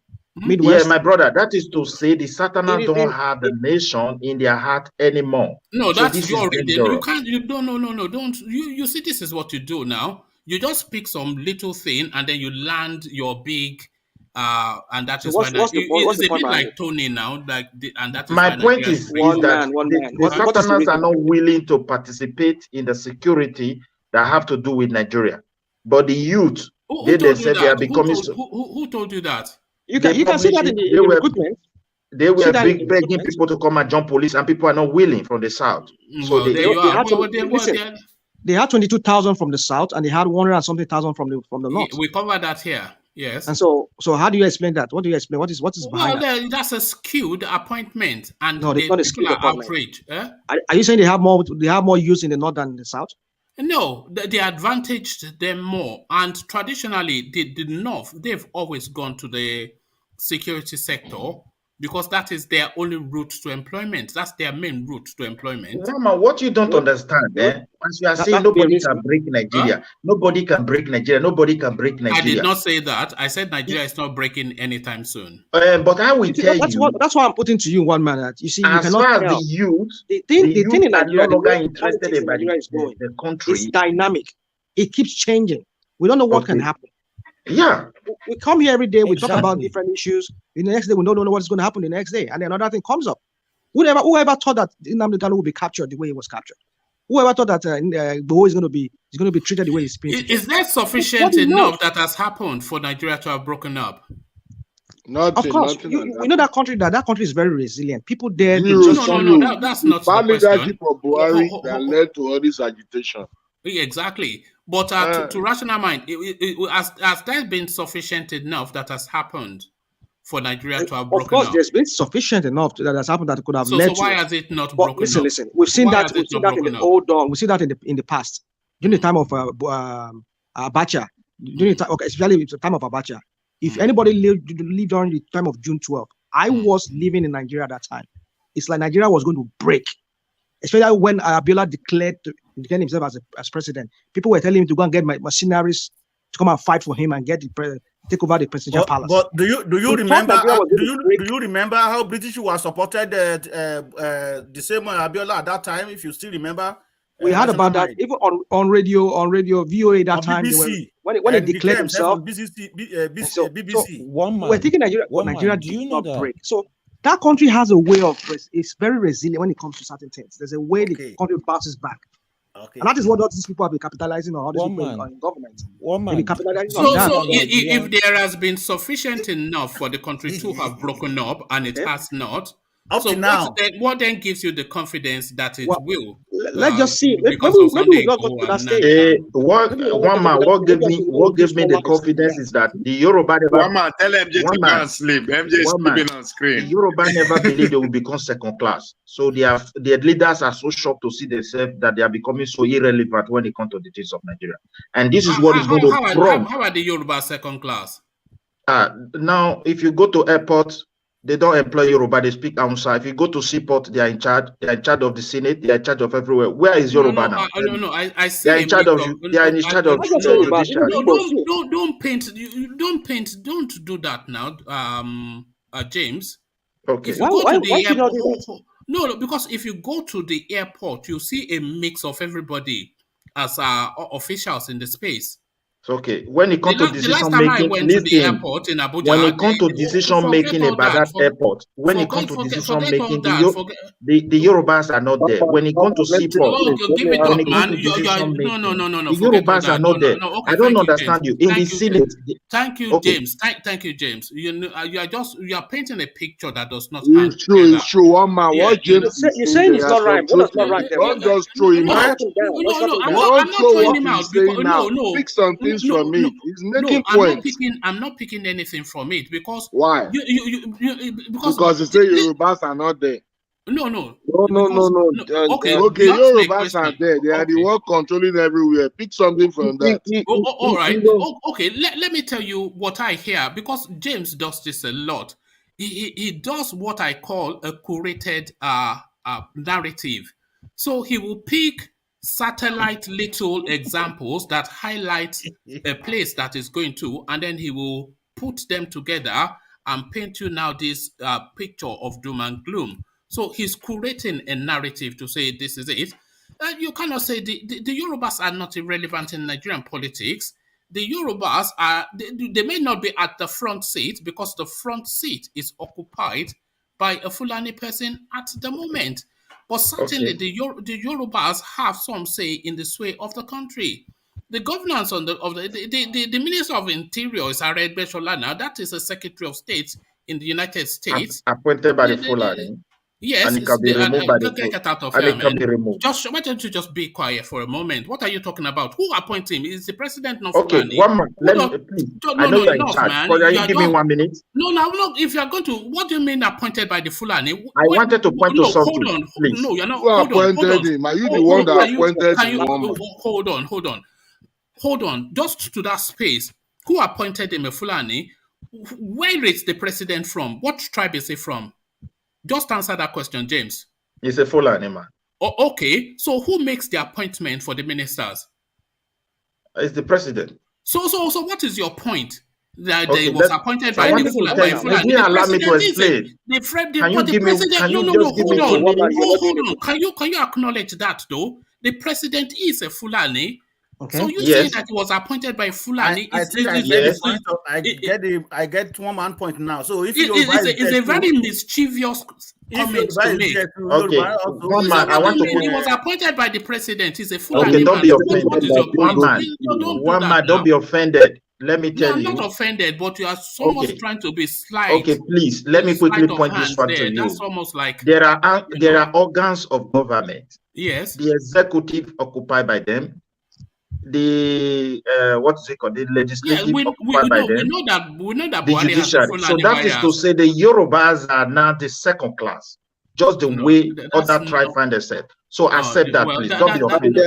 And they are still going to listen. They are still going to push them down. That is when the Yoruba will decide that Nigeria will be over. No, the Yorubas are not ever going to come into your narrative because that is the narrative of the eastern space. That is what Nnamdi Kanu was playing, and you're playing those games as well. No, that is an eastern narrative. They try to strong arm you. Yorubas are starting to get that narrative. The Yorubas are starting to get that narrative. The people my age and below, that's all they talk about. They don't even want to listen to any other thing. It's very surprising to me. They are becoming tribalistic. They are saying things like this now. Maybe the older people are not saying it, but this is what the youths are saying. They keep on saying Fulani, Northern. That's all I hear now. It's very hard for me to convince them to even say one Nigeria. It's very hard for me to tell them about Nigeria. And they don't want to hear. All they want to hear is Yoruba Nation now. Things are changing. People have nothing to lose anymore. Their lawyers 30,000 naira. Most of them are doing prostitution. The bankers are doing prostitution. Can you give us the percentage of Yoruba youth that calling about Yoruba Nation that you're talking about, please? One man. Everyone let me. Can I answer? Majority of the people is it not the same? Is it not the same youth that is talking about politics right now and they post it on WhatsApp every single day? You're talking about? Talking about what? I don't understand. Just tell them, let BB Nigeria come. You see, we all come here and just spin things around like the way we just. It's not issue of spinning. Don't keep saying that. Don't keep saying that. Rational mind. We come here to speak our mind as you do yours as well. Nobody is compelled to be here. I didn't exclude myself. I said we. I said we all come here and spin things around. Solly said to us that what he heard from every youth now, I mean, almost every youth now is that they want Yoruba Nation. So I'm asking, what are the percentage? Because what I'm seeing, it's very difficult to put a figure to it.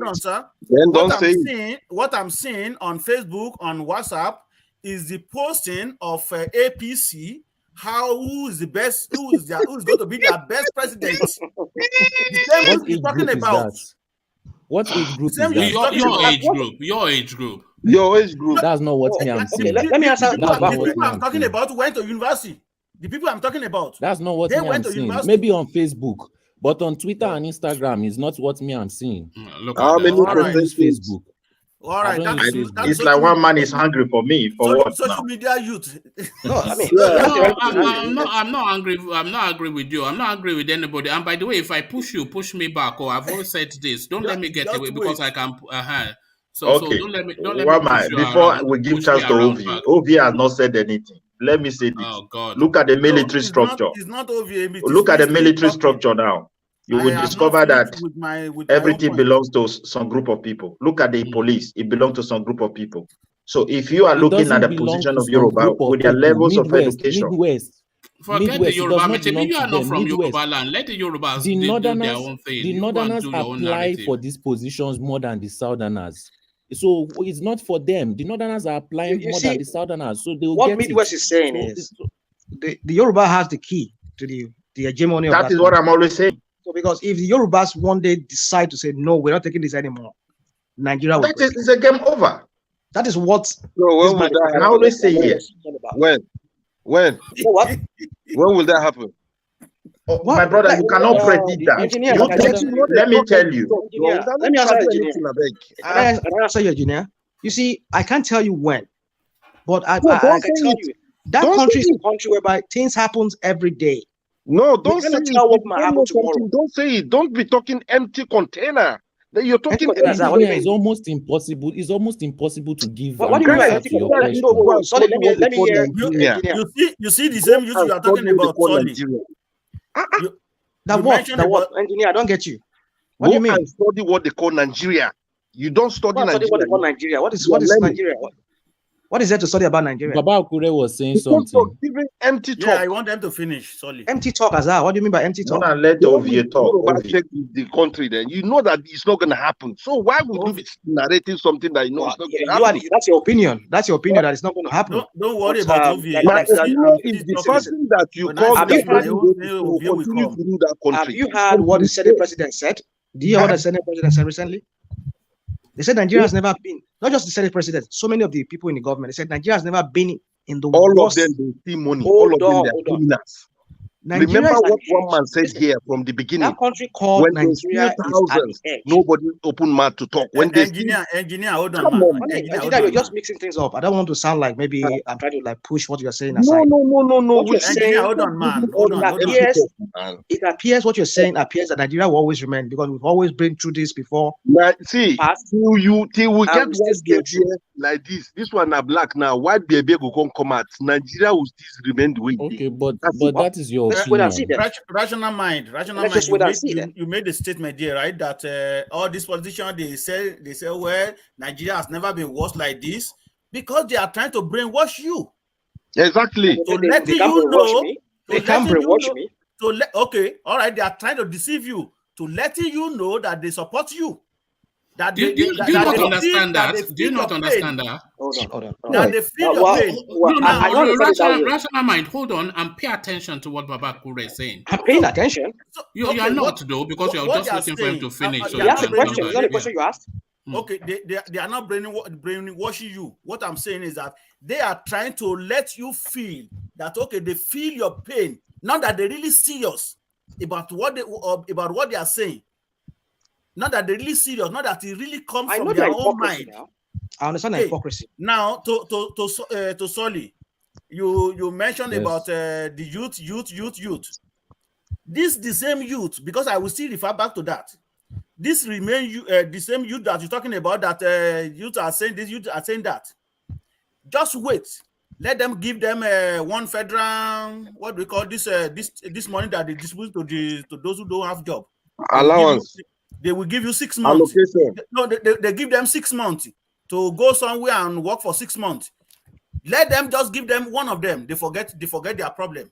Okay, now can I reply you on that? Yeah, so why didn't it work during NSAS protest? Because they tried it. Why didn't it work? They tried what? They tried what? they tried to get some of them to their side. Then how many youth came out at that time? You know that most of the NSAS people, they are now campaign managers for this. Exactly. You know, you have no idea. Like who? I saw one of them, one 31-year-old. He's the campaign manager for But out of how many? Tinubu's national coordination. Okay, but that's one out of how many? Yeah, how many posts? They were answers and they're not. Oh God. One man. Do you know what I'm talking about, right? Let me just tell you something. You see the same youth that you're talking about here. One of them just got appointment as a PA to commissioner. I'm talking of PA. That the other commissioner may be even removed in a blink of eye. You know what he posting on WhatsApp? The presidential election, Tinubu, how Tinubu is better than Atiku, how Akeredolu is doing this. I just sat down. Sometimes I just watch. I laugh. I say, look at this punk.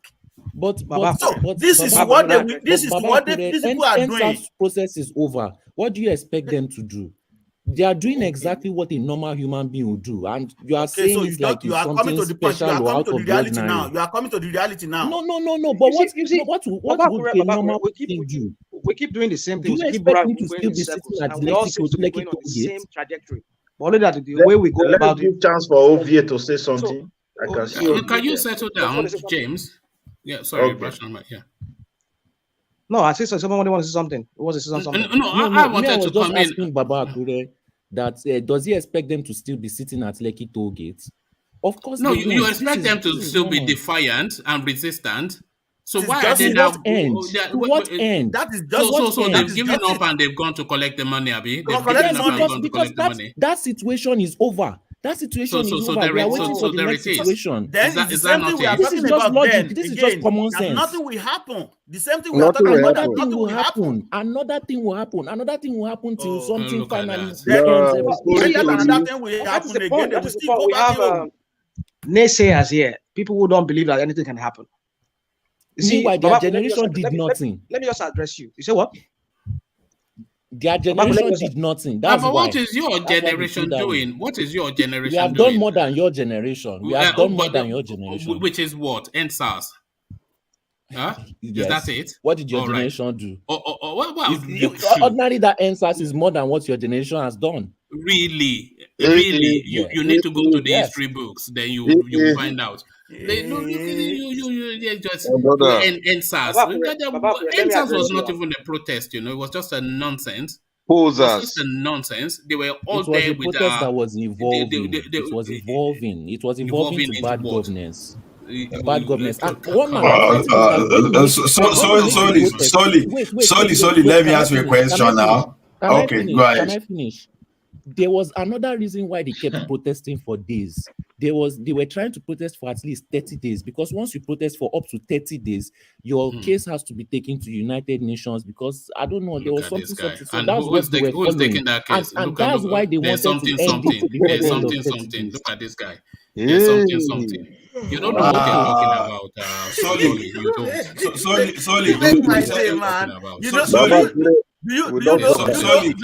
Do you know how long Hong Kong students, do you know how long they protested in Hong Kong? And it's never, where are they now? They are home. They shut everybody down again. If you remember, why are they home? Why are they home? Was it not through brutal force that they were able to put them down? Yeah, but if they not use brutal force, if they don't, let's see. I say Ajane Koko, what's it called? Remember that you can't compare the might of China with that of Nigeria. That's the reason. China is becoming so powerful. The West cannot interfere. But I want to tell you, Nigeria case is not like that. Our youth are very hungry. We should not undermine that. People are so frustrated as never as before. As they are killing I've never known a time that youths are not hungry. That's the job of young people. Are always angry. Yes. Were you not angry when you were young? But this is today they are angry. They are just angry because they are Nigerians. But before they were angry because things are not working. They are not angry because they are Nigerians. So you should have that one in the back of your mind. If they are angry, one man has a point there. If they are angry, I don't expect them to be flaunting politicians' picture on Facebook, on any platform. Don't go there And they are waiting for one chance that maybe when a Yoruba man picks the power, he will do the needful. Or maybe when it's forget this your Yoruba narrative, man. Or maybe another person from the South pick power, they will do the needful. Baba Fure, can you ask them during the Buhari campaign how many youth come out? Is it not the same youth that what's his name, the present president calls lazy youths? I mean, in a sense, he has a point. I mean, are you serious? I'm not saying totally. Hold on. I'm not saying totally they are lazy, but they're lazy because that they have nothing to do with. They don't have the right environment to be creative, to build a future for themselves. So that is why they just I do watch BB Nigeria and all the rest and go on comment on people's celebrities' posts. Well, what do you mean they don't have the environment? They don't have the Nigerian youth. One man. Why are you and I here? No. Why are you and I here in the Western world? If they have it over there, don't say. Why can't we stay over there? I tire of that argument. That why did you leave the country? Why did you leave the country? A lot of people say that. Okay. Tell me what. One man, your internet is not even be fast enough to stream this program if you were in Nigeria. Well, what do you mean my internet would? There's a guy called Object TV. He streams every day from Lagos. How many people? How many people watch it? How much is he paying? What do you mean? How much is he paying? I'm not. How many people watch it from Nigeria? I don't know, but he streams straight from Nigeria. With 3,000 that is on the screen. America internet no be free. You asked the question. Hold on. Can an average Nigerian afford it? No. He's an average Nigerian. Who are you describing as the average Nigerian? So sorry, hold on. Ego that comes here every single day and spends 4-5 hours. He's coming from Lagos. So what are you talking about? Ego is a big boy. Ego is a big boy. How many people can afford Ego has? Here we go. How many people can afford it? Here we go. Let's not come here and start painting a picture of a good Nigeria that is. What I'm saying to you is that the Nigerian youth today, as we are speaking now, they have the most opportunities in life that any. Can you hold on? Because you asked the question. The Nigerian youth, as we speak now, they have the most opportunity in life that any Nigerian youth of any time and space has ever had. This is the most opportunity that the Nigerian youth has ever had. You see, how now? How you only rational mind. It's a fact. It's a fact. It's a fact now. They have global access. Go on, Baba, correct? With what you just said, right? Yeah. I'm very sorry, right? When Obasanjo came to power, right? And he brought MTN to Nigeria. You know how much they bought a SIM card at that time? 100,000. My first SIM card, I bought it 40,000 naira at that time. My phone 60,000 at that time. But now, SIM card is free of charge. But even at that time, we don't even have internet on that phone. Now you can buy data of 150 more naira. Opportunities than ever before. How does that translate to opportunity? 150 naira. And okay, you can send information to any Let me answer that question by mentioning names that you are familiar with. Davido, Wizkid, etc., Nollywood, King of Boys, all of these things. The Nigerian youth now from Lagos is dominating the world. There was a cover thing that I saw on CBS, a clip from CBS America, telling us how Afrobeat was sweeping up America, that they can't move. I saw Shaquille O'Neal dancing to "You Want to Bam Bam." The clip is on TikTok. So that's a boy from Lagos. One man, can I ask you a question? Yeah, go on. So let me address now that the youth cannot go to place to go and farm. They cannot. Listen, I'm asking. You always try to brush me aside. What do you mean go and farm? You want to say the Fulanis are attacking them? That's not what we're talking about. But everybody come and Afrobeat star. I don't understand the point you are talking. Yes. I don't see any opportunity you're talking about here. Let me tell you about the opportunities. Okay, let Ola tell you about the opportunities. See, one man just said that thing, you brush it aside, right? You don't see Nollywood, you don't see all those things. Now, have you been to Computer Village, for example? You see how those guys, we go on YouTube, they go on internet, and they find manual to repair phone. Before you know this guy, they'll be repairing phone. And secondly, when people like us were learning software development in those days, we were reading books. But today, when you are developing an application, you can almost see every code online that all you need to do is to sim everything together to do. So the technology today, they've given weight now. Some Nigerians, they are Nigerians there. They were doing what we call it, like a freelance software developer on Fiverr. You know, someone will be in the US, they'll be developing application for him in Nigeria. So all those things, they have those opportunities. We never had such opportunity during our own time. This is a fact. You know, on that Fiverr, there's a girl in Lagos that writes scripts for people on Fiverr. There's a girl in the East. She runs a YouTube channel from the East. She makes money from that, and then she runs an Instagram page as well. She makes money from that, but then what she does is she's a seamstress, and then she, through her social media thing, she demonstrates her wares, and then people are ordering from her. She's not moved from the East 1 inch. They will order from her from America, and her videos now are more like, I've completed this dress, I'm sending it to some auntie in America. This one is going to Denmark. This one is going to Sweden. This one is going to the UK. She's not left that spot. On that same stress you said, there's a lady on my friend list. There's a lady on my friend list. He worked for Cook. He worked for all these things. I understand what he's doing today, that he has more than 50 machines. And this lady, just started, and he was using that internet to market Facebook, to market all this thing. Nothing is new to me. There's an engineer. Hold on, rational mind. There's an engineer called Flo Chinyere. She's a big YouTuber. Her start in life, she graduated, she went online, she applied for a job, she got that job in Scandinavia, and that was how her journey started.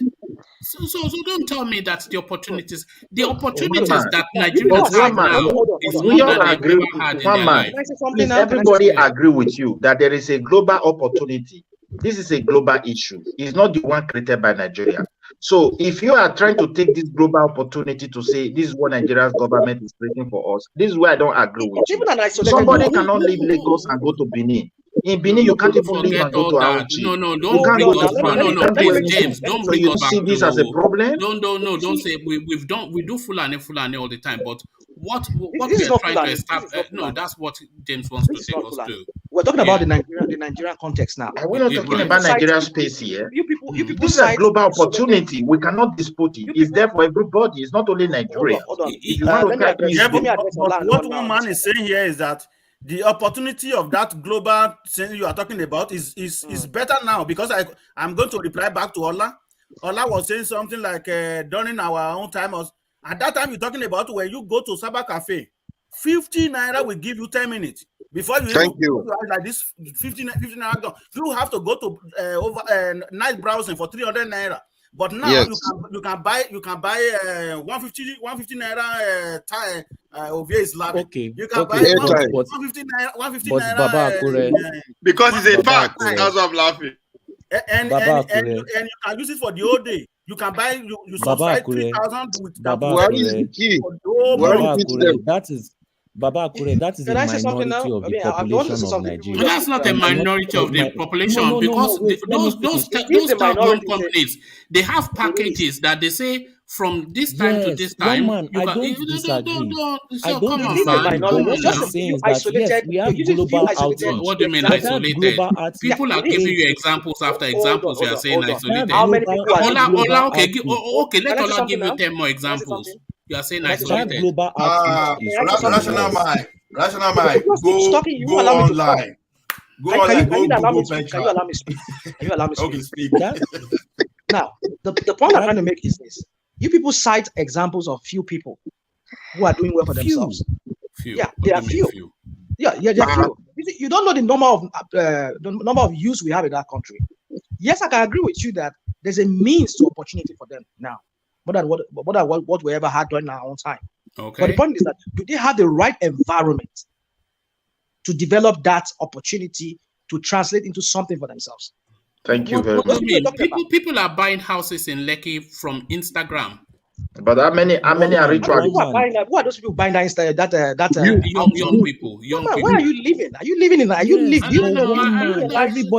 Everybody cannot. You know what that one man. About? One man. We all sit down here in the UK or America, and we think everything is. We use the standard here. Nobody is doing that. Don't do that now, because nobody is doing that. Nobody is doing that. We're citing you examples from Nigeria now. No, we're citing you examples from Nigeria. Come on, man.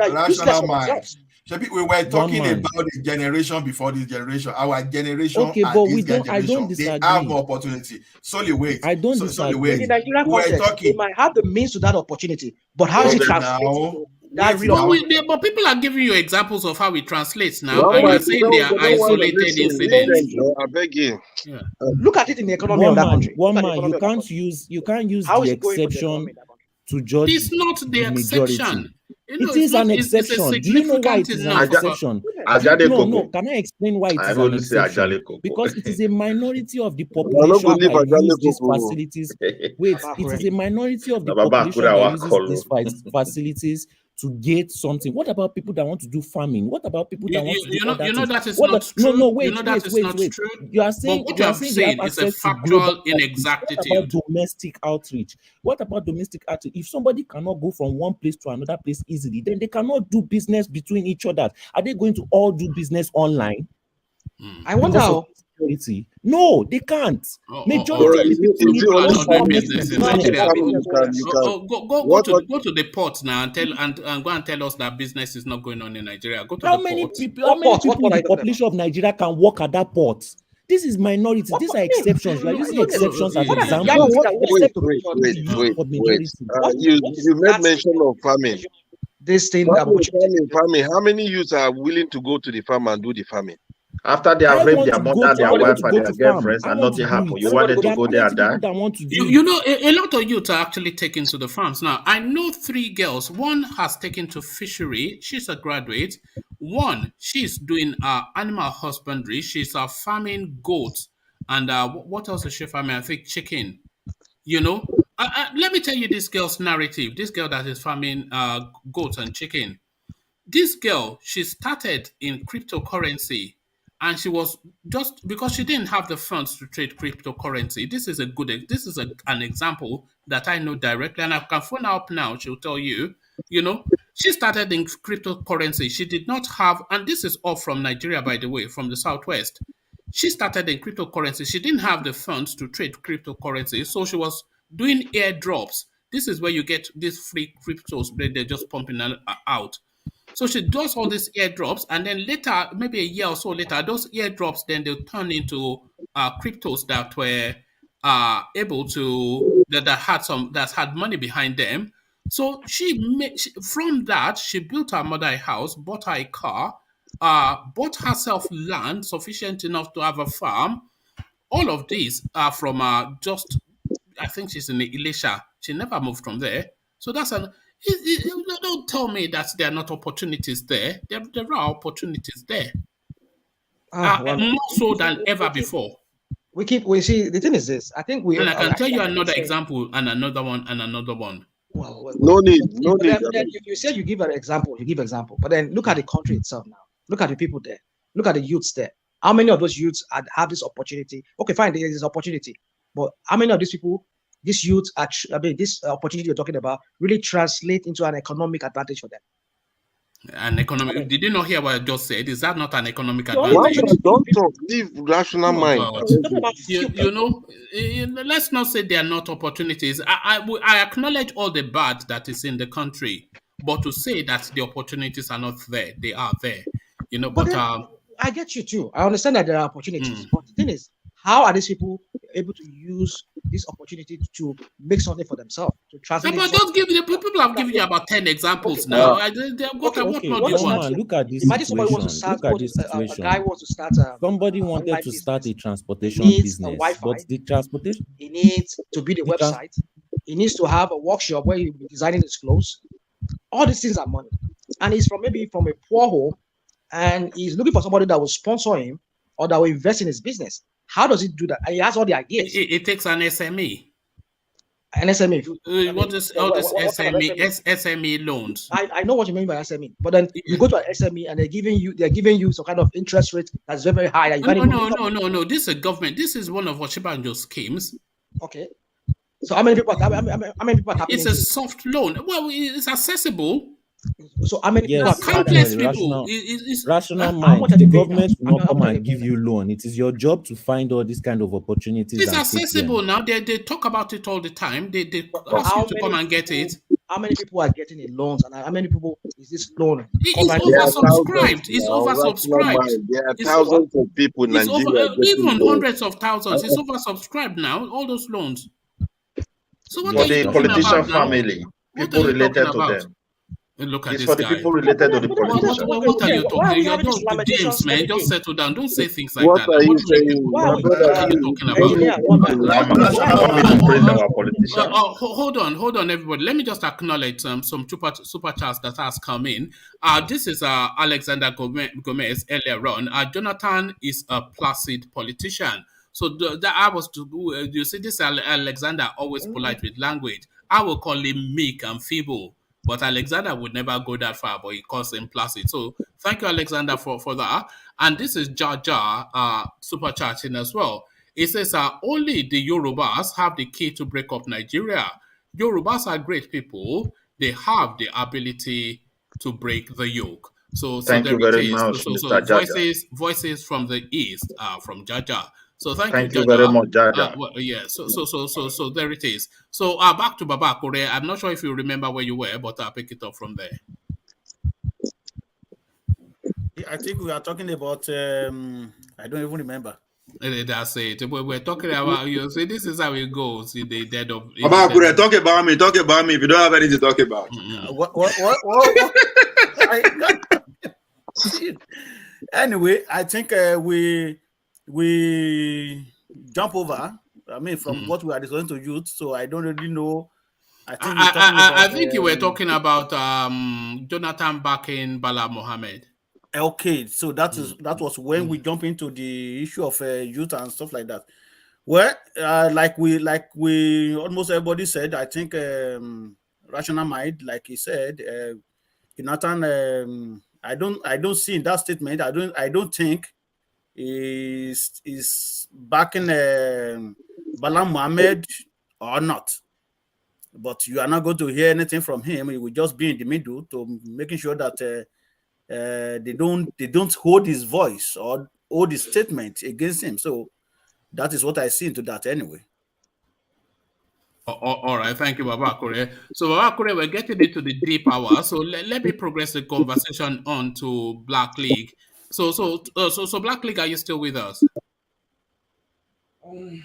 Yeah, he wouldn't be here. It's unlike him to be quiet, you know. So if it's not, I don't. Do we have you, Black League?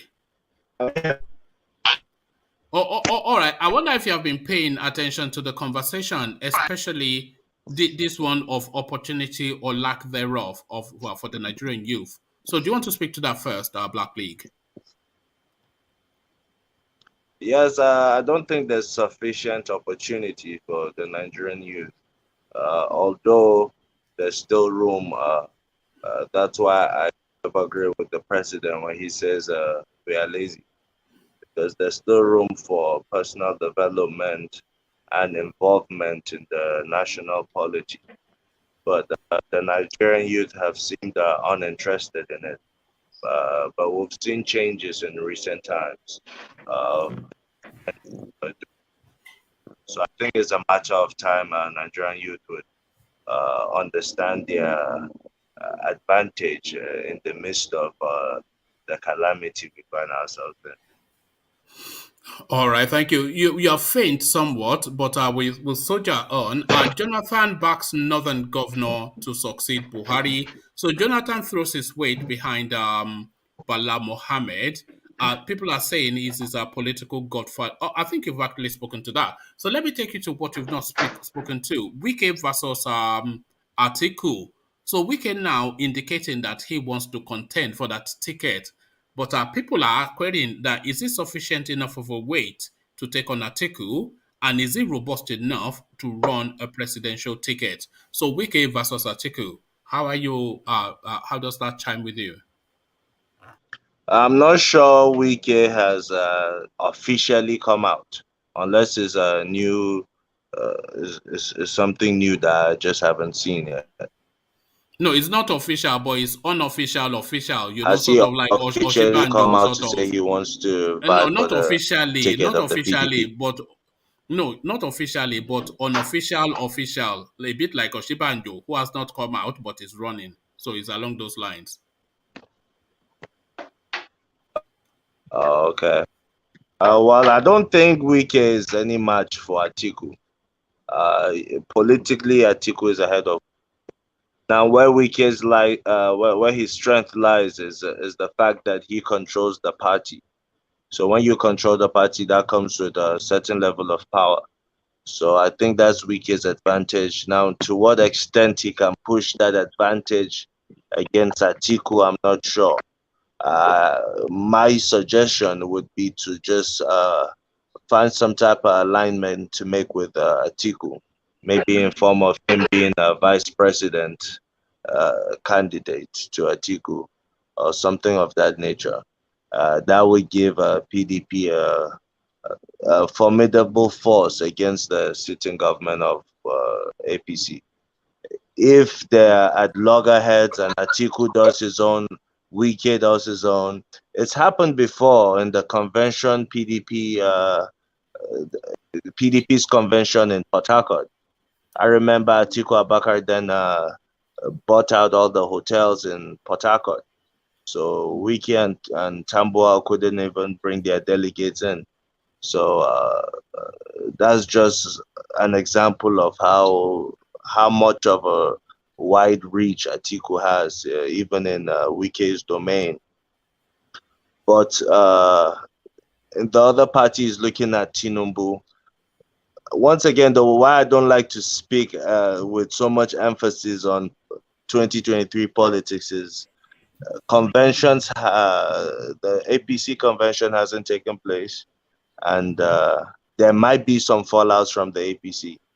We do not know for sure that the APC will give their ticket to Tinubu. It might be that they choose not to give it to Tinubu. The thing about zoning is both parties have to agree to zone. As it is, both parties are not speaking about zoning to each other, and they're not speaking to Nigerians about zoning emphatically. So if what happened with Obasanjo coming in is both parties said we would produce presidential candidates from the Southwest.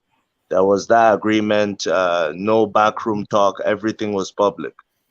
But it's a different ballgame now. So I don't think the APC would just zone it to the South, but they may. I still don't think it will go to Tinubu if they do. And what we would may be see the fallout? What would be the fallout if it doesn't? Or would there be a fallout if it doesn't? What would be the consequences? Or would there be? There may be consequences depending on how desperate Tinubu is. We may see Tinubu aligning with Atiku. That's it. Doesn't get dedicated You're breaking off somewhat. So yeah, is it better now? It is now, yes. Yes, carry on.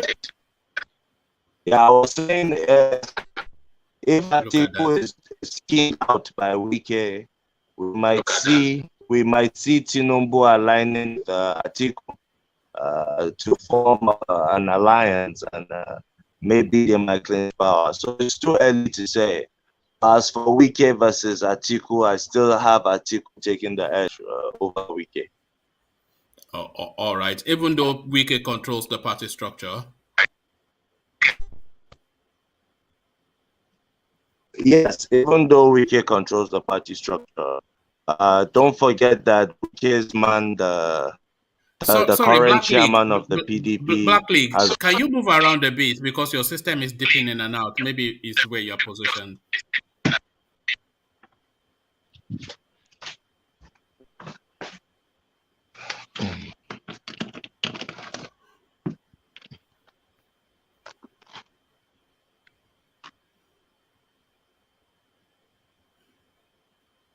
All right, try now. Any better now? Yeah, much better. Carry on. So I think I was speaking to Wike having control of the party. Yes. Yes. The current PDP chairman is loyal to Atiku to some extent, because I remember in 2003, he was one of the people who supported Atiku to contest against Obasanjo.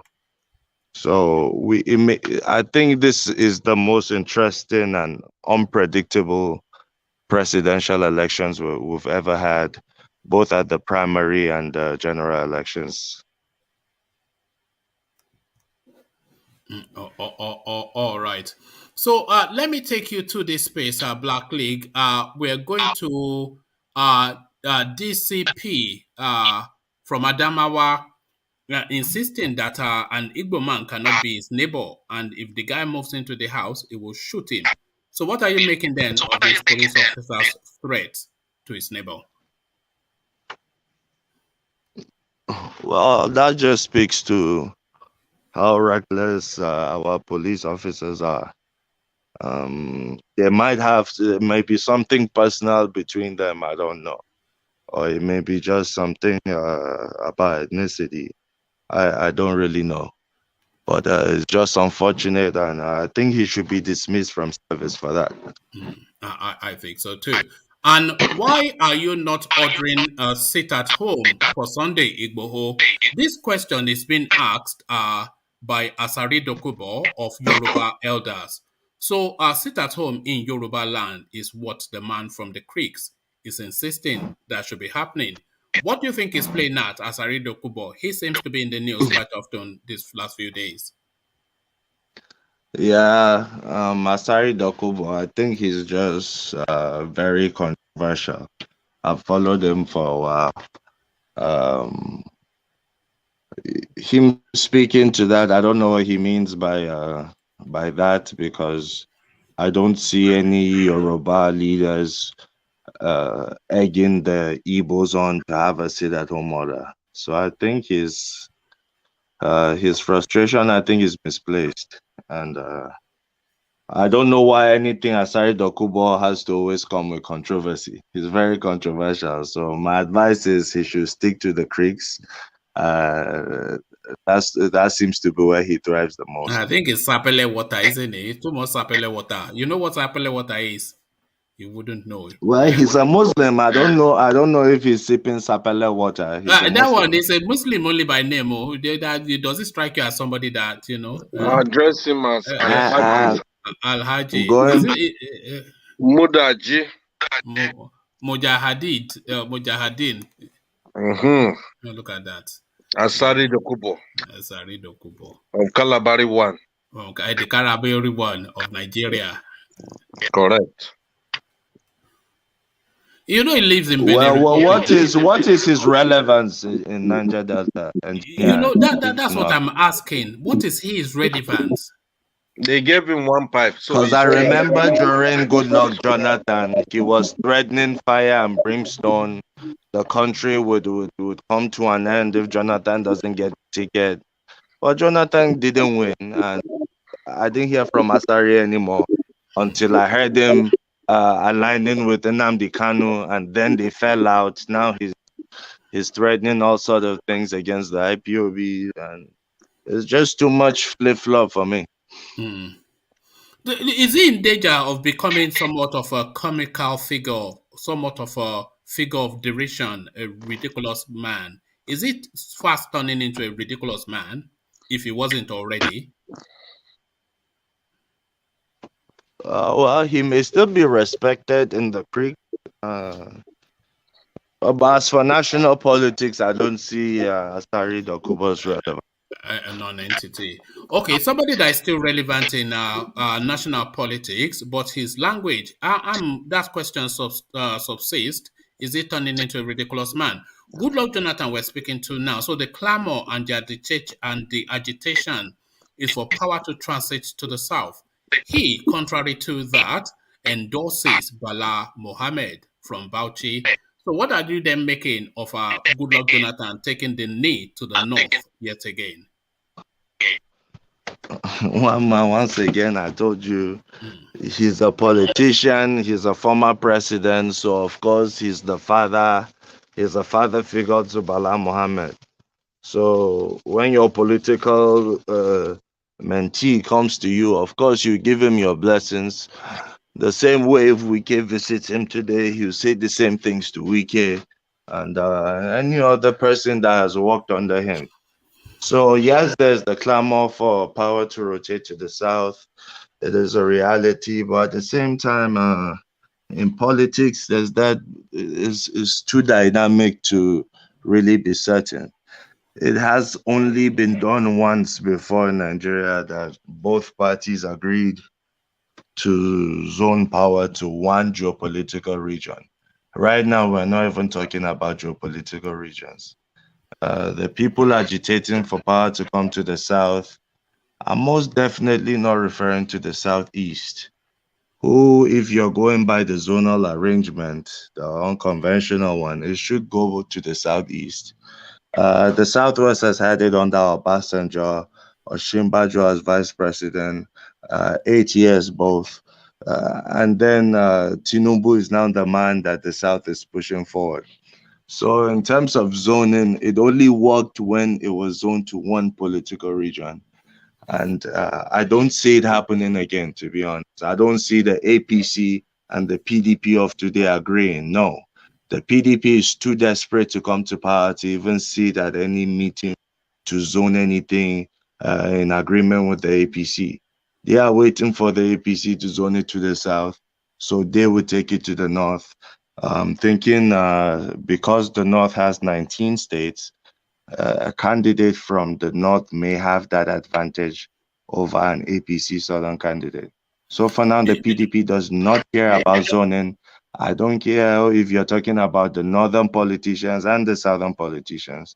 They are all in one accord in the PDP, saying we would put our best foot forward to win elections. Forget about zoning, forget about religion. Blackley, do you think if power doesn't transit to the south, there'll be a spike in ethnic nationalism, even more so than because what we've just been seeing? Do you think there'll be a spike in ethnic nationalism if power goes to the north? If it goes back, if it stays in the north. I don't see any spike that would happen. I don't anticipate any. A matter of fact, I see the reverse happening. I see Nigerians coming together more. If the right northerner gets to power, all this clamor of division is all recent under the current administration. That you see all this agitation coming to the forefront of national discourse. If you have another like a who is able to understand the complexity and the diversity in the country, dipping out again. Leadership. Yeah. All this American network. Yeah, no, it's that cheap China phone. He pretends like he's a big boy, but he's going to buy cheap China phone. Look at this guy. All this American internet. Engineer, do we have to do a go for? Let's do a. Do we have to do a GoFundMe for you? Shall we do a GoFundMe for you? I'll gladly accept. I'll gladly accept. Go for me. Nothing is too small. But what were we saying before you were saying, one man, your system is Chinese too, so relax. No, mine is German. Yes. No, mine is Chinese. Check it well. Check it well. It's Chinese. Take your time. You see made in China. All right. So no, we were talking about the repercussions of power retaining in the north, especially with the south so demanding. Nothing go happen. Nothing go happen if power goes to the right northerner who understands the complexity and the diversity among the ethnicities in Nigeria. This whole clamor of the South must retain power is due to Buhari appointing his family members and northerners in charge of strategic positions. Once a northerner comes and does the reverse, trust me, the southerners will be in full support.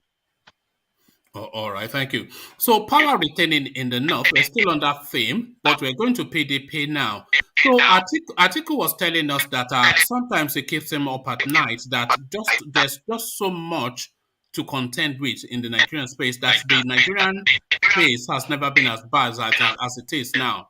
He's saying this keeps him awake so much that he is thinking, is this something that I really want? But in that same speech, he's telling us that the Constitution says nothing about zoning power. So is it time for this guy to just come out and just tell us that he is running, so that then we can put him in the permutation and put him under the microscope, the stethoscope? So is it time for Atiku now to just put up or shut up?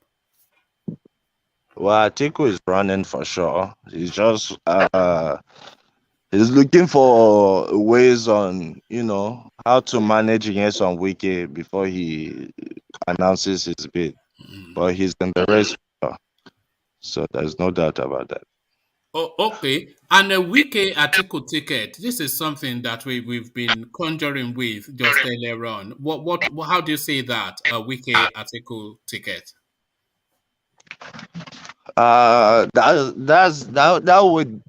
That may be sufficient to win elections. Let's not deceive ourselves. The elections is all about rigging in Nigeria. So they both have shown capacity to do that.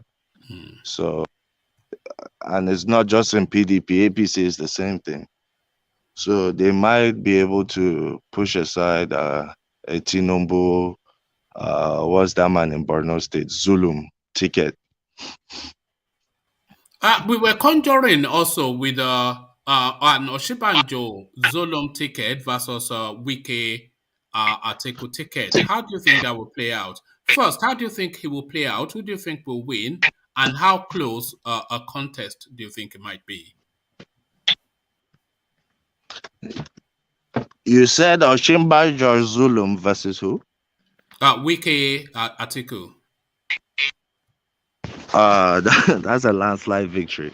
All things being equal, that's a landslide victory for Atiku and Wike. Oshibanjo on any ticket cannot win any election right now. He just doesn't have that political reach and capacity to win presidential elections. Do you think even he's as vice president? Yeah, he's not popular. No, he's not. His popularity lies. His popularity solely lies within Tinubu's camp. So as long as he's no longer loyal to that political family, I don't see his political relevance going anywhere. All right. Thank you, Black League. So, Black League, for reasons of time, let me progress the conversation and go on to Ovie. So, Ovie, to that space that Black League just spoke to, Wike contending with Atiku for the PDP ticket. So, a lot of people fancy these chances earlier on. I wasn't one of them, but nevertheless, is a potent force within the Nigerian political space. So you cannot sweep him just aside. But we can now indicating towards that first seat. What do you think his chances are versus Atiku 1? And if he does get that ticket, how do you think he will perform within the Nigerian space? What is his popularity within the Nigerian space, Ovie? Please allow me to say something for 1 minute regarding the space we are into. I remember the very first time I came to this platform is at the heat of this Biafran Buhari and what is it called? Yoruba people running up and down.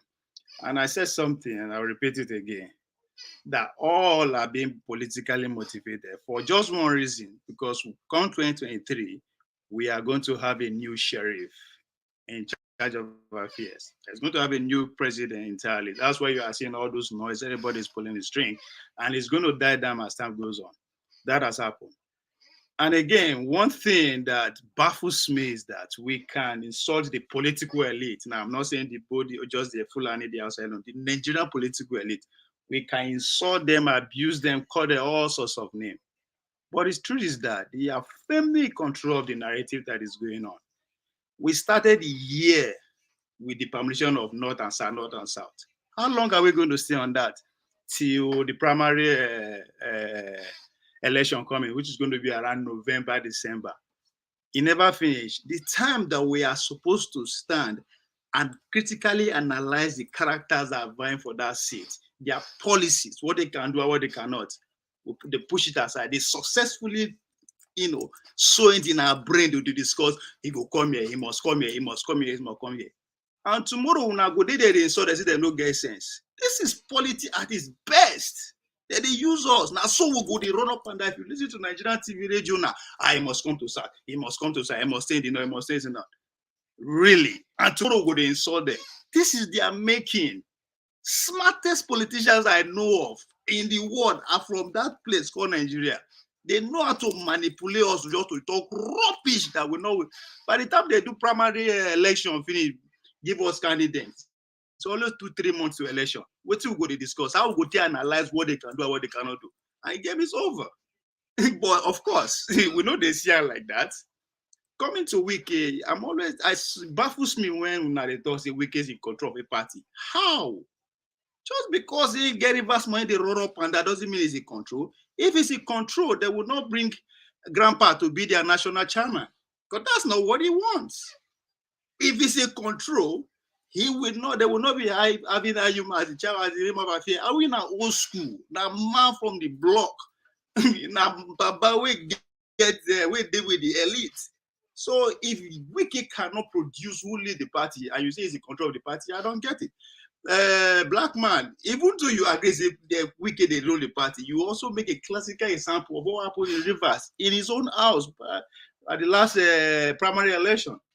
In his own house, he don't even know how the thing happens. When you know see delegates, where everybody just go with the Atiku and the rest. So I don't see why would they go say Atiku, what's his name? Wike no go figure the ticket one. For all I care, maybe it's just screaming to be on a ticket with somebody else, if that is even going to happen at all. So for me, as far as I'm concerned, it's just a matter of time. Because go start to the beg, may they forgive and wait till happen. And again, a man who does not have respect for the royal fathers, and you think say he won't day for ticket for Nigeria election and he go win. I don't see how that happen. Because we always put those people aside. They get power. So I don't see it happening. He might be clamoring to be on the ticket, but him being okay. Let's imagine by some quirk of faith, it does get that ticket.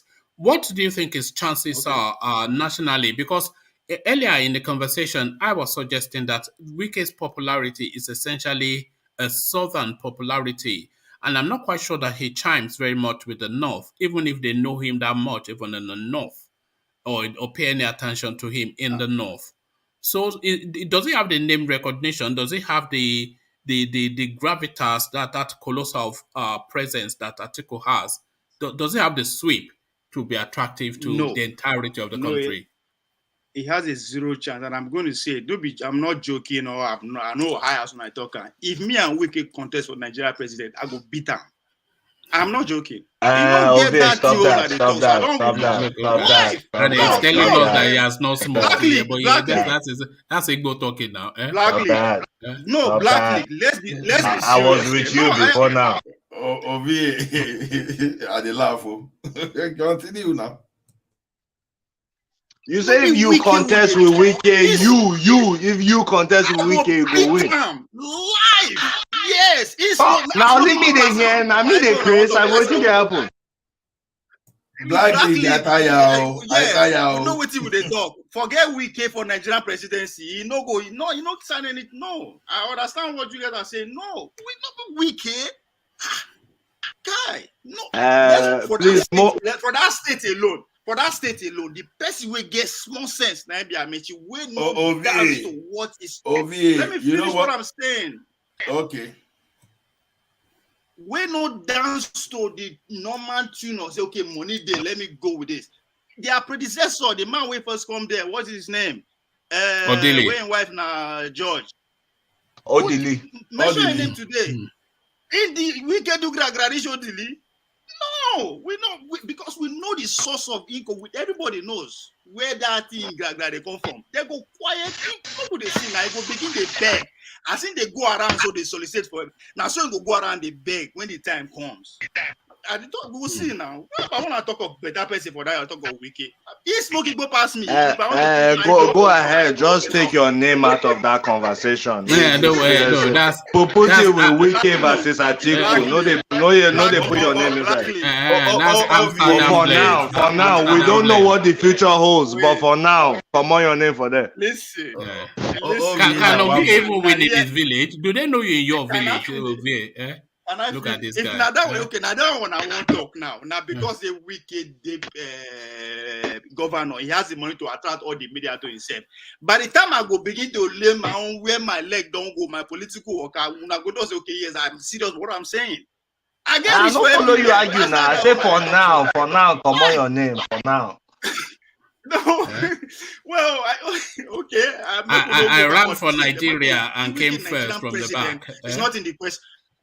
No, Nigeria, in terms of Nigerian presidency, when we know they call Wike, Tinubu, and in Peking, vice president, I put them for the same camp. They are not going anywhere.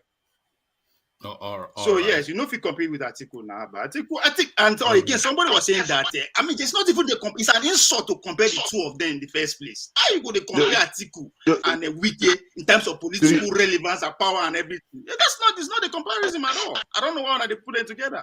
Do you think Osinbajo is a ghost worker? Ghost worker say better pass him. He better pass him. Atiku what they talk. It was a governor elect.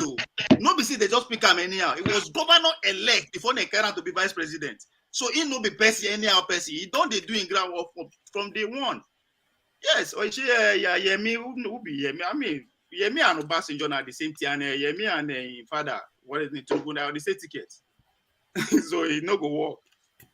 I don't think you can dismiss Tinubu so yes, out of hand. They talk as national. Do you think that speaks to Tinubu's mastery of politics to be pushing, people to say Osinbajo is in the race and all that, because we all know that Osinbajo will always be loyal to him. So what's this whole new talk of Osinbajo being the presidential candidate?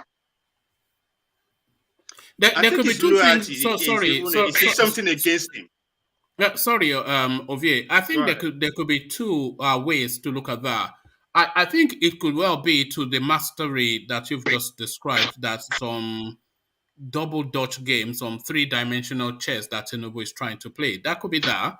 But it could actually also be Buhari himself that is propelling Yemi Osinbajo to say, you go for it, I will back you. He may not necessarily back him, but he may be using him to break Tinubu's hold, to dilute it, in order to then have a third phase come through. Yeah, well, I think if any crime, anything that you can hold Tinubu against that would disqualify him not to be a president, you can as well say it's the same thing with Osinbajo, because now in Peking from day one, if you're talking about now stealing atrocity that Tinubu do, he's there, sit by seat to him to take all the decisions. So, and I think the people that actually controls the power in that country knows this. Electing what's his name, Osinbajo as president, as good as electing Tinubu as president. If you say Tinubu is not good for a president, now you won't carry a Peking. You understand? So those who won't deny Tinubu the presidency, now the same thing. You cannot take Tinubu, you cannot take what's his name, Osinbajo away from Tinubu. No, we know him today. I think you can. I think Osinbajo is sufficient enough of a presence with sufficient enough longevity for him to stand as an entity on his own. Yes, it still comes under Tinubu's bracket, but I think he can stand on his own. Yeah. Let's be sincere here, one man. You na Lagosian. You don't take for this part of the world more than all of us. Do you know Yemi Osinbajo before then bring out to be very president? Well, I did not, but I do now. So it's okay, but you do. I did not know Musa Yar'Adua. I did not know Musa Yar'Adua either. Did you know Musa Yar'Adua before he became president? No, but The name alone, that name alone speaks But there you volume. are. Yaradua, it speaks volume. So that's what I'm saying. Who be at the vice president Yemi? He was a pastor and for that small church for Banana Island. That's what people know, and very few people know about that region. So when people they bring a name come up, I don't know. I don't understand where they see Nigeria. Another name we can throw in the mix is Goodluck Jonathan. Who knows the Goodluck Jonathan now, before he became president? If it was a vice president, deputy governor elect. What he has served as a deputy governor, become a governor. No. Yemi Osinbajo has been around for another thing again. It was the commissioner of justice in Lagos. It was the deputy governor to Alamisia now. No, you're talking about, you're saying who is Osinbajo? Becomes the governor.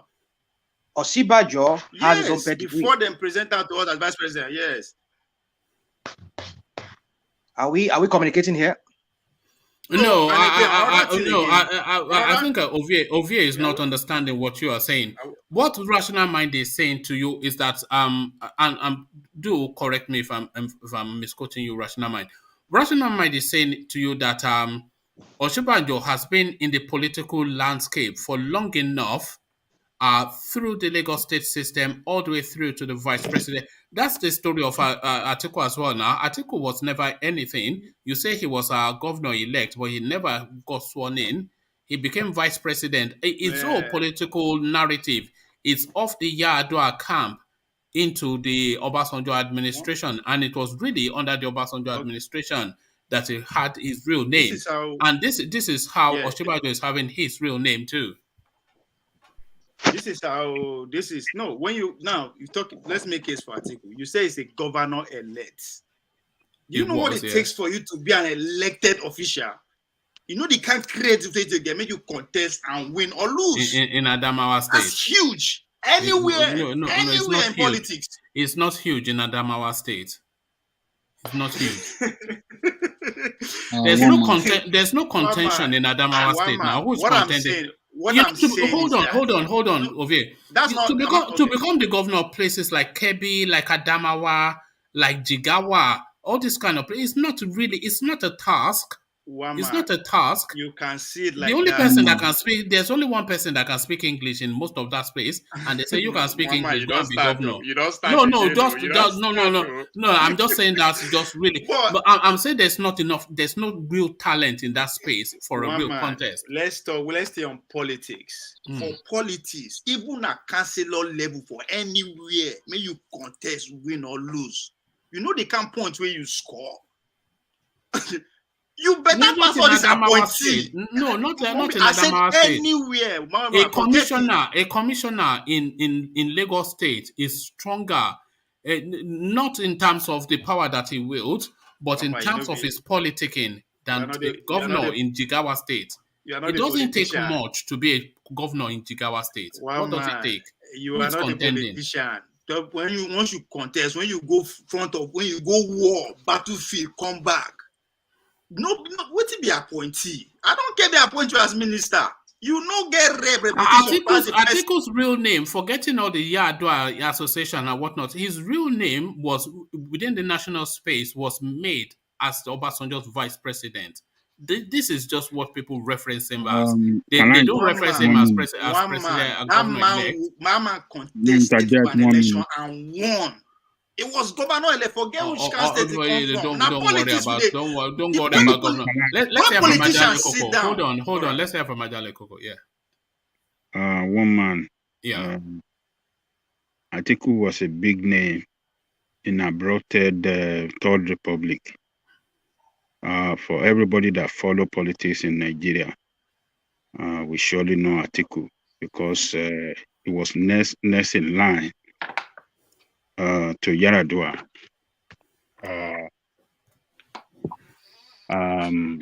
People's Front before they formed SDP. And Yar'Adua group was the strongest group in SDP across the country. And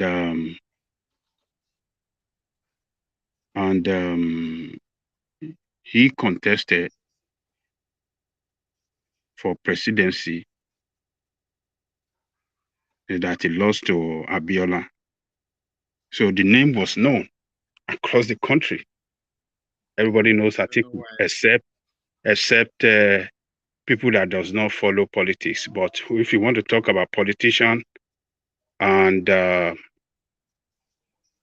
people that are practically in politics in Nigeria, everybody knows Atiku. And the media, press, all of them, they know that it's a name to reckon with in abrupted Third Republic. And when Yar'Adua died in detention, he assumed the leadership of that group that formed PDP with other groups. And his leadership role and being the leader of the strongest group in PDP,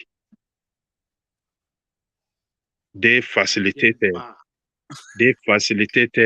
that how do I call it, that nomination of Obasanjo as president. Obasanjo actually came out from their group within the PDP because we have a Kweme group too. Alias Kweme. Falaye was not even in that party, he's in a different party. So a Kweme group and some other group. So Obasanjo have to join that Yar'Adua group. And based on their structure, he was able to contest the primary and won the primary as the nominee of the party. So Atiku Abubakar is a very strong person when you are talking of politics. So he facilitated, and this group, they facilitated that Obasanjo's nomination, and that is why he was rewarded that vice presidency. And like Ovie was saying, he contested the governorship because they didn't know who Obasanjo going to appoint as vice president. He contested the governorship of the state. He was elected, waiting for inauguration. Then Obasanjo picked him as his vice president. So Atiku has built, he was even the leader because in the PDP then, I mean the SDP, he was the leader to Tinubu because Tinubu was in Yar'Adua group too. Tinubu was in Sarumi's group in Lagos. And he was leader to Tinubu. So he has been coming a long way, one man. It's not, Wike is not much. It's Atiku is of the same, or let me say, let me just say of the same category when you are talking of people, the leadership in politics with Wike's godfather in politics, Peter Odili. So Wike is a baby to Atiku, completely. So just to chip in that point. All right, thank you, Ajale Koko. So round off your point. Again, another thing you have to look at, the forces that are bringing this individual matters. That's why when somebody was pointing to, oh, Goodluck, who be Goodluck? No, it's not about who be Goodluck. Who are those people that actually wanted Goodluck? now that force you go look at. No be Obasanjo just walk out go pass as a Goodluck. No, there are men behind him. The men where they control vast majority of the country were behind him. That's why it was easy for everybody to accept him. And on that regard, so Wike, I don't know. It's everybody's talking about him now, which is good for him. But I see how it's going to end up. But being the number one citizen of the country, it's far from it. All right, thank you. And very briefly, Ovie, Goodluck Jonathan's endorsement of Bala Mohammed, which goes against the grain of that power shift to the south. Yeah, I will make it brief. Well, I still don't know or believe that he will contest again. That's Goodluck. But if he will, that will be his vice president. And that man they will pick. That's what I see there. It's going to be the other way around. If he is going to contest, but I don't see him contesting. But again, politics, 24 hours now, like 20 years. So never know. But if it happened that Goodluck will contest, I'm sure he's going for that man as deputy vice president. That's all right. Mohammed. All right. But what are the chances of Bala Mohammed actually getting that ticket? In PDP?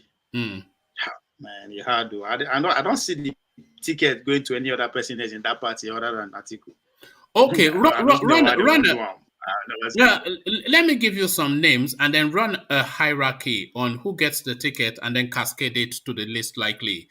So the names are Wike, Saraki, Tambuwal, Atiku, Bala Mohammed. So out of that 5, Wike, Saraki, Tambuwal, Atiku, and Bala Mohammed. So run a hierarchy of the most and then the least. I would say you come out some powerful name, but I'll go like that. Atiku, which names have I left out? Yeah. The conqueror of this world. Okay, I add him then and do a list of 6. Do a list of 6. Yeah. So I will put Atiku first. Then between Tambawa and Conqueror will be sharing the same place. So either one will fall into third position. Then you said Saraki and Wike, right? Those are the 2 people. Yes, I go like that. Wike the least. Yeah, Saraki up there with the 3rd or 4th place. All right. All right. Thank you, Ovie. So for reasons of time, let me go. And again, for once, I agree with you on that. We are always, on the opposite side when it comes to use space. But you make a very powerful point and argument today that one, they are out of the equation. They're out unless you belong to APC youth who might have future life. Not now. The Nigerian youth space is out. It's gone. I'm money now. Highest bidder and they follow. And 2, you make a very good point that there are more opportunities. I don't know why people they try to argue with you. Yes, everybody knows that. It's just. I am opportune to travel with Team Nigeria to various countries, and the echo where they come from, the people where they come see us, is always within that level. You mention Nollywood, and people they say at a point Nollywood carry Nigeria matter for it in a good level. Nobody say bad thing now. For once, everybody talking about good thing about Nigeria. They refer to your label, and they are all full of young people, and that place thrive because the PDP administration give young people open that space for them. So, Ovie, do you know the next wave that is coming through in that space? So Adale Koko brought a video to us just to alarm at some people that were being chased out of their small to medium sized enterprises in Yaba. And this was a government-owned business park, business complex. So they're giving these people notice time after time. They were trying to delay it in court. So fed up, they just sent the bulldozers to go and bulldoze it. So they bulldoze that space. But why are they doing that? They want to build a technology high-tech park in that Yaba. So the Yaba then to have like a Silicon Valley narrative. And once they complete that, it's just you would see what Nigeria is going to be pumping out to the world. You will be. I mean, you will not be alarmed because we know our capacity. So yes, even Blackley trying to stay on the fence on that. Make an answer. Blackley, the youth leader of APC and PDP, is a 25 years old boy. Literally 25 years old boy. So even in politics, they get more opportunities now. The truth is that no, you have to see his upbringing and where he's from. He's from the Northwest. It's what? You have to look at where he's from and the upbringing and the orientation around there. Like in the North, they don't point you out. You know, I don't want to go, but but again, if you look at the idea say Buhari, no, Buhari to me not challenge us, man. That last statement, the lazy is valid. I'm not gonna lie, it's a challenge. That is a fact. We are lazy collectively. So, but in order to not to go broader and further, I tend to agree with you, one man, on that context. That there are more opportunities now than ever before we did in Nigerian. Among the Nigerian people, just that, but not as much as it should be. Not as much as it should be. But That's why. but more than it Yes, ever was. but one man argument was Yes, more before. than One it man ever argument was was, but before. not Before as the much youth, as the it youth. could be. Yeah, that was. Of And course, there's also, always more room than ever before, I mean, if you listen to the president today, I don't agree fully because, you know, when we say that's why I before, say we you're on have the to fence. That's understand why I what say time. There was a time, I don't know if Ajanle Koko is still here. I don't know how much school fees he paid in university back in the Awolowo days or his uncle. Or, that generation and above, they had it good. My How own... many people were going to school then? What was the population, talking student about population then? school. How many universities were there? Well, the population then was about 50 million, less than 100 million. Yeah, and what was the student population? How many universities were there compared to now? Yeah, but now we are supposed to be more advanced now. We have we our are. population has grown. We're still operating with the same budget Shehu Shagari used in the No, we are not. 1980s. No, we are not. Yes, So we why are you are. saying Go and this? check how much Shehu Shagari's budget was in 1980s, before 1983. You're going to see 25 billion US dollars. Today is the same amount Buhari is passing. Black League. The fact is, these people now, they have more opportunity than we used to have before. It's a fact. I can give you facts. So there are ladies, for example, there's one lady that learned carpentry online and he grew the business. There's this another guy too. He learned mechanic. He learned how to do mechanic. I know the name, Taiwo Abiri. He said in 2015 alone that he made over 25 million naira from being a mechanic. He learned all those things on YouTube. So the same YouTube that some youth is using to do Yahoo is the same one that some people are using to develop themselves. They become entrepreneur. In those days, before internet, before you will even learn all those stuff, where you won't get those resources. But these people, they have access to resources. It depends on how you are applying it. So giving excuses that government, they have their own roles to pay, but we cannot say they don't have access to opportunities. But now, do you think the Nigerian youth feel too big, like to become a mechanic and do all that? I don't think the Nigerian youth are trying to become farmers, mechanics, and all that. No, they are. Hold on, Ola, because we're now under pressure of time. And let you me too, make a point. Hold on, Ove. They are. The Nigerian youth is available for every industry, mechanic, farmer, whatever. But they are not applying to the police service when there's a clear vacancy. That was reported. No, because they are looking to, they want dynamism. So you see what is happening is they are rebranding all these traditional industries to smarten it up to make it sound sexy, so that they can then go into it. Young girls are going into farming now, and they'll go in there in the welly boots and tight-fitting jeans and do their snap and put it on Instagram. So this is what is going on. They're just rebranding all these traditional industries to sexy it Well, I up see so what that you they can mean. go I into see what it. you mean. Because there's a girl, I'm even older than her. Hold on. I'm older than her. She has a farm in Jos Plateau State. She farms strawberries. Yes. I've never heard of people farming strawberries in Nigeria. But she has a farm there. She farms strawberries, and she moved from the UK back to Nigeria just for that. There you are. So now and when you see her on Instagram and she's done all the photos and everything, you will want to go and farm strawberries too. So, Ovie, round of your thoughts, and then I must push on. On that educational space that Black League open up, that how much be school fees during their days? Today, school are free, and you don't have to leave your village to get free lecture from Harvard. And Nigerian youths are doing it. So we are not left behind. So if you want to compare the time and age, factor into all this too. Now, waiting they happen today with that. And Nigerian youth taking advantage of that space. Yeah, just like one man make a point. People they Port Harcourt, River, everywhere, they make YouTube and making millions. They did it, they farm. They're even teaching. I know people in the village, they teach people who are abroad. So there are more opportunity, man. We are taking advantage of it now than ever before.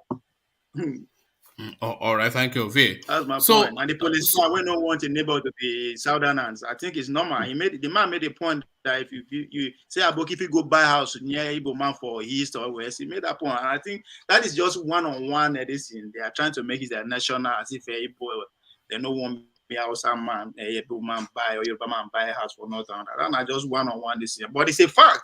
Can I call Aboki man we no speak English as when I put if you go buy a house near an enlightened person for the East, call East? The question is no. You can argue with that. The but man in the fact. East will not threaten to kill him. The man in the East will not say he's going to shoot him down. You see it. All right, thank you, Ovie. I mean, Ovie, let me go on to Nigeria rational will be, mind. yeah. All right, thank you. So, Ovie, let me go to rational mind. Rational mind, let me put you that Bala Mohammed, Goodluck Jonathan space. Just a quick sounding from you on that, and then I'll start to round up. All right. I think I watched the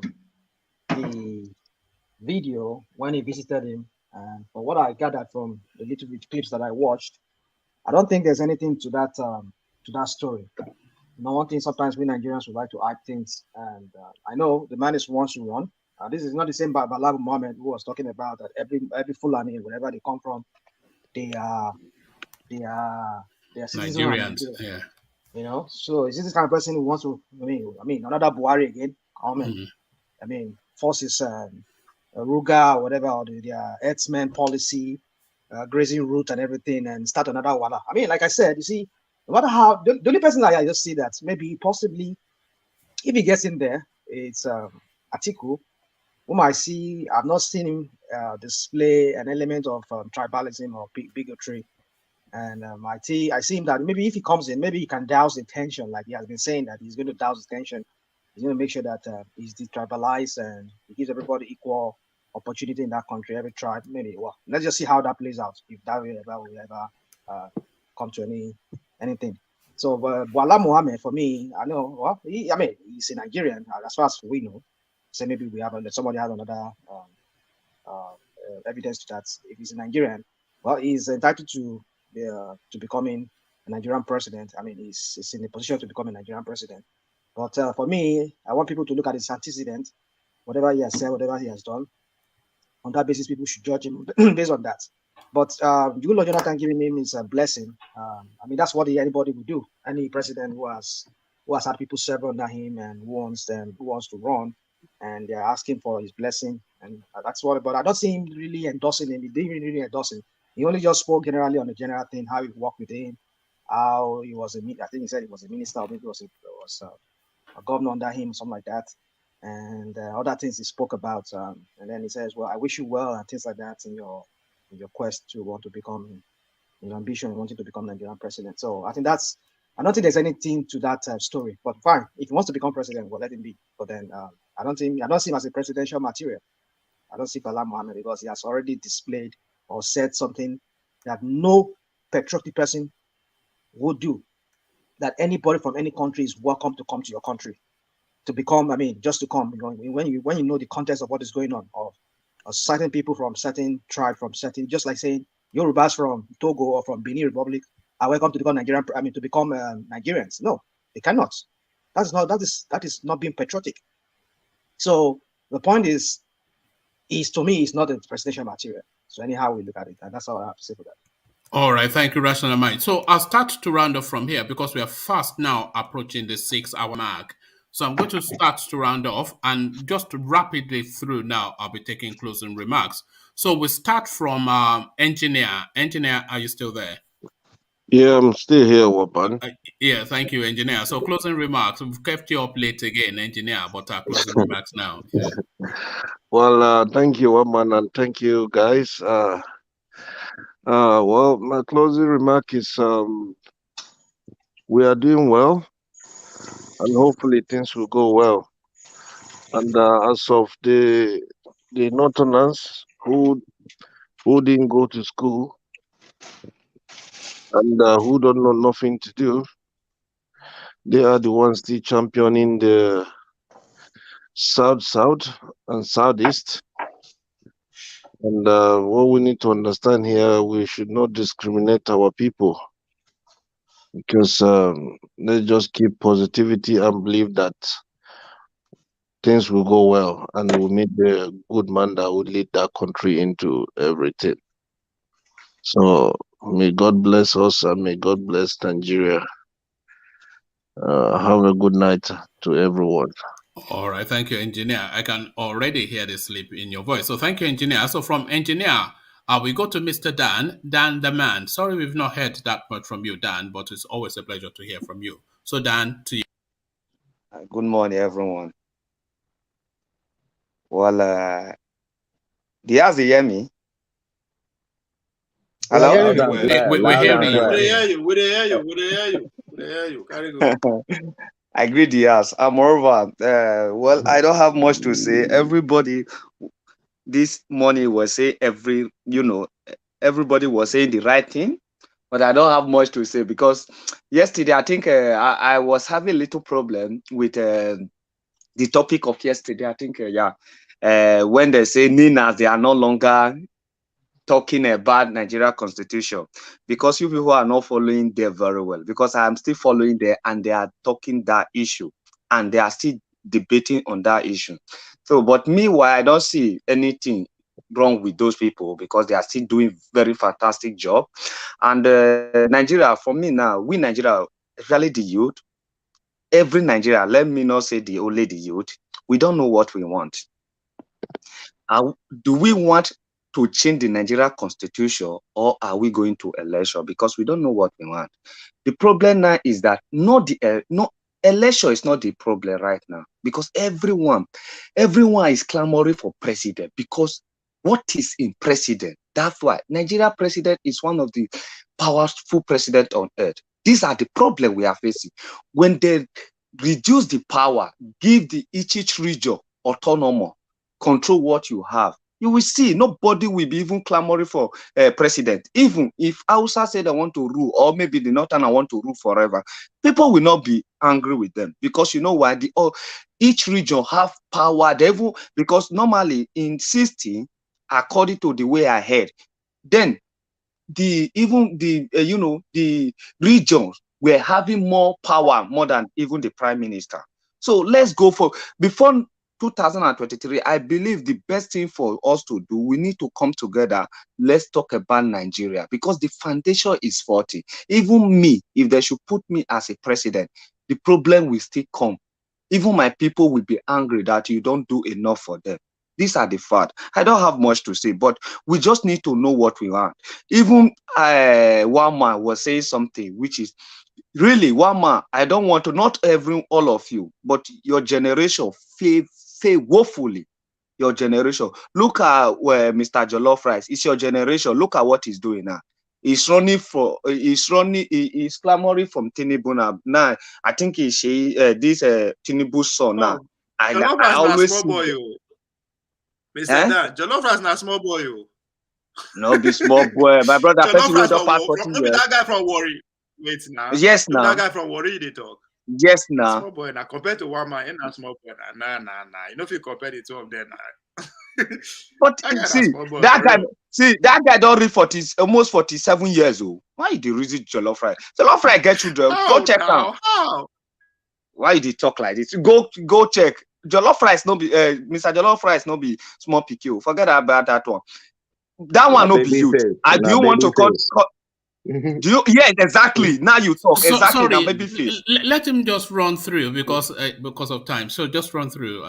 You understand? Really, those your generation, woefully they fail us.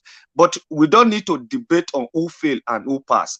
Let's know what we want. Let's go for it. This is what I want to say. Let me not chop the space too much. No be saying Jollof Rice will run for AAC. All right. Thank you, Dan. So thank you, Dan. So sorry, we are coming up to 6 hours. So Rational Mind, your turn. So just closing remarks. All right. Yes. I think one of your topics you spoke to. I mean, you had on your thumbnail this month and this for today. It says that Buhari is going to be the one to determine the APC ticket. Well, to some extent, I believe that is going to be the one, because we've seen in the Nigerian political context ever since 1999, we see that the incumbents oftentimes they determine who will succeed them. We see that in the case of Obasanjo, when he brought in what's it called?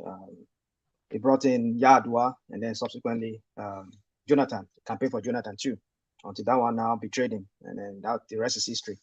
So we see that play out too when it comes to the APC. Anytime, already he said, I have my own preferred candidate, but he's not going to say anything. But all of us been left kind of like trying to wonder, just imagining who that person is.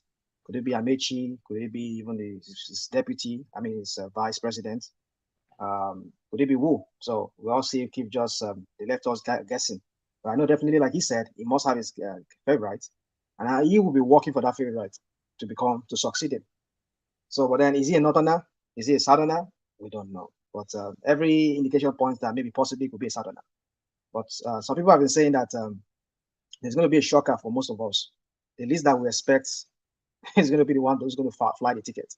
So, and I see that if that be the case, that if Tinubu's camp, which is the AC camp, if they are denied any tickets, even himself is denied, or any of his boys, whom we can support, if it comes to us that they say, okay, you can't contest because you have baggages and things like that, we'll give it to one of your boys. Okay, if they do allow any of Tinubu boys from the south, maybe from southwest or maybe possibly southeast, to clinch that ticket, maybe Tinubu might be inclined to want to support and not break that party or implode that party. But I see that if they do something contrary to that, which I think, going by his antecedent, what we know this man for is bigotry and his tribalistic and nepotistic ways, it's very likely that he might give it to a northerner, somebody who is not even southerner. So, and that be the case, well, like I've been saying, one man, and to everybody who's listening, I see Nigeria after 2023. I see it's very high for me to predict that Nigeria will remain one after that. That's all I have to say, and I want to say good night to everybody, and see you in the next episode. All right, thank you, Rational Mind. So, Ovie, just as to the point and succinctly as Rational Mind, your words. Well, let me just drop a fact here. I mean, I think three things constitute a nation or make a country: land, population, and power. These three things they are not control. So you can say they are illiterate, they are foolish, they don't know what they are doing. You have them to contest with. They have the land on their side, they have the population, and the power in their hands. So on that, have a good night rest. All right, thank you, Ovie. So from Ovie, we go to Solly. Solly, are you still there, Solly? Because it's not like you to be quiet. Solly. Yes, I thought we'd lost Solly. He's gone to smoke that Amsterdam blend. So Amsterdam blend has knocked Solly out. So a man that doesn't smoke any blend, Ola, your words. Just a short. Yes. Yeah, when we tell you that this forum is loaded, one of it is what you must have seen today. So, and as you've heard, maybe some people, they are ignorant of this, and little things like this travels far away to where some people. See, apart from the political environment that is not favorable, there are alternative opportunities in Nigeria more than ever before. And that is what we've been able to analyze today. Why some people buy their data to watch Big Brother Nigeria, to share, to do this thing. Some people buy their data to learn a lot of skills. They use that to find freelance job across the world. They use that to do a lot of things. So those are the kind of the little information you get when you come to this type of forum. And today, while you are preparing for 2013, you are hoping that the government that will come, 2023, you hope that the government that will come is going to do something positive. Yeah, alternatively, while waiting for that 2023, that you don't even know what the politician will do, seize opportunity to go through different alternatives. People learn skill on how to repair phone, people learn about carpentry, mechanic, and so many things, website, everything free on site, online, that you can get online to better your life. And you even go to the market and some people are learning how to trade, a lot of things. So why some people that have criminal mind, they use their own for yahoo. So the opportunities are there. And this is one of the reasons you need to thump up, help some people to get online and know about this particular forum so that people can come. And those people that have better political knowledge and can even offer solutions that politicians can steal and use to better the country, they can come around and get such type of information. So I will drop on that note. Then I want to thank everyone. Please don't be stingy with your thumb up. Do thumb up. It doesn't cost you anything. It's actually going to help a lot of people to come online. Thank you, everyone. See you later.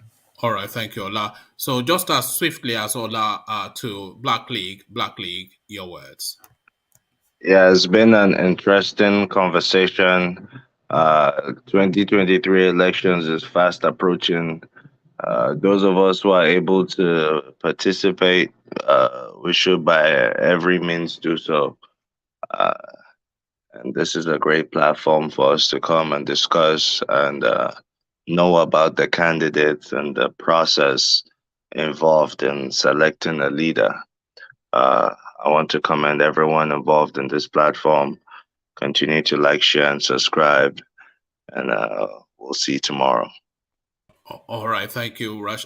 Thank you, Black League. So that was Black League. You know him, you know the voice. You don't know the face yet, but you know the voice. Imagine if you were walking down the road, Black League, and you were talking. People will tap you on the shoulder, they say that I know your voice, even if they don't know your face. So that's Black League. So from Black League now to the mighty Ajanle Koko. So Ajanle Koko condensed it to a very, very short summary for us and see if we can cap it under that 6-hour mark still. Ajanle Koko, ladies and gentlemen.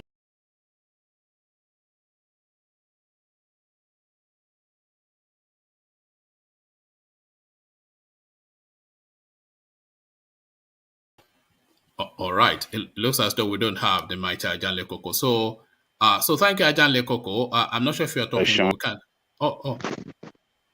Are you there? Yeah.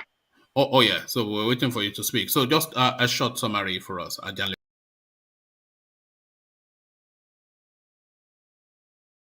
That came on the platform this evening. You all contributed meaningfully, and I would like to speak to the earlier discussion about opportunity in Nigeria. Gentlemen, don't let us deceive ourselves. It's very, very difficult for our youth in Nigeria. The opportunity is not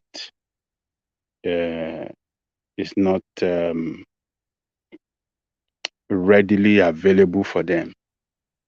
Unlike back in the days, you can start work that same day that you finish your WAEC examination, and you can start work the same day that you finish your university first degree and attain a very good position. You'll be given a car with your driver and a good residential place for you and your family.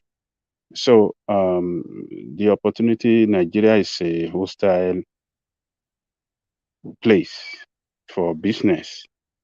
And when you don't have a business-friendly country, you don't create opportunity, because when there's no job, when the opportunity for job are not there, when your economy does not create job as expected, you cannot generate wealth because you don't create job. The economy does not create job. So that is the problem we have in Nigeria today. The problem of cultism, the problem of Yahoo boys, the problem of all these problems we have that are ravaging our society with our youth involvement in them, because there's no job opportunity for them. So opportunity is lacking for the youth in Nigeria. And until when Nigeria state invest heavily on education. When you invest on education, you invest in your country now and you invest in the future. So the country does not invest on education, you will not create opportunity for the growing youth. And when there's no opportunity for the growing youth, what are you going to see? You will see criminality. You will get criminality, in return for that. So, and when you have criminality, high rate of crime, then you will have insecure country. And when you have insecure country, it will affect businesses and affect everything. It's just unfortunate. Woman, I want to thank you for this platform. I thank everybody listening to us around the world. Those of you chatting behind the scene, I thank you. You're always there from the beginning to the end. And if you have not subscribed and you are listening to us, please do. Press the like button, share, and subscribe, and hit the notification button so that anytime One Man Went to Mo is going on live, you can get notified. Thank you, One Man. I really appreciate your bringing us together every day. Tomorrow, by the grace of God, we will continue the struggle. It's a struggle, One Man. Thank you. All right, thank you, Ajale Koko. Always a delight. So the voice that always rounds off the session just appears just in time to round off the session. So not much more to add on to Ajale Koko's words. So I'll leave it there, carry the conversation on. Well, I think to have I don't know, maybe it's all these funny things I eat. I'll leave it there, carry the conversation on within the comment section, but here I say peace.